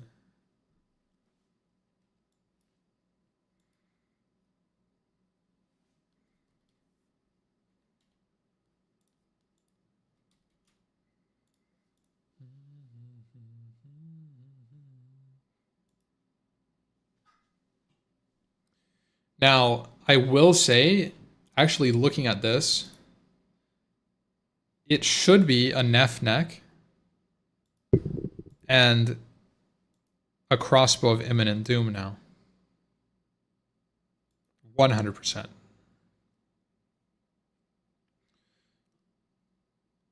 So there we go. This is the new phase 3.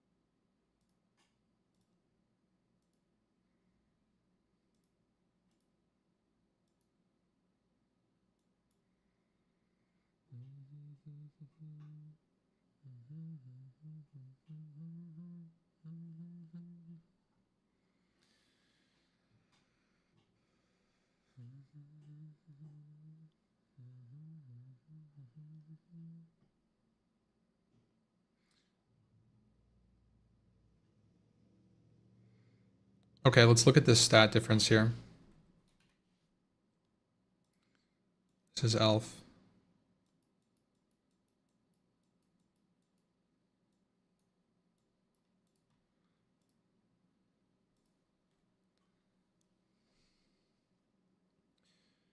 So elf is -2. -2.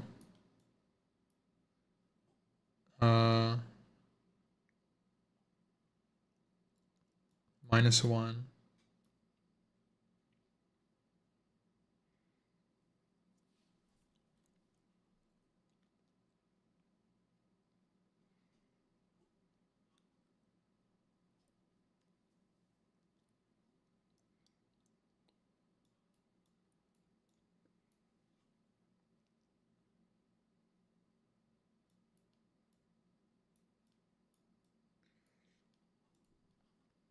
So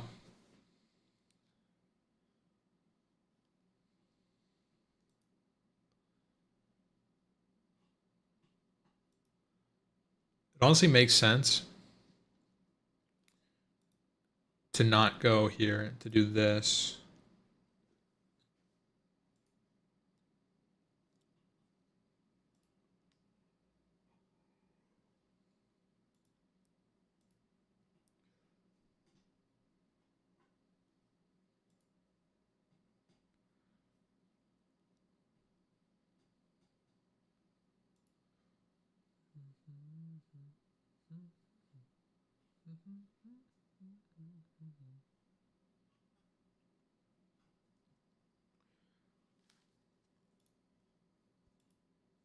Now the Night Elf goes 9% hit.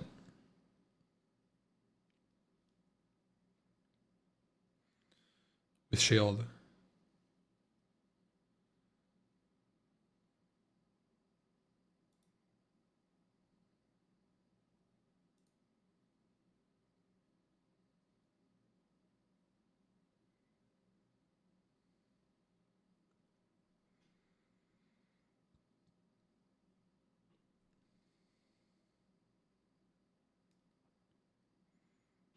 Hmm.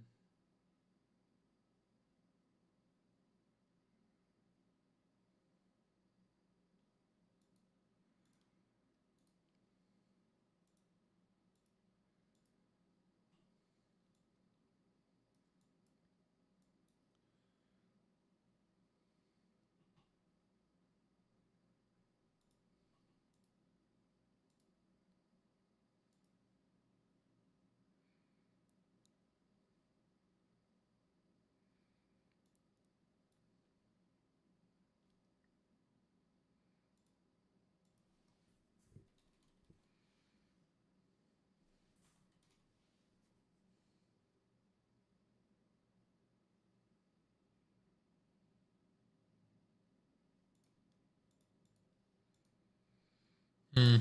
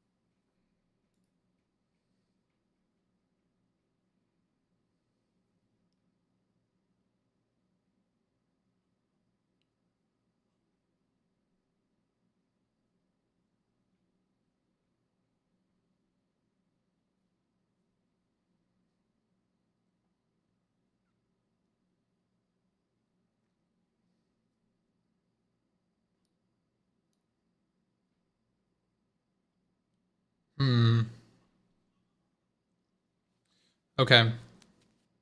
So what I'm thinking about right now is like, what is the purpose of the Night Elf at this point? Because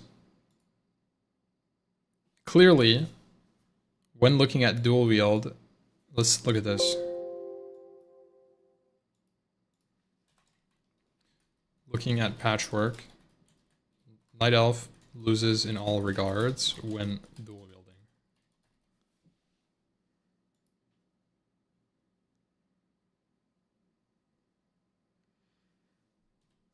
So this is kind of the downside. But maybe there's a world where instead of Coaf, you take a Curia.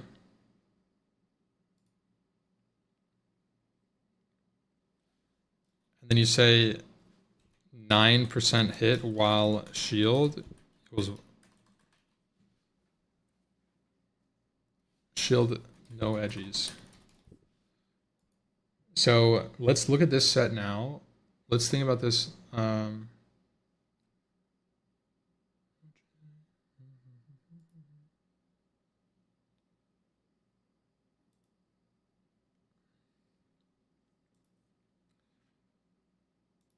DTP.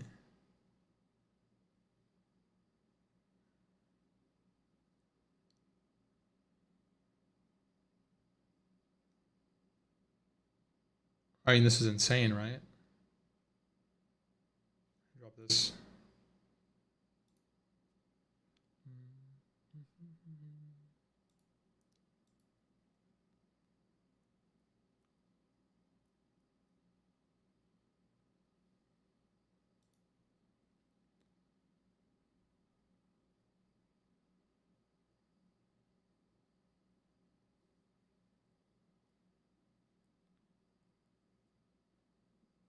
Conch Shoulders and Cthulhu Cloak.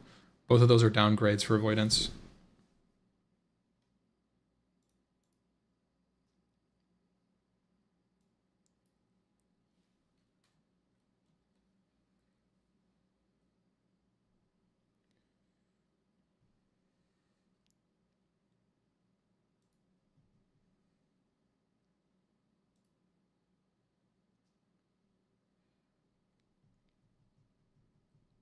This guy just puts on shield.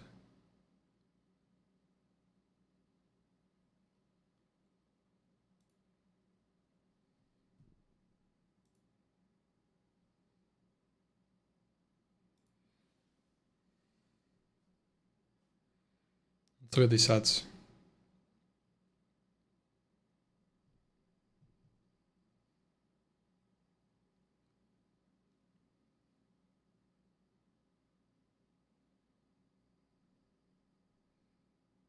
Now, if I'm taking Onslaught, I don't think I take these pants.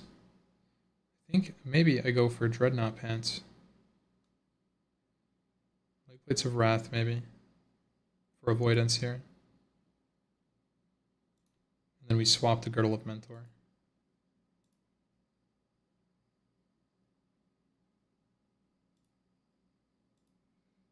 Okay, let's check it out. See how it fares. This is our human.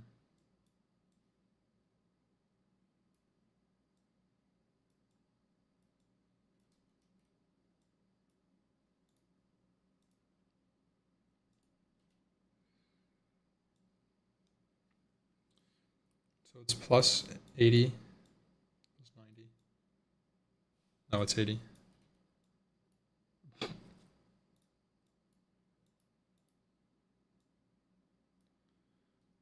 Plus 80, more armor, less armor, minus 100.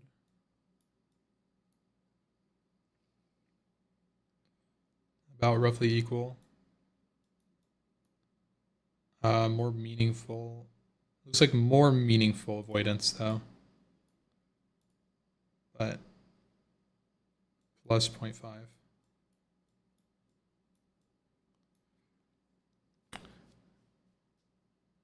Down crit though.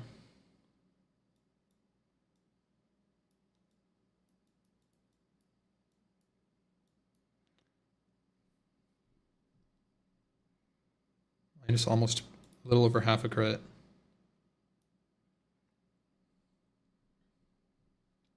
Just not gonna include the armor. It's a wash. So actually the Night Elf is more aggressively geared.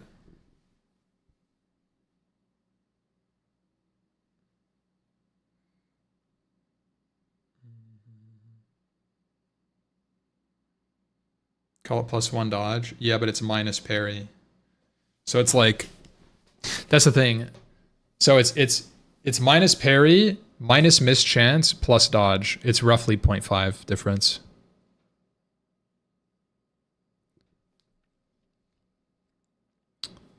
And the gear slot, if I show the gear side by side, let's pull it up.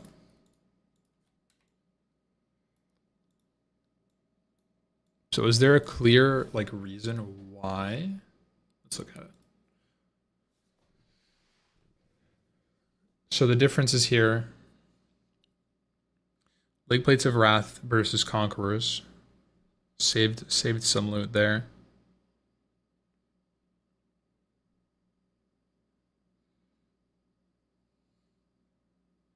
Cloak is obviously different. Band of Ikaria versus Coaf.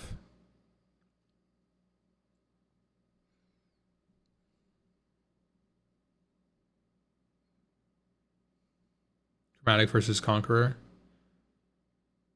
Oh, true. Wait, this is weird.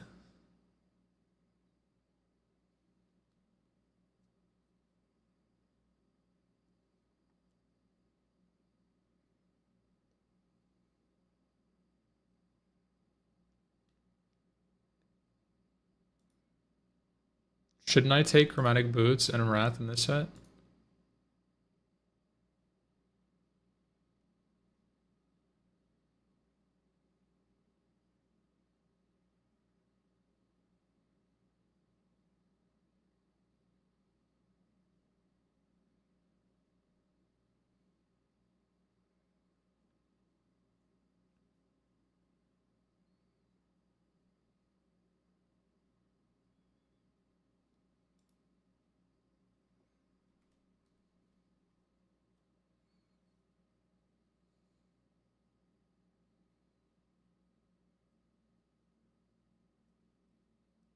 So now it's -1.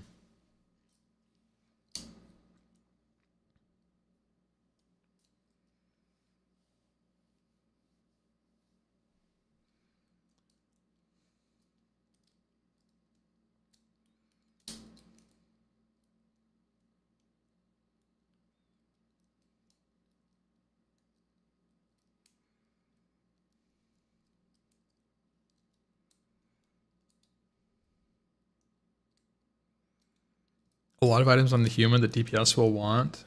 Not really.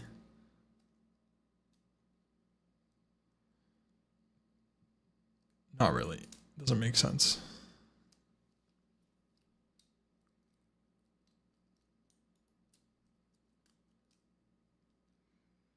The difference that I'm talking about is more so that this is a 9% hit chance set versus a 6%, and it's roughly even, which is interesting to me. Because what this tells me is that late game, once you get to the point where you have excess hit, DFT, Akuria type things, that the human value while wearing a shield is pretty much diminished entirely. Because you have enough hit. It makes sense, right? Akuria, DFT, Crossbow of Imminent Doom, Harbinger, or Widow's Remorse. That's already 6% hit. Just from those 4 items that I said. So it's easy to find an Onslaught, a Chromatic Boots, something, and then some form of hit, whether it's Oni Neck or Cthulhu, like Cthulhu Neck, or maybe it's tier 2.5 shoulders or something.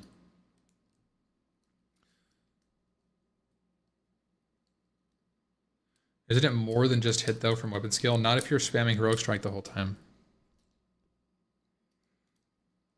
I mean, it gives you a tiny bit of crit. Tiny bit of crit. So what I think I need to do is define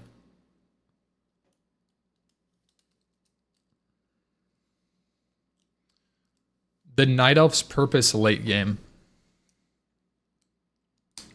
And I think that the early game Night Elf is used because you're going to commit to Edge Masters early anyways.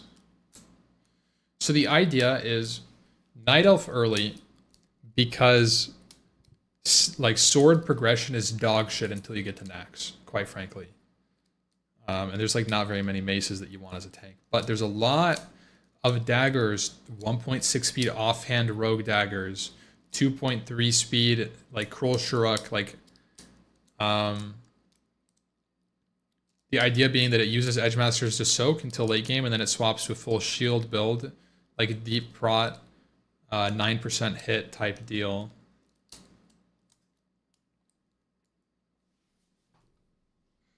Maybe even 6 set tier 3.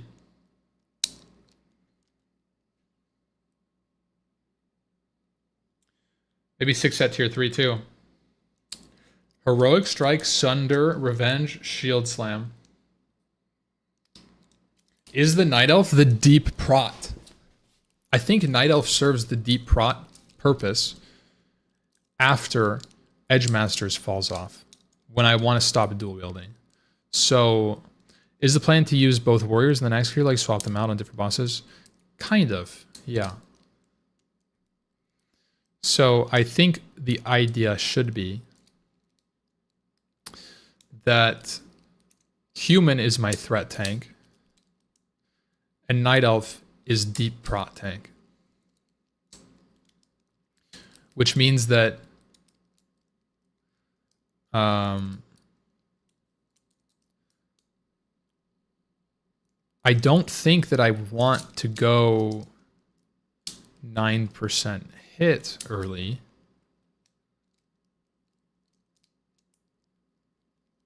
But I think that this is the goal, is I needed to define why Elf should get some pieces of gear. Which means that when you go to gear human, your DPS will all... Wait, but I'm raiding 2 different raids. It's just that on like the final push, I may... Like we might do 2 AQs, 2 2 AQs, 2 BWLs, 2 MCs, but we're gonna do 1 Nax, if that makes sense. So it's fine for me to save both my warriors to the 1 Nax.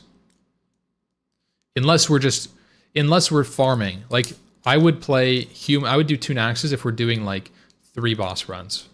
If we're not committing to push anything. If we're doing like, or 4 boss runs, like a Noob, Faralina, Makesna, plus like all of Spiderwing for weapons, plus like a Noth for another weapon. I would like to do a Resuvius as well. Resuvius could be good too. No world buffs. No world buffs. Why would you save 2 tank warriors for 1 Nax though? Well, if we're pushing, they have different gear sets. That's the whole point. 2 different gear sets. So I can play either Prot or Fury Pump Warrior. Do you even need to play dual wield for threat if you get Thunder Fury? No, I mean, I don't think you even need to play dual wield for threat at all in Nax anyways, because you're probably out gearing your DPS companions quite a bit.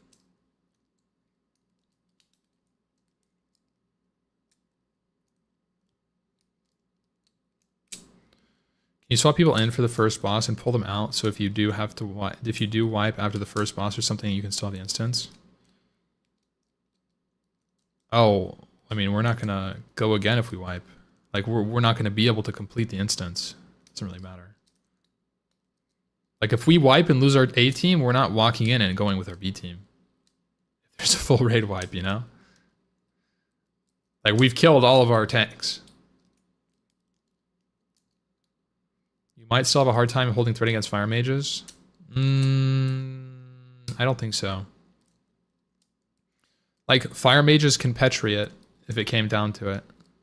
They can petri the fire, the threat.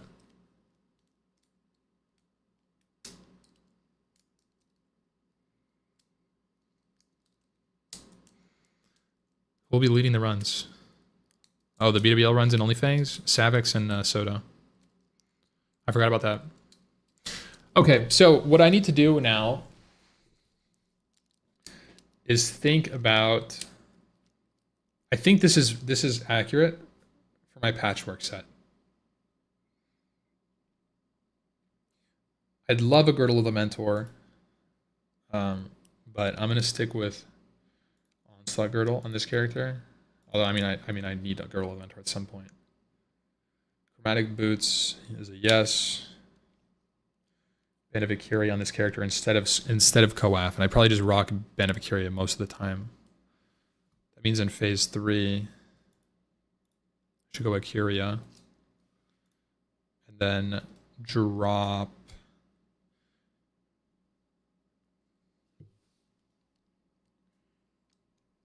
Maybe I just don't go Onslaught. Maybe I just rock Defensive Belt the whole time on the Night Elf.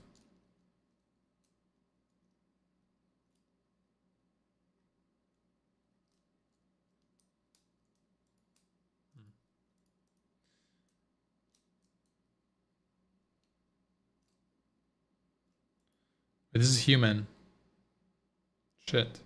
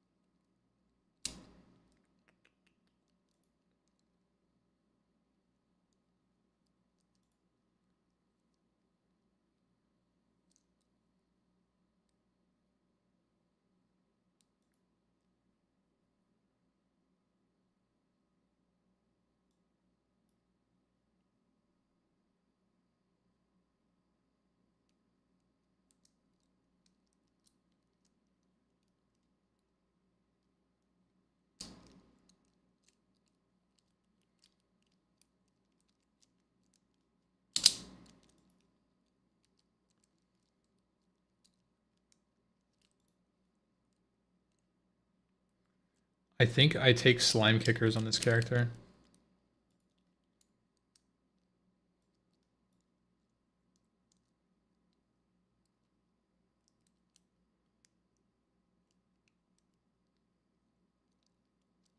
Because I'm thinking like, what I'm thinking, okay, what I'm thinking is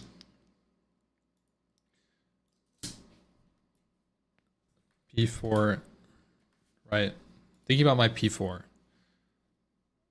I'm playing Dreadnought 6-piece, like ideally. Like we put on Dreadnought, Dreadnought. Maybe not, but that's a lot of hit chance. Maybe we don't do that. Take a long time to get? Yeah, I mean it's like perfect gear, right? It doesn't have to be this good.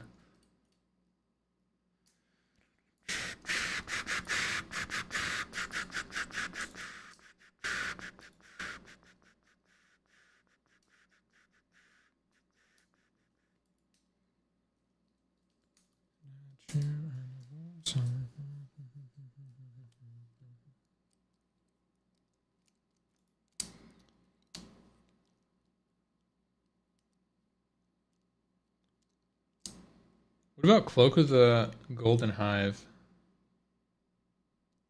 for max stam?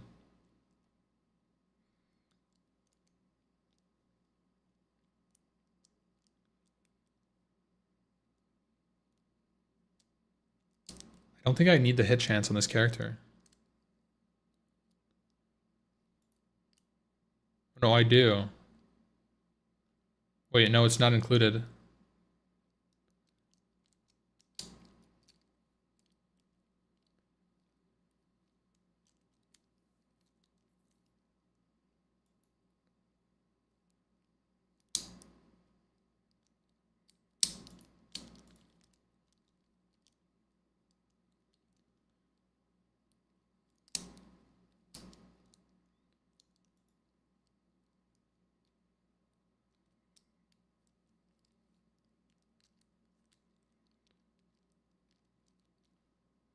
Maybe we just commit to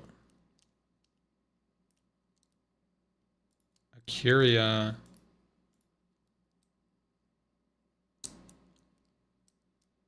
Hmm.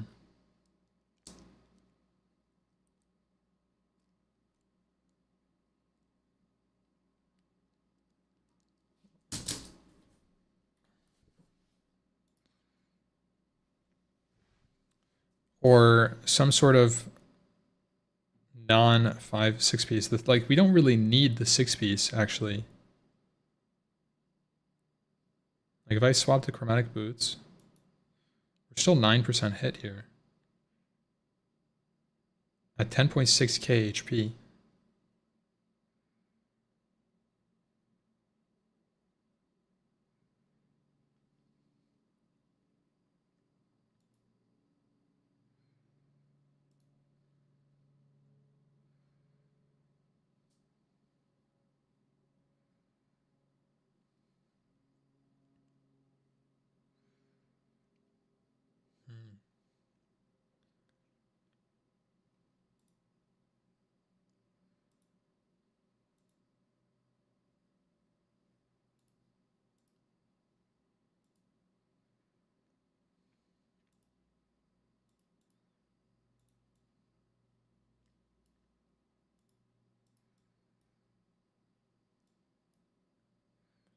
I don't really need the Akira. I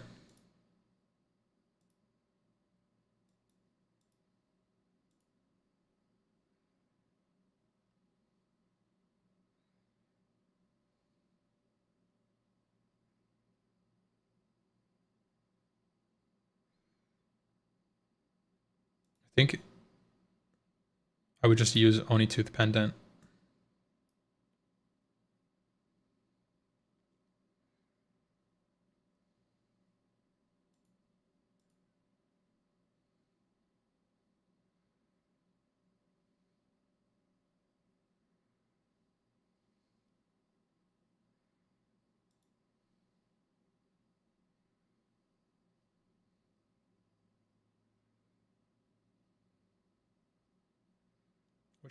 What's the patchwork ring called?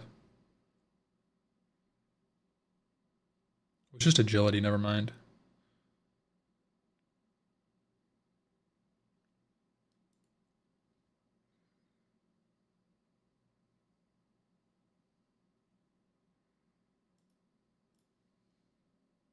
See, I think at this point I wouldn't take these. I would use Gauntlets of Steadfast Determination in the set.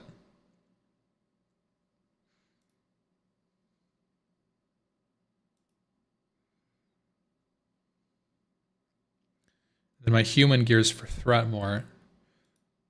So my phase 3.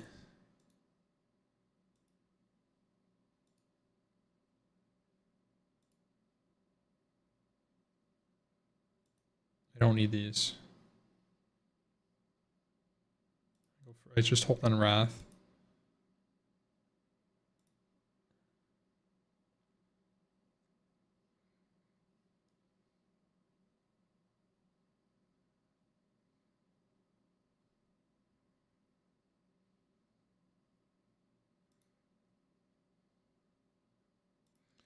I would just use a Kyria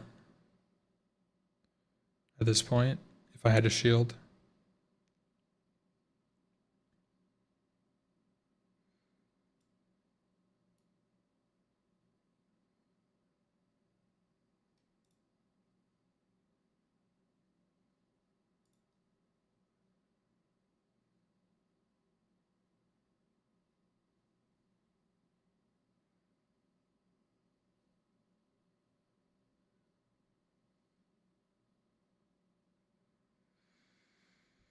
Hmm.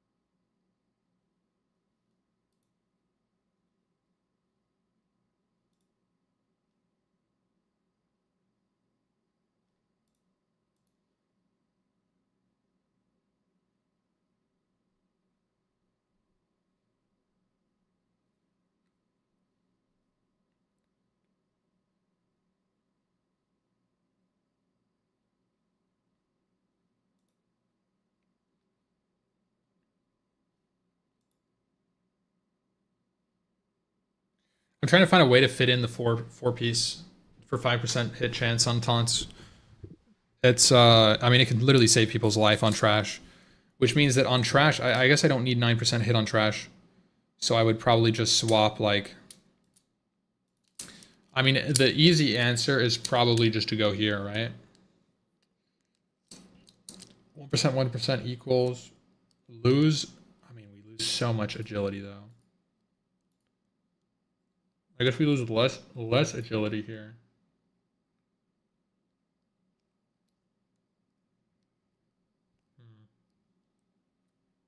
Gracious Turtle Chest Helm. Yeah, but that's like... That's with 4 horsemen killed. That's just like you're done.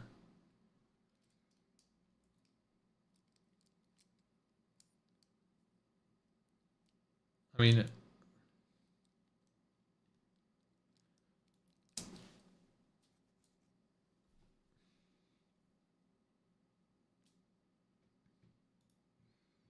I guess I just shouldn't take...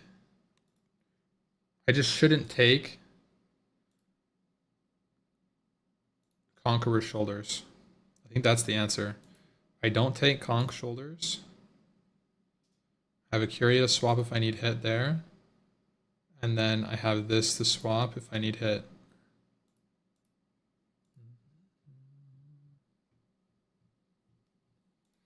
Oh no, I should be playing with this.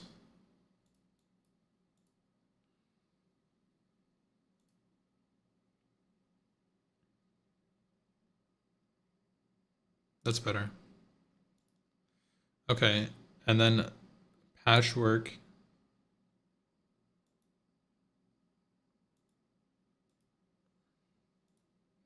I just use DTP and go 8% hit. Or I use a Curia.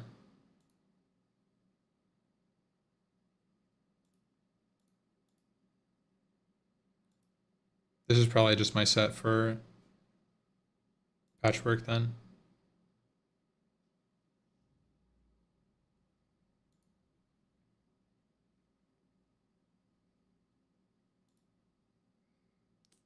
Or I just stay 8%. Fuck it, I stay 8%. I don't need it. Or even 7% hit. I think that's a better decision.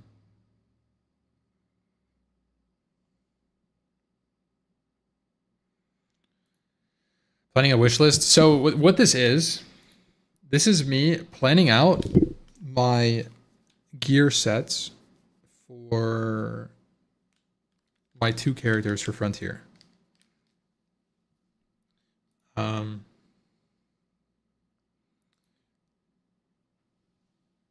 Now late game,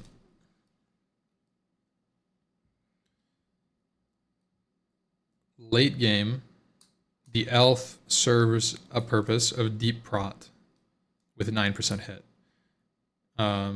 Using very high hit gear pieces like Girdle of Mentor, Onslaught, Exalted Rings, Akuria, DFT, Crossbow, melee weapon, AQ Cloak, or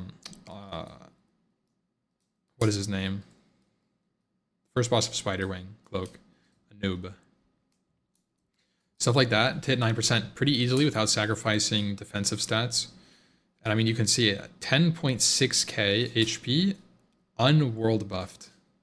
Like, you guys don't understand how fucking geared that is. If I put world buffs on, this is 13,000 HP. That's how crazy this is.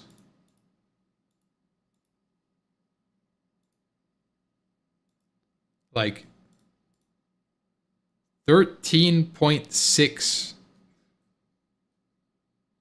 That's with kings.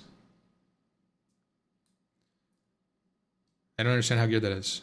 Basically, this is BIS. Like, this is BIS.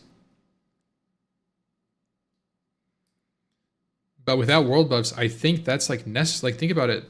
You could just get fucking tapped real quick by Patchwork for 9k. Just absolutely, just boom, 9k. Here's 9k damage. By the way, that's 90% of my HP.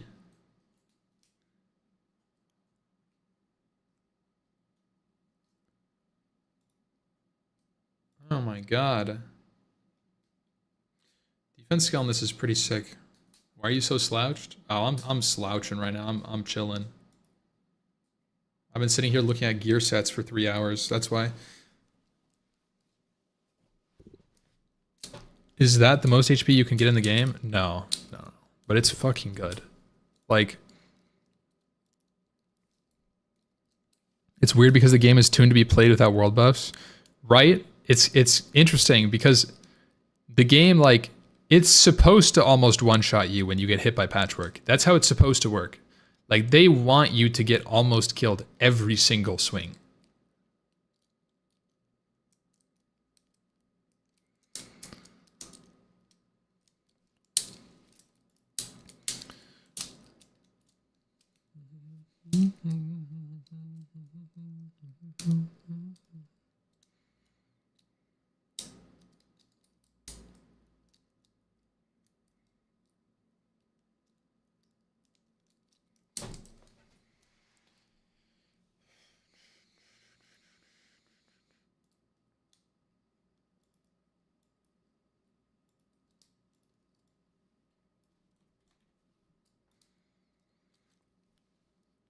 Okay, so let's think about the human. What does the human want? The human is our threader. The human has Widow's Remorse, Maladath.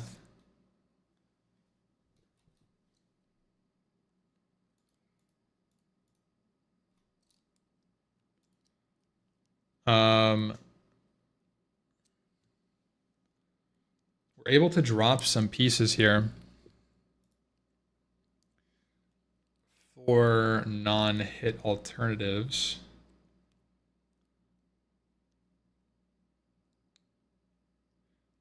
It's really good HP.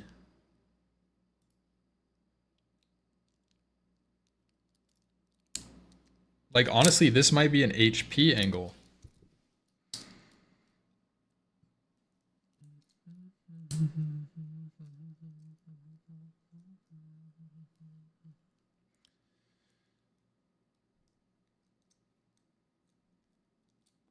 Is it counterintuitive for me to gear defensively but aggressively on my Night Elf for hit, which is naturally coming from pieces like Girdle the Mentor and Crossbow of Imminent Doom, like Strength, Agi, hit, right? Oni Neck. Agility, Stam, Crit, hit. Is it weird that I'm having this thought where I think the elf gears like that to wear a shield and hold threat while wearing a shield? And the human can gear defensively to enable Fury Prot with no world buffs. Does that make sense, or is that cooked? It's a little counterintuitive, right? Because it doesn't make sense, but at the same time, it's not safe to dual wield without a fuck ton of stamina.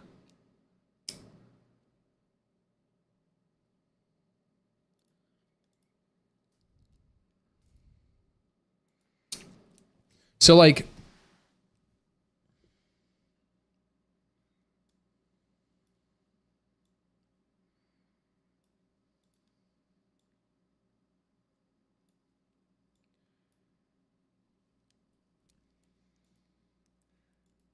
I don't know.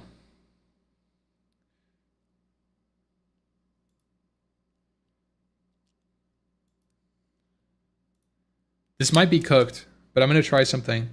So I'm going to go for Conqueror's Helm plus, this is fine.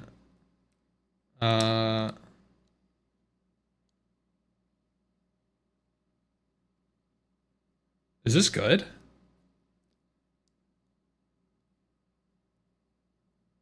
I feel like this is good.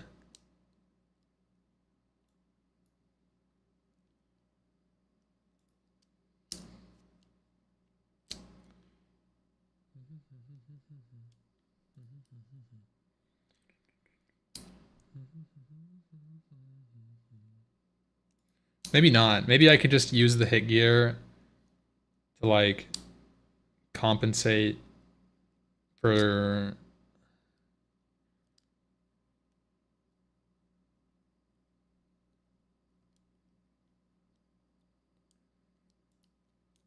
what are the other alternatives here? I mean, it's nothing. Gauntlets of Annihilation.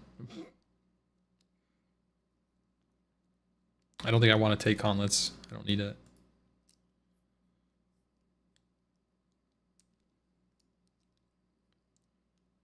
Stuff like implant, hands and light. Yeah, it does not. You are correct.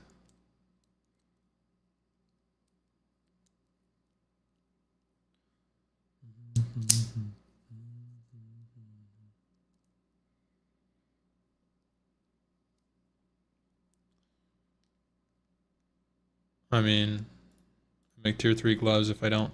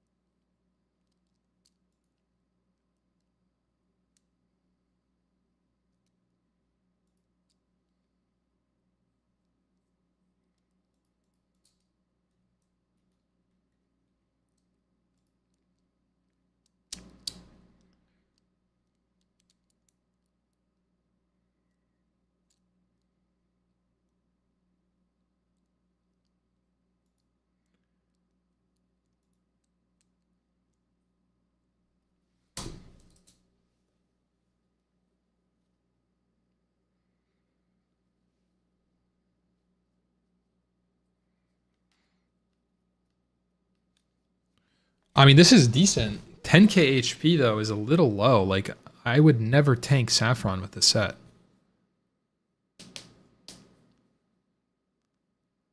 Saffron can combo for like 12k. That's why it's so. I'm honestly so afraid of Saffron.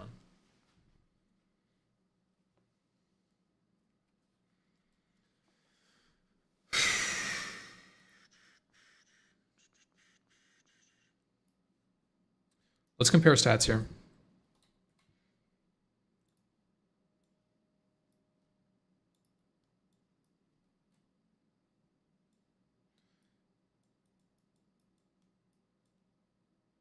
Okay. So, right off the bat, we have more dodge and less parry. Not that much. This is equal. So, why are you not going for Thunder Fury? Yeah, I mean, I guess this is like a Thunder Fury angle, right? On either of them. Whichever one gets Thunder Fury, we main tank on. That's the idea.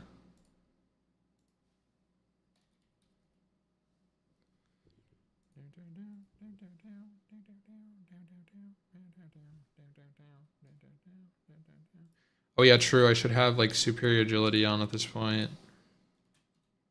I'm not gonna change it for now.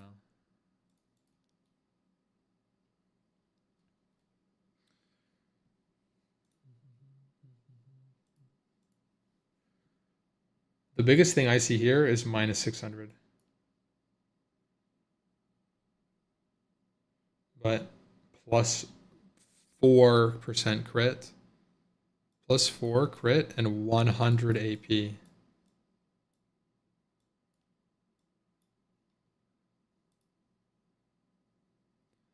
I mean, if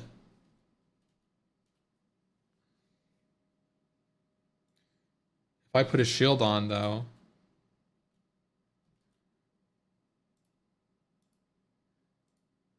I mean, this is sick too. I mean, this is the set, right?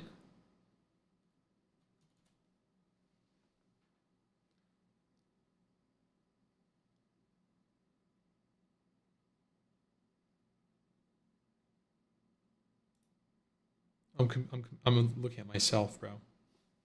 Or the same set. The biggest thing here is like, this is like plus um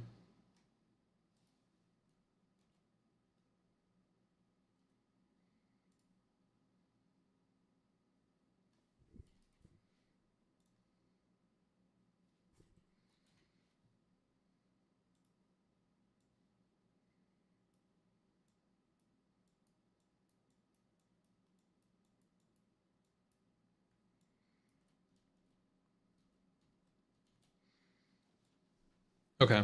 So the elf has 300 HP. which is very nice. Very tanky. -2 crit. -100 AP.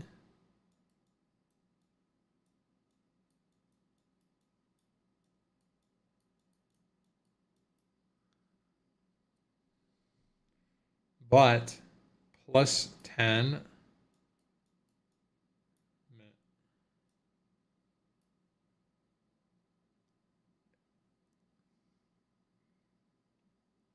One more parry. A little less dodge. +100 armor.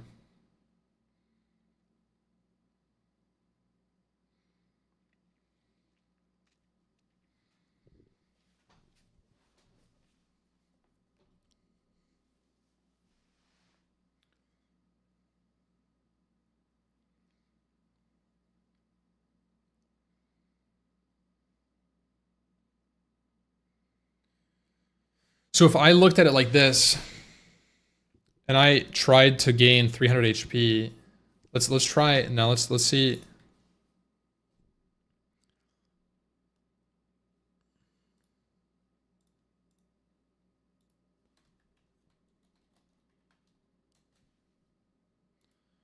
This is threat.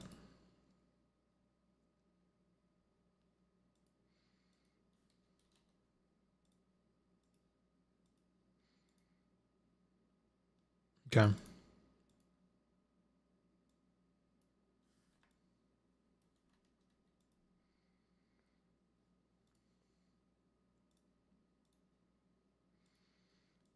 So I still need 6% hit, but I need... Oh, wait, it's all coming from the trinket.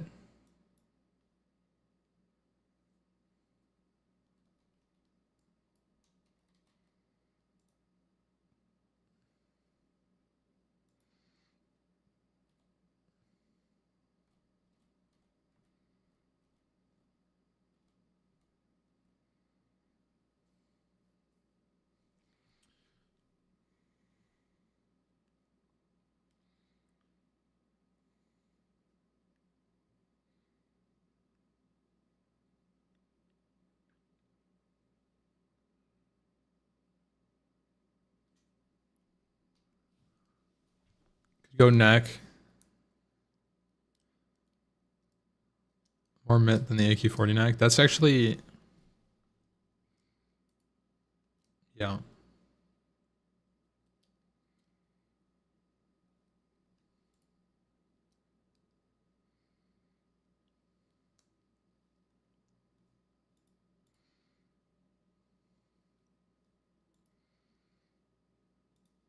I think this is a good trade for stamina. Oof, that's a really good trade.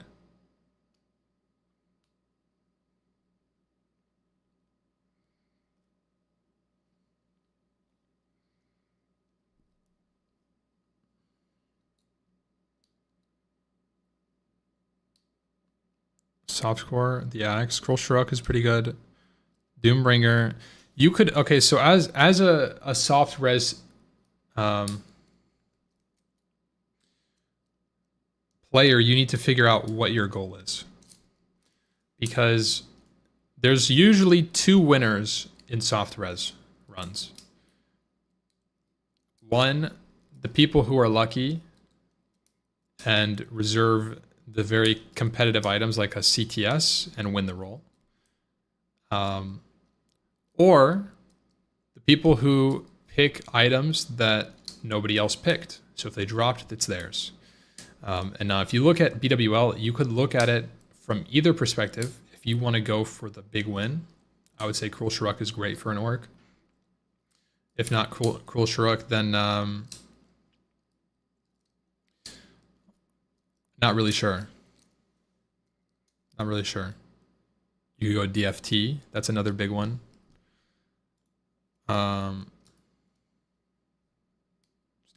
Stop playing baby ads, bro. What the heck? Or you could go for the smaller items. You could go for yeah, chromatic boots is a big one. You could go for like Doom's Edge, or you know, see if somebody's on Helm of Endless Rage, or Coaf, which is still, these are big items, but they're going to be less contested than the big weapons.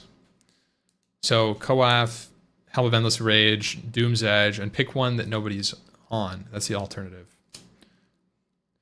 Trash Cloak, yep, Cloak of Draconic Might. Drake Talon Pauldrons, if you're a tank, maybe. I guess it's good for DPS too.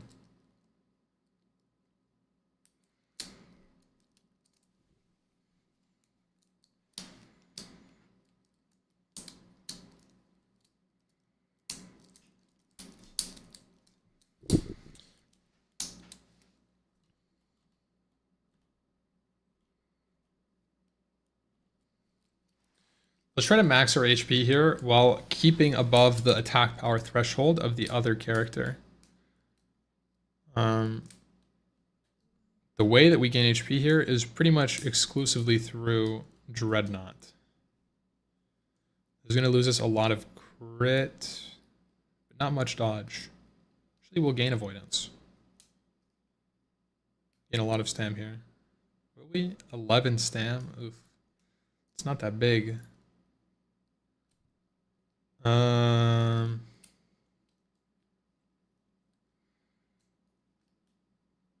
We don't really want this.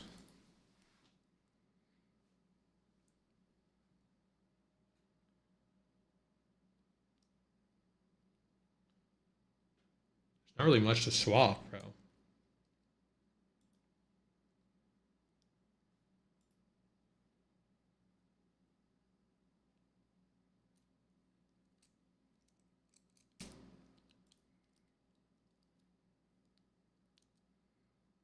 It's plus 7 stam.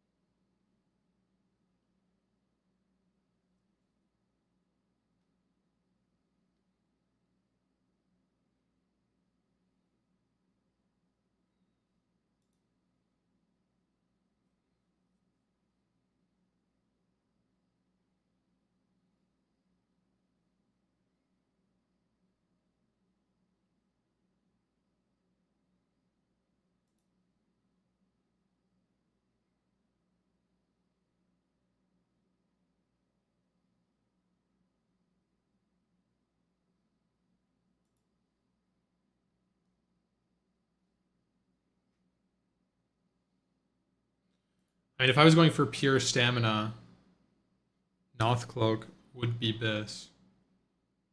But that's pretty terrible. What about this cloak instead? I mean, I lose a lot of agility though.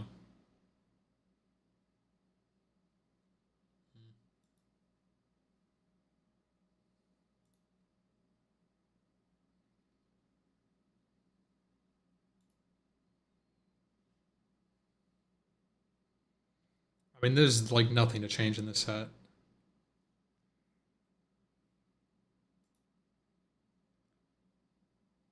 We'll try it.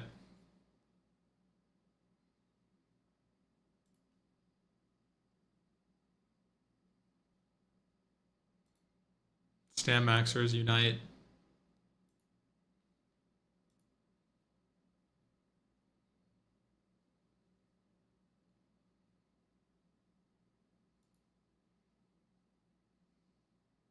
Wait, holy shit. Did we take the strength?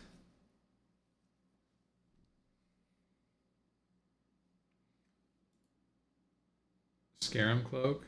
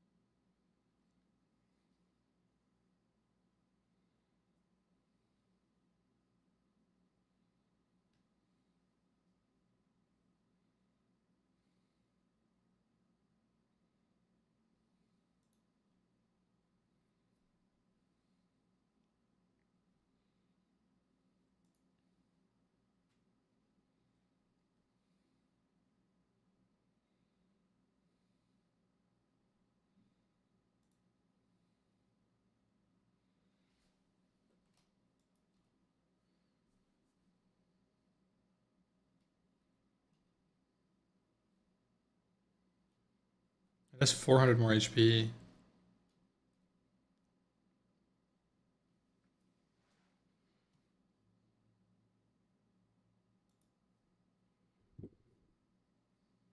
You could flex to instruct a Resuvius ring.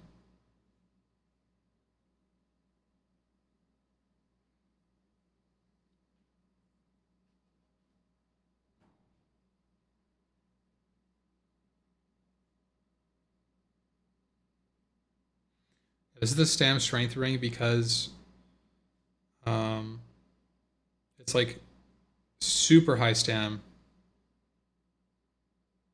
I don't need the hit on this character as a human.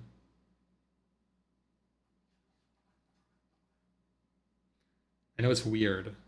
Like it's the other ring is better statistically, but if you don't need the hit, it's not actually. If you're going for Stam Stack, which I I feel like Stam Stack is really good here with no buffs because it if you think about what agility does, it's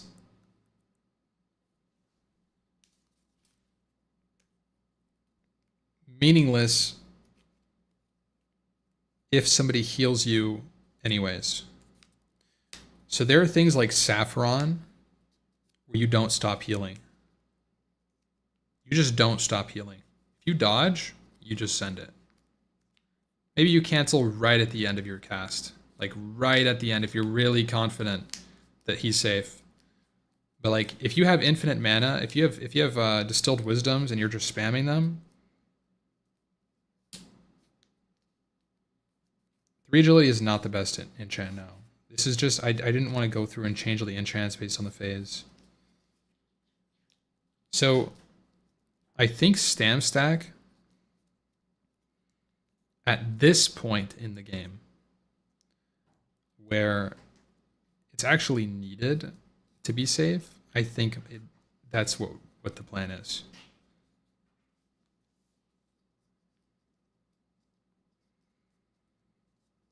Life giving instead of Earth Strike? Probably.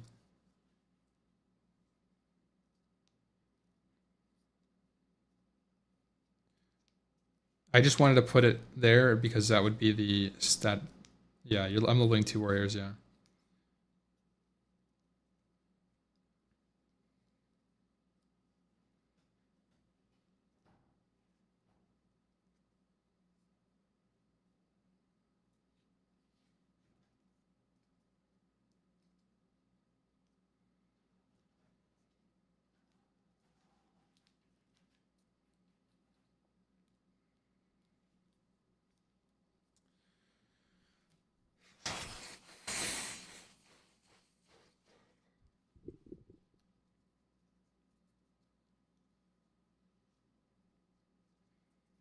Which expansion? TBC. TBC is my favorite expansion.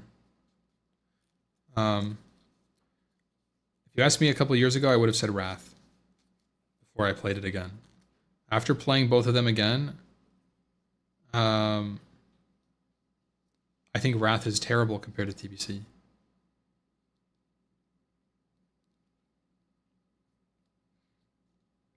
It's actually crazy.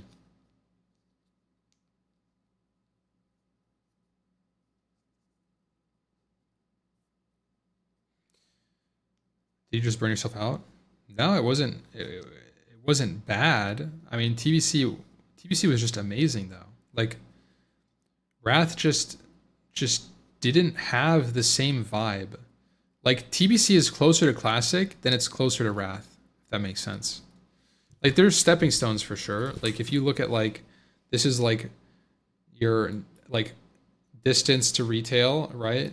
And then your this is like classic. Right, whatever, I'm not typing it. Classic and then retail. You have like obviously classic as your baseline. And then you have like TBC. And you have Wrath. Then you have Kata. I think these are closer than this.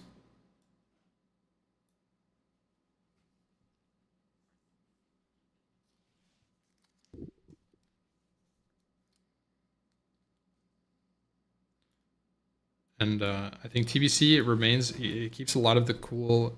I think TBC keeps a lot of the atmosphere of Classic alive, and it keeps the RPG elements still intact.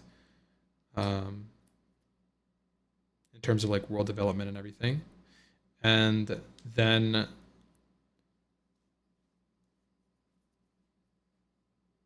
Wrath, in my opinion, is carried purely by the storyline of Arthas. And if it didn't have ICC in it, and it was just, think about this, guys, think about this. If it was just Dragon Soul, or not Dragon Soul, Halion or whatever, the final boss, Ulduar, Nax again, and then TOGC, what is Wrath? It's nothing. It's terrible. So think about it. I think ICC and Wrath are idealized because of the story of Arthas entirely. So lore was good. It's okay.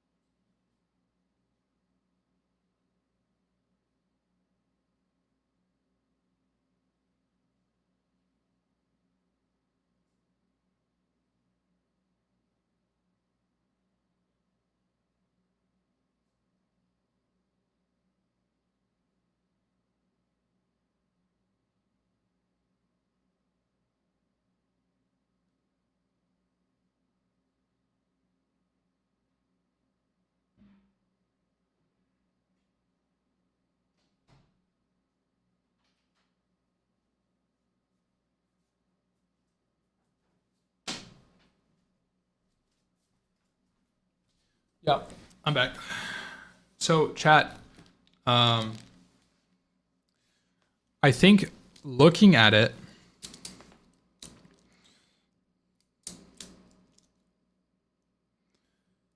again, taking a step back, there's two options I have. And looking at it, human can stam stack way harder because of the hit restriction that Night Elf has. And you can see, like if I swapped Harbinger to, let's say, Widow's Remorse, and then let's maybe swap some pieces for some P4.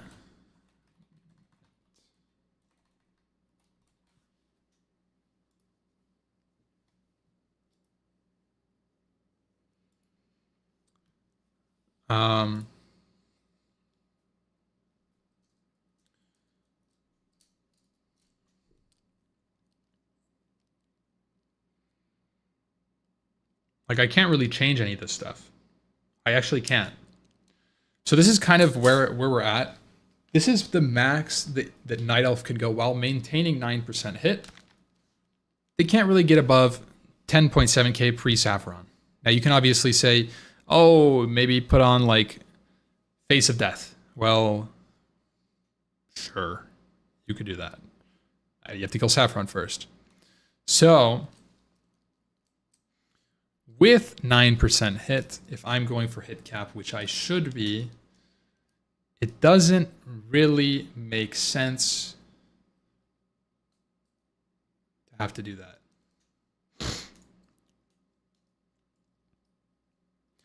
So, late game, human is better, by far. Now, I guess it's not by far, but it's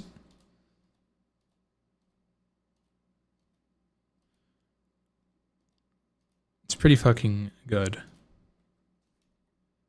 Night Elf is hotter. It's true.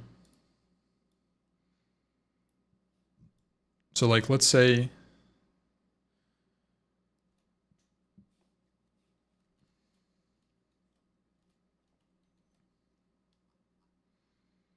Right, so you can see it's minus 300. And then we have minus 30 AP, but actually plus 1 crit.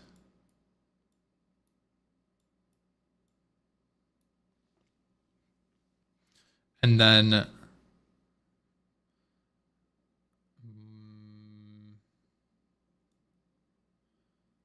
roughly equal. Okay, minus 400. Nope. So this is the change, right? You've lost 300 HP, 30 stamina, 15 strength for 1% crit. That's the change. That's the overall change. Everything included between the two at this point.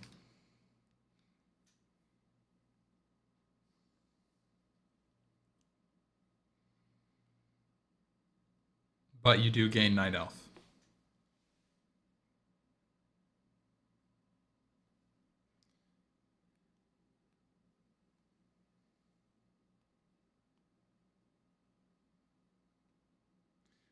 But, okay. Night Elf does have a benefit early when you must use Edge Masters anyways. So there's this weird, this is the graph of power spike in my head after doing all of that. Human is superior right away because there's a lot of good options. Let's say this is power, and this is human and Night Elf, okay? We'll make it easy. Human, and then Night Elf purple. It's not that easy. Okay, there we go. So in this, where this is like MC, BWL, I'm not going to include ZG. It'll be somewhere in there. AQ, and then Nax. I think that human is a clear winner. Like, I'm just going to kind of draw it that makes sense to me. So it's supposed to be falling off after you can't get new upgrades around here. Around early BWL. Or maybe like here. Between here. Once you start going into Nax, it's fine. So like let's say it starts whatever, you get Purds. You get Purds and MC, boom. Or wait, no. You're not playing Purds. You get Kale Sarar. It's actually spikes before. So you do first MC. You get Kale Sarar, boom. And then Blackguard, middle wave through MC. That's your Kale Sarar, and this is your Blackguard. And then you're just kind of here the whole fucking time. You're just still here. You're using the same weapons, and then all of a sudden you get your Widow's Remorse, right? And then late Nax, you spike again because you only need 6% hit.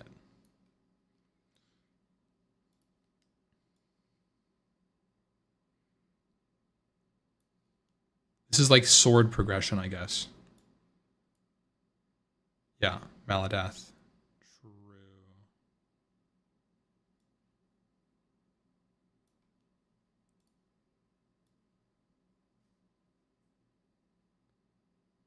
So this is like the warrior power spike for sword progression.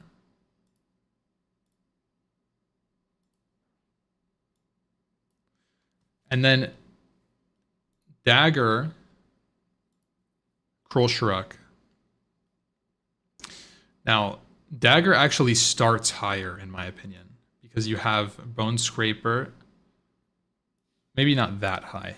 You're like on par with Kael'Srar. So you're like here, and then you get your Purds, and you go a bit higher, I would say. You're like here. This is Purds. Maybe CHT. And then you get a Kroll Shruk here. Boom. Now it should be a little bit lower. It should be like there. But now you're the same power spike the whole time. So this is Night Elf. This is actually, it's not Night Elf, but it's Edge Master's progression. Basically saying that committing -1 item slot.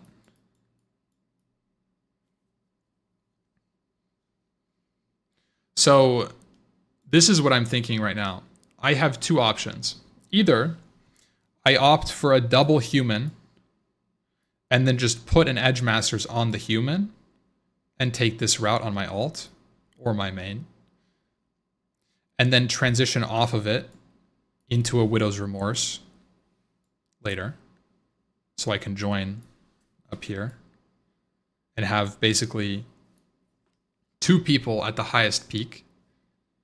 Or I make Night Elf because Night Elf is hot and I'm a little bit stronger. I'm here instead of here because guess what? I'm the same, but I have more by 1 crit. Tiny bit of crit, half a crit, and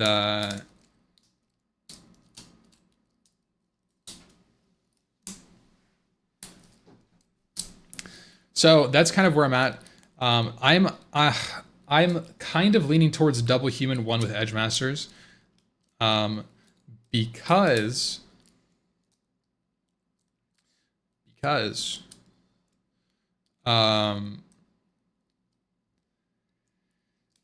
if I was looking at this in terms of real life, this is ideology, right? Now, if I did this in real life, the gear curve will be much more random. These are the peaks. This is ideal. This is ideal perfect gear acquired. The realistic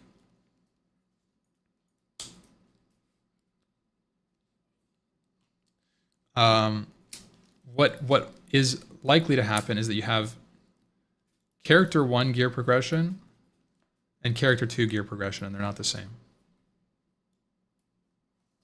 So like going with the same thing here, just taking this.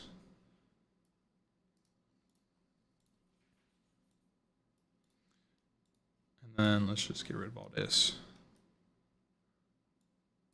So this is like your gear this time, and we'll have red and blue.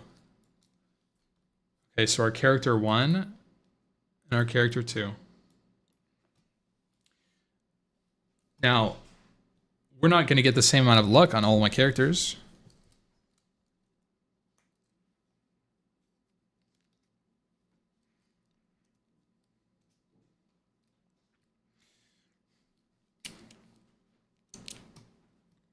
But basically, we're like doing this, right? We get our pre-raid. Character 1 is a little more lucky. Boom. Got way luckier. Got some gear here. Ooh. Got a nice weapon upgrade. That's Purds right there. This is going to be my Edge Master's character. Ooh, Onslaught. Holy shit, DFT.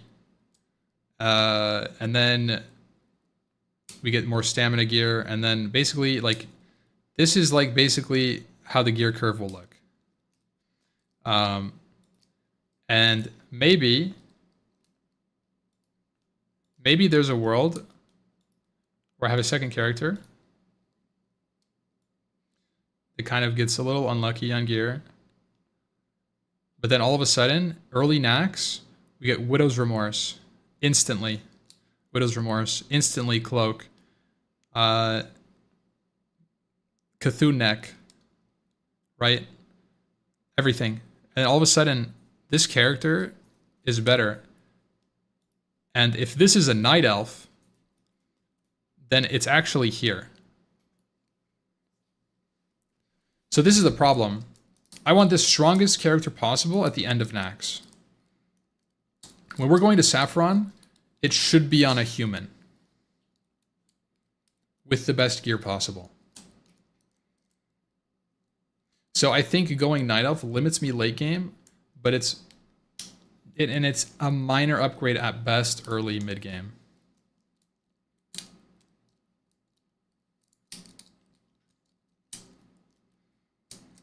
So I think I had to play double human if I'm trying hard. If I'm gooning, I can play Shadow Meld. I can play Night Elf.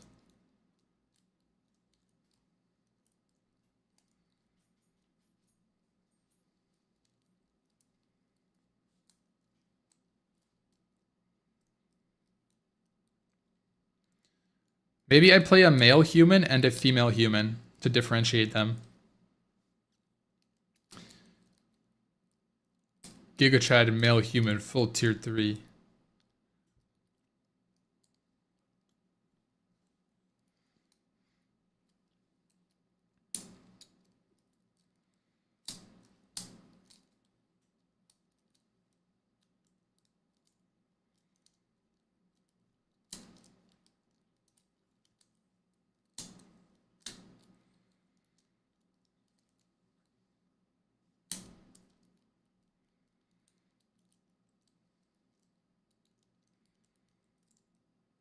How hard do you think it is to level 2 warriors at the same time? With...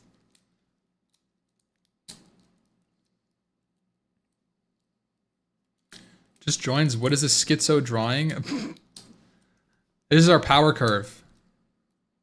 Multi-box. Not help. I'm a little bit of a freak.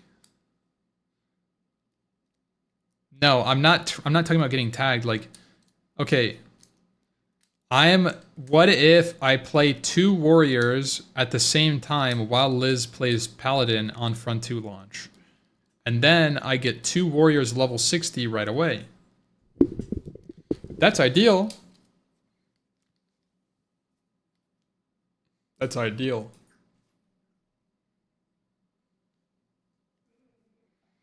Warriors stop after charging. Meaning you need some extra input. Well, yeah, it would be on my other monitor, and I would press my mouse wheel on it, and then it would slash follow me, and then slash assist me, and then slash target. Should we try leveling 2 warriors right now and see how it feels?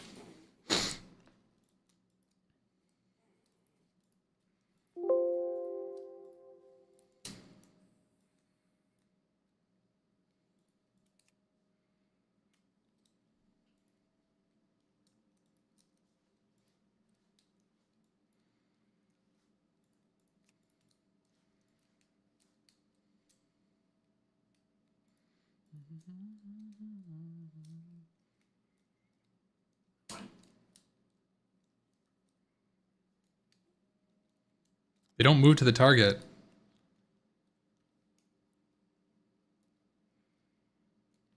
I think you're missing key information, Lurler.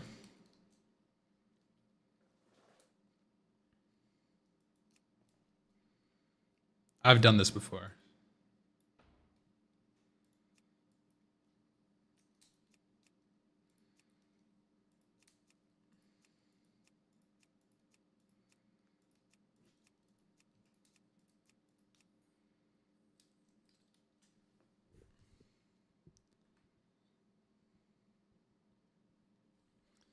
Ampy.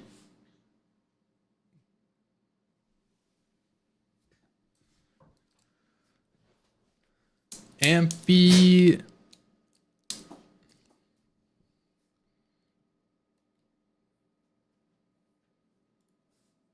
What?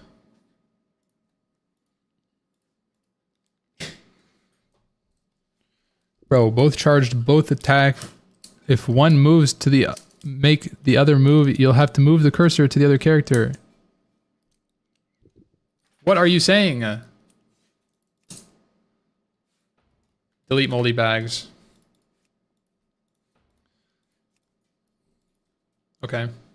MP2, MP1.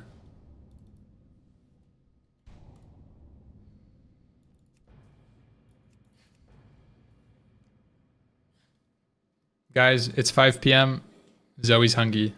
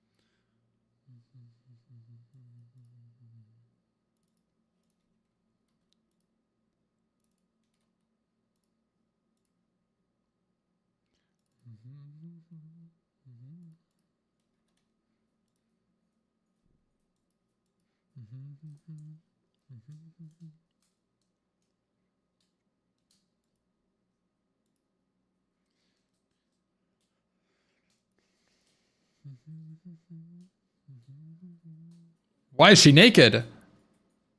Chat. Did I get hacked?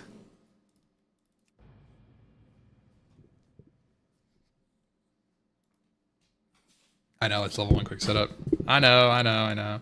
Select speedrun guide. Submit and continue. Move this. Boom. Uh-oh. Guys, I'm getting in trouble with Zoe.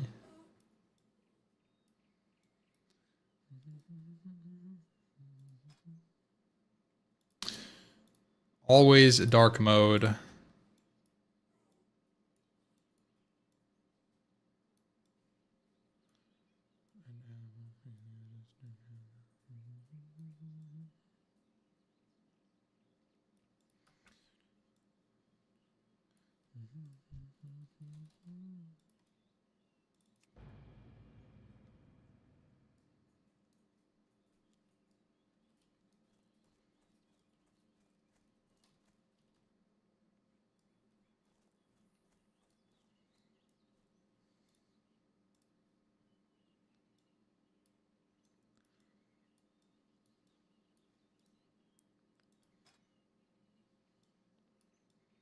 What the fuck? Okay.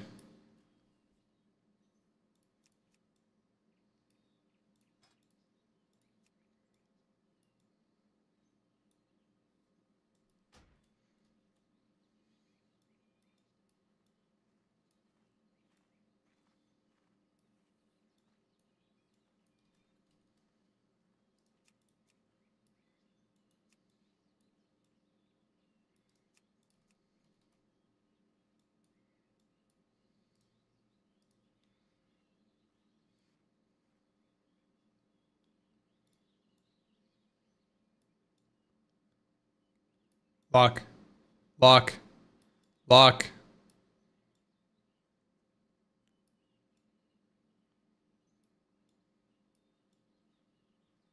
Yep.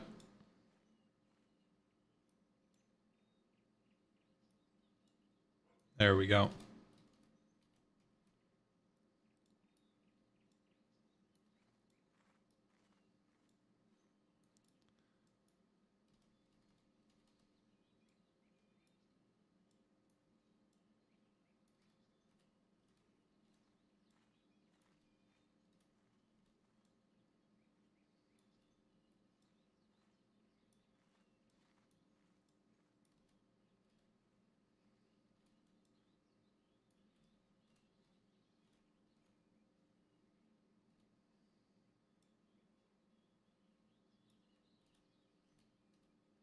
That's good enough.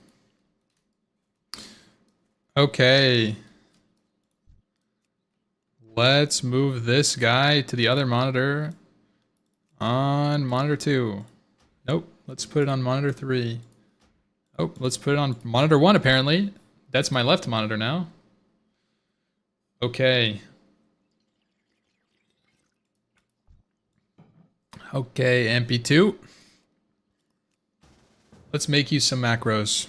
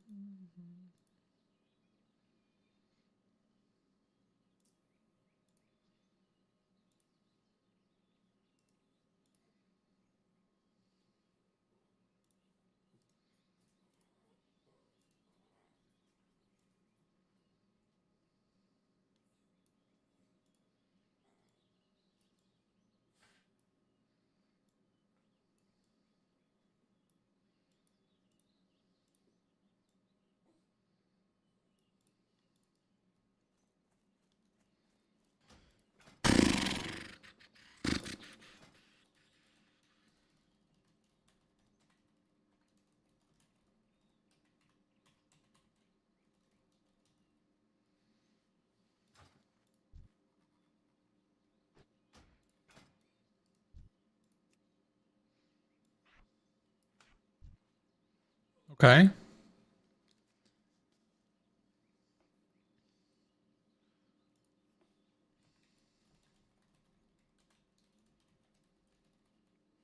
we go. That's my whole character.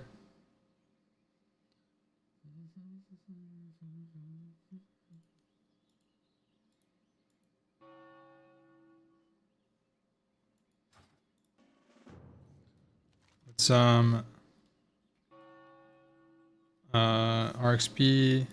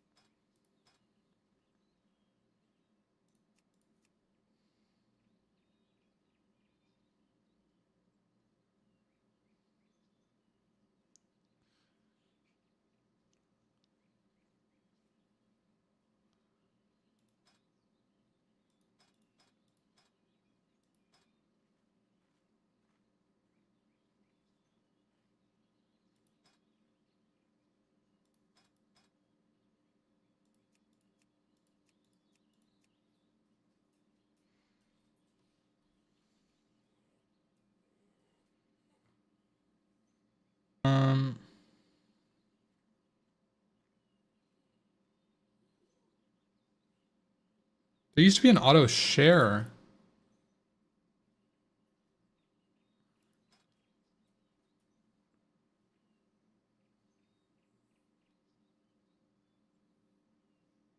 What's enabled?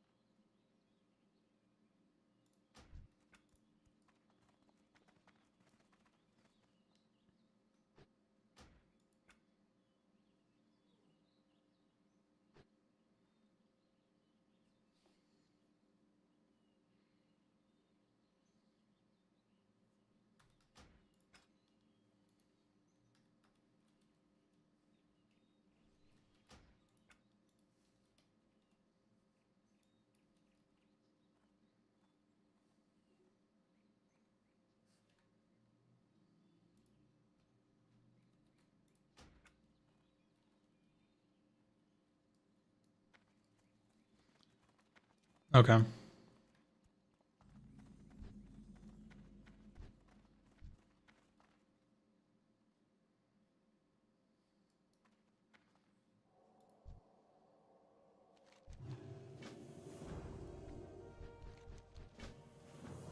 Let's see how bad it is.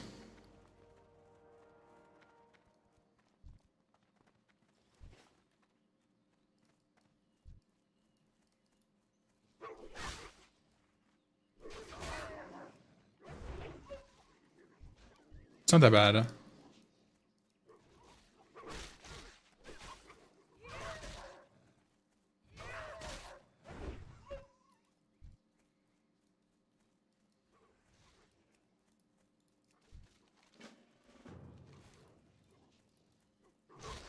Didn't share.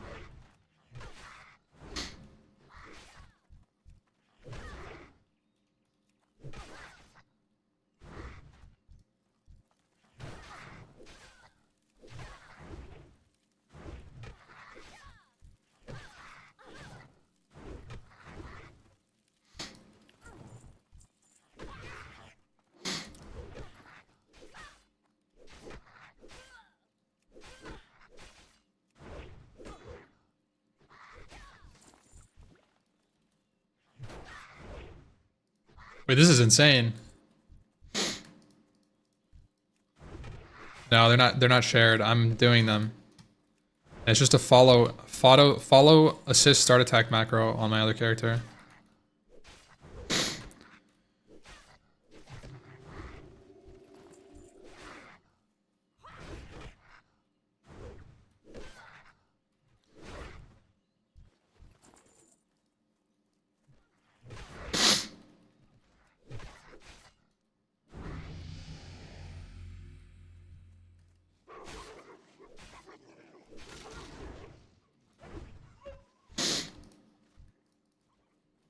And I have Heroic Strike and Sunder Armor in the macro too, so that it just, like, I just press the same button. Whenever I'm over on the tab, I just press the same button.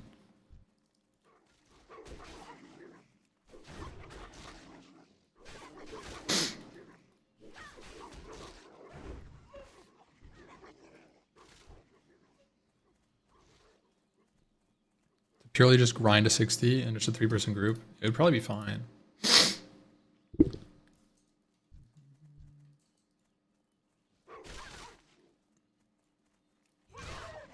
The only part about this that's annoying, no, don't worry about it. I'm deleting these characters. Thank you though, kidding.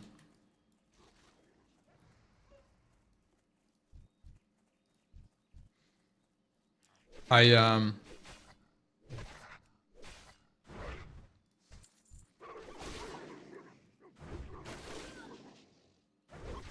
saying?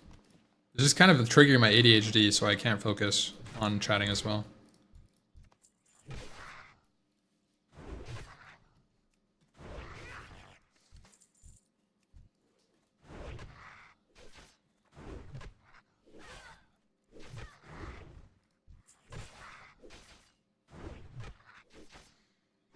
I also need this not over here, this window.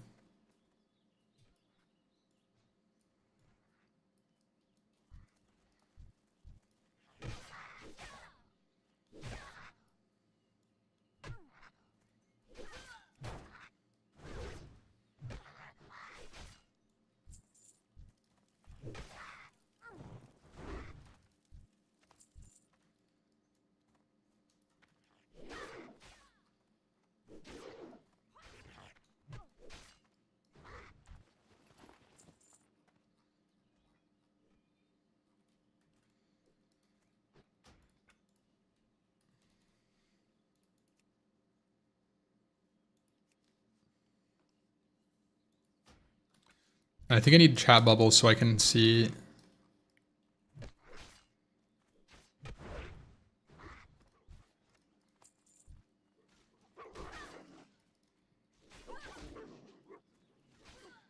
I also need to do this.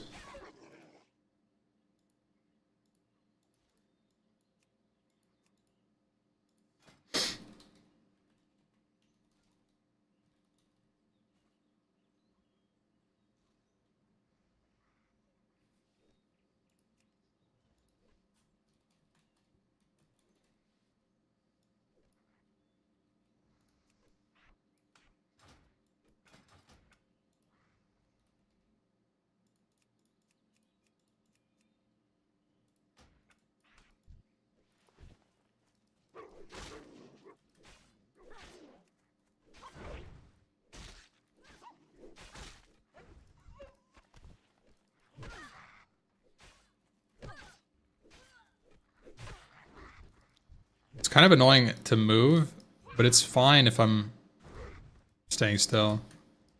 It's not that bad. I just have to spam my button to like spam follow.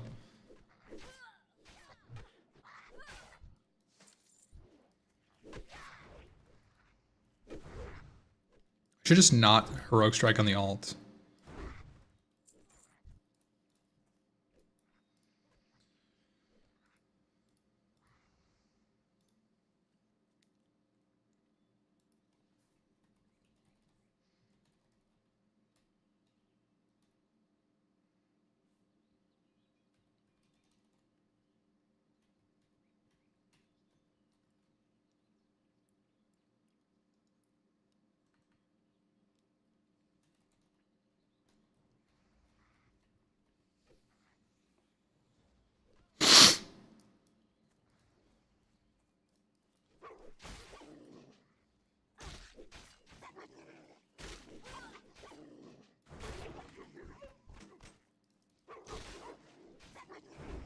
I'll just have this dude auto attack. Just here for the ride. Auto attack and sunder.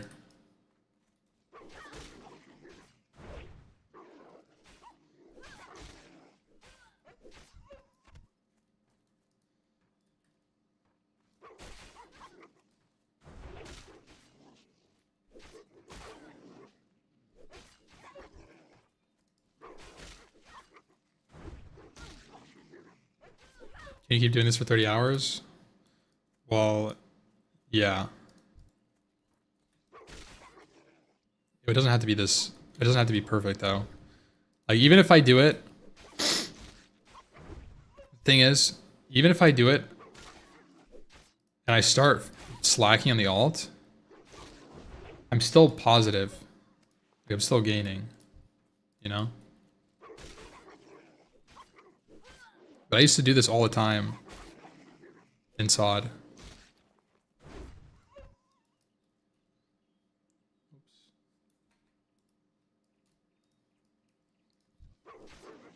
It's fine if I'm just auto-attacking like this. Like if I'm just standing still. So I think that's the real thing is like, if I'm just pulling mobs and hitting them like this, super easy. So it's not going to be 30 hours of kiting mobs.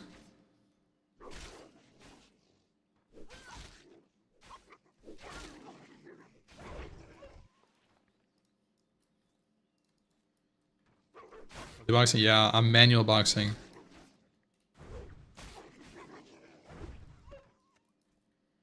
Liz healing, yeah, exactly.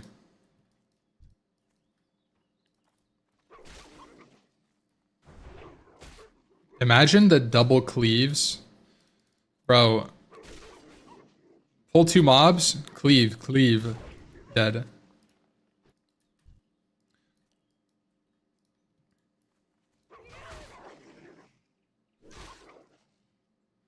No, I don't think I'm gonna do 9 or never to start front 2. It gets too much. There's a lot happening.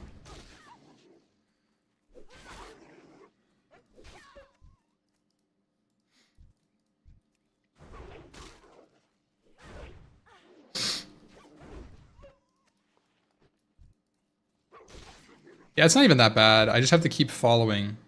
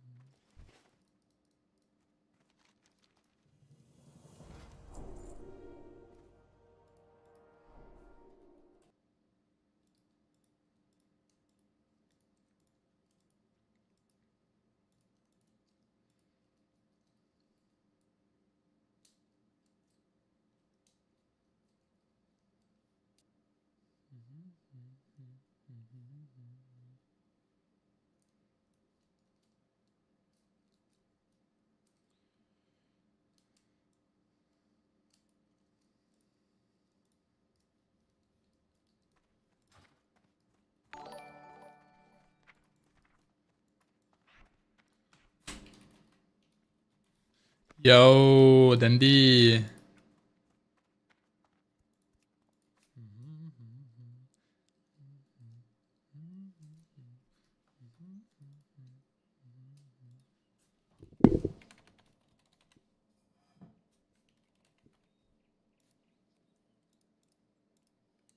I'm thank you for the raid so much, man. I'm doing some WoW testing.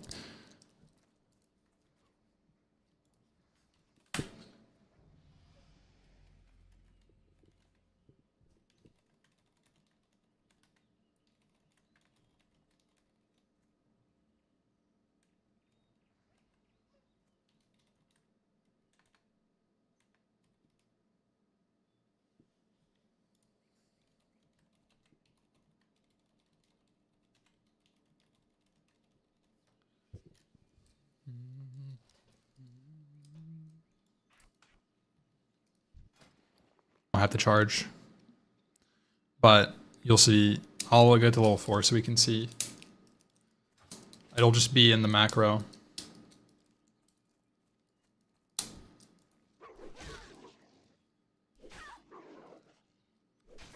Oh, took my macro off. Yeah, we're doing some testing.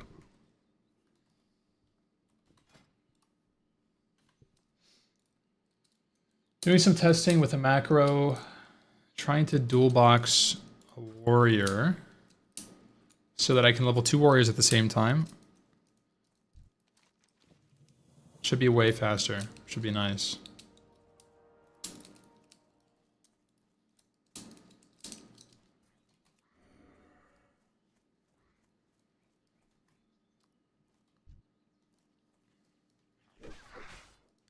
Is repeating keystrokes bannable? Yeah, I'm not doing that though. I'm manually pressing all my buttons.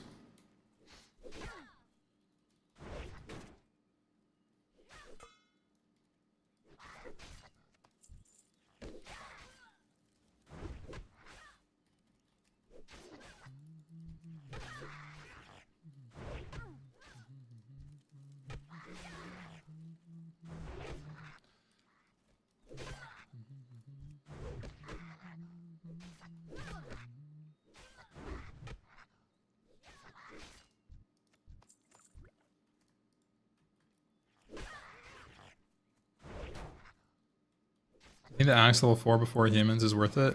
No. It's fine if you get really lucky with money speedrunning, but it's not faster on average. It actually, I think on average, it fucks with your Gladius timing. So you have to get extra lucky with money.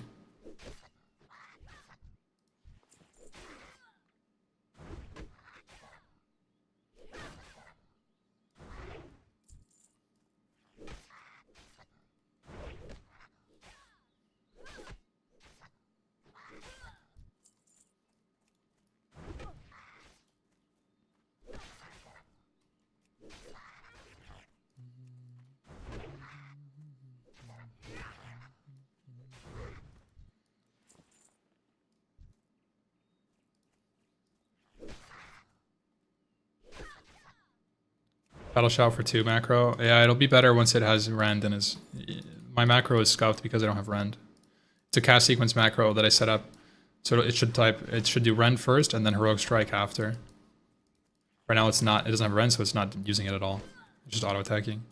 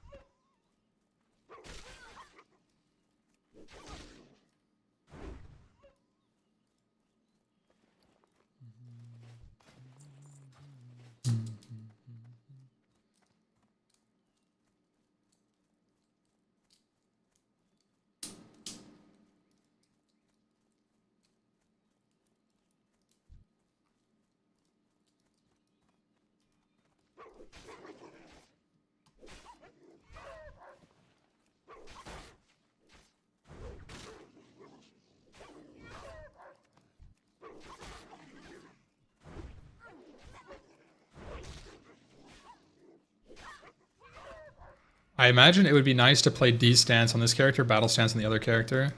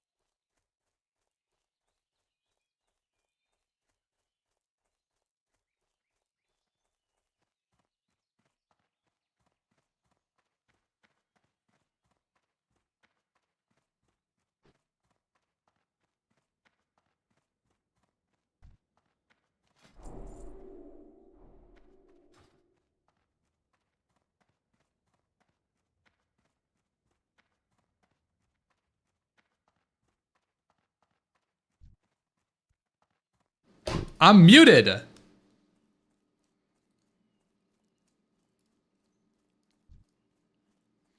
Anyways, I'm leveling 2 legal, completely legal characters. All manual.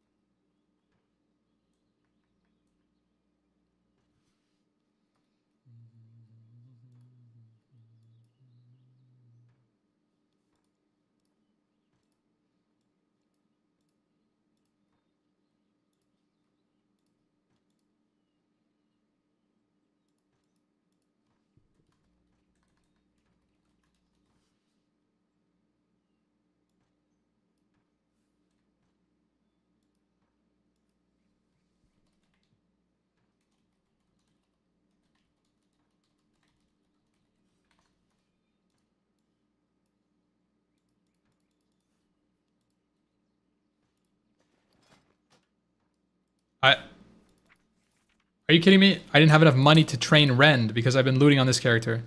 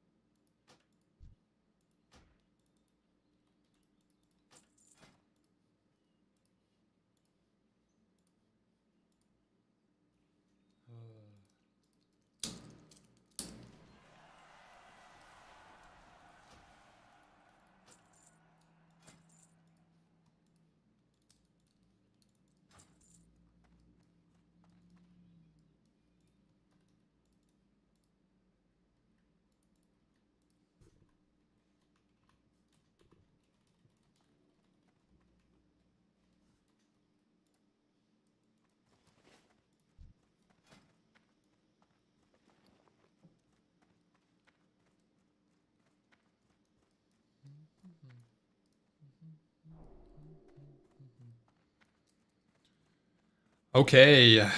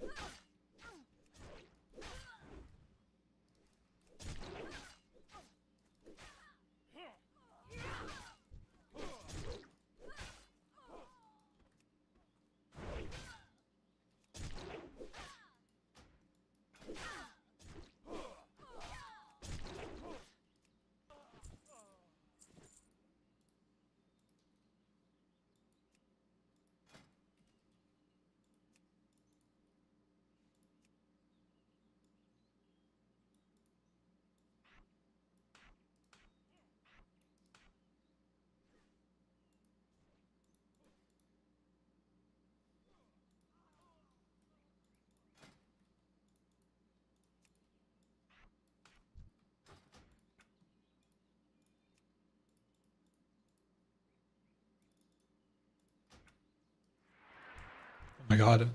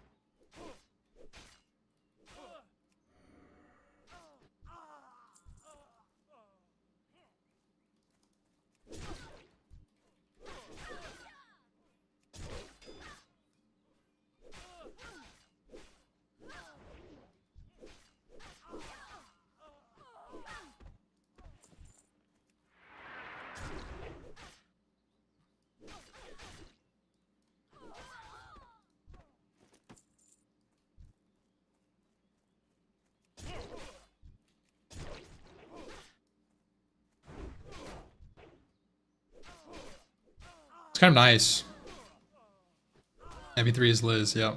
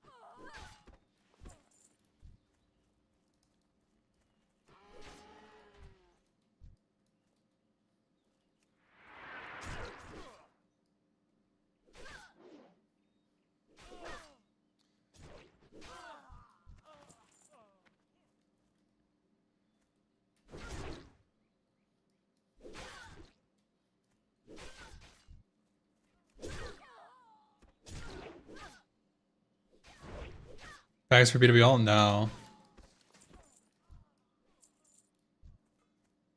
This is just a testing. I was just testing something out.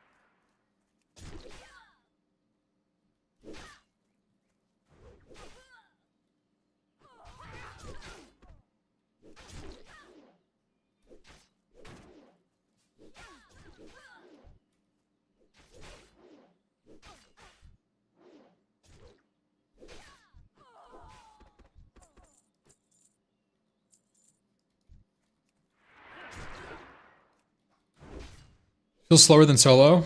It is. It's not supposed to be faster than solo.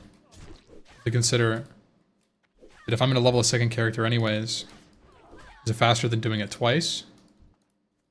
I think so.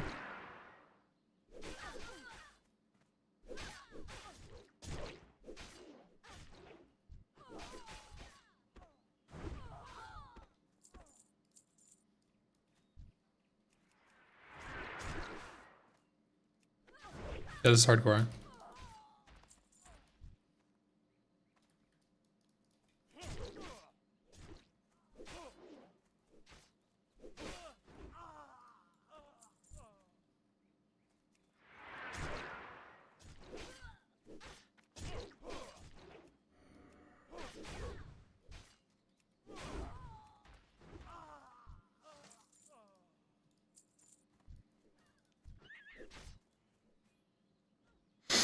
Is it faster even if the second one's mob tagged?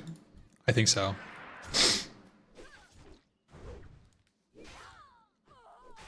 How much do you guys think this is slowing me down? I don't know.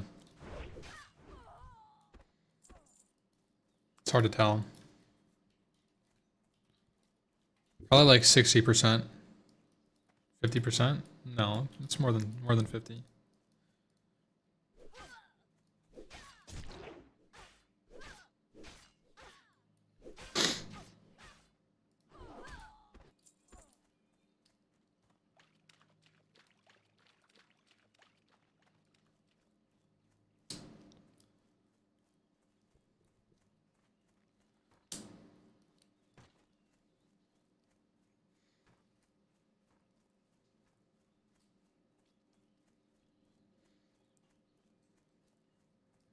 Virtual machine? No. It's just on my other monitor. I'm just playing it.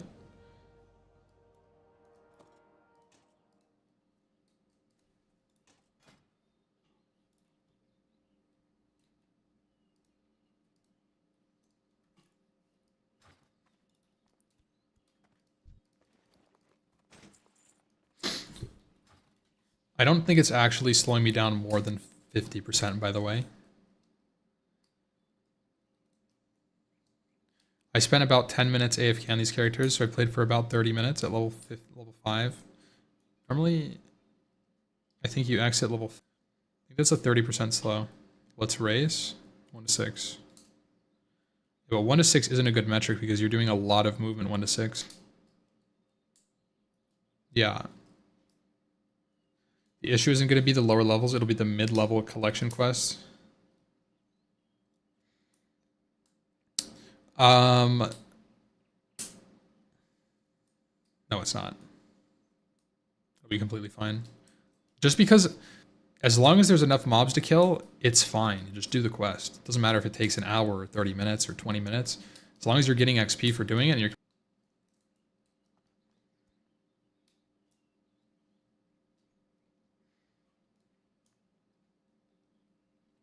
But also what's cool is because Liz is playing, Trio actually gets a 16% XP modifier on all XP, but it's mitigated a little bit. I am going to use my Saren and Bobby route, actually. I'm going to do exactly that. It needs to be optimized a slight bit because there's some Night Elf specific steps in there which need to not be Night Elf now.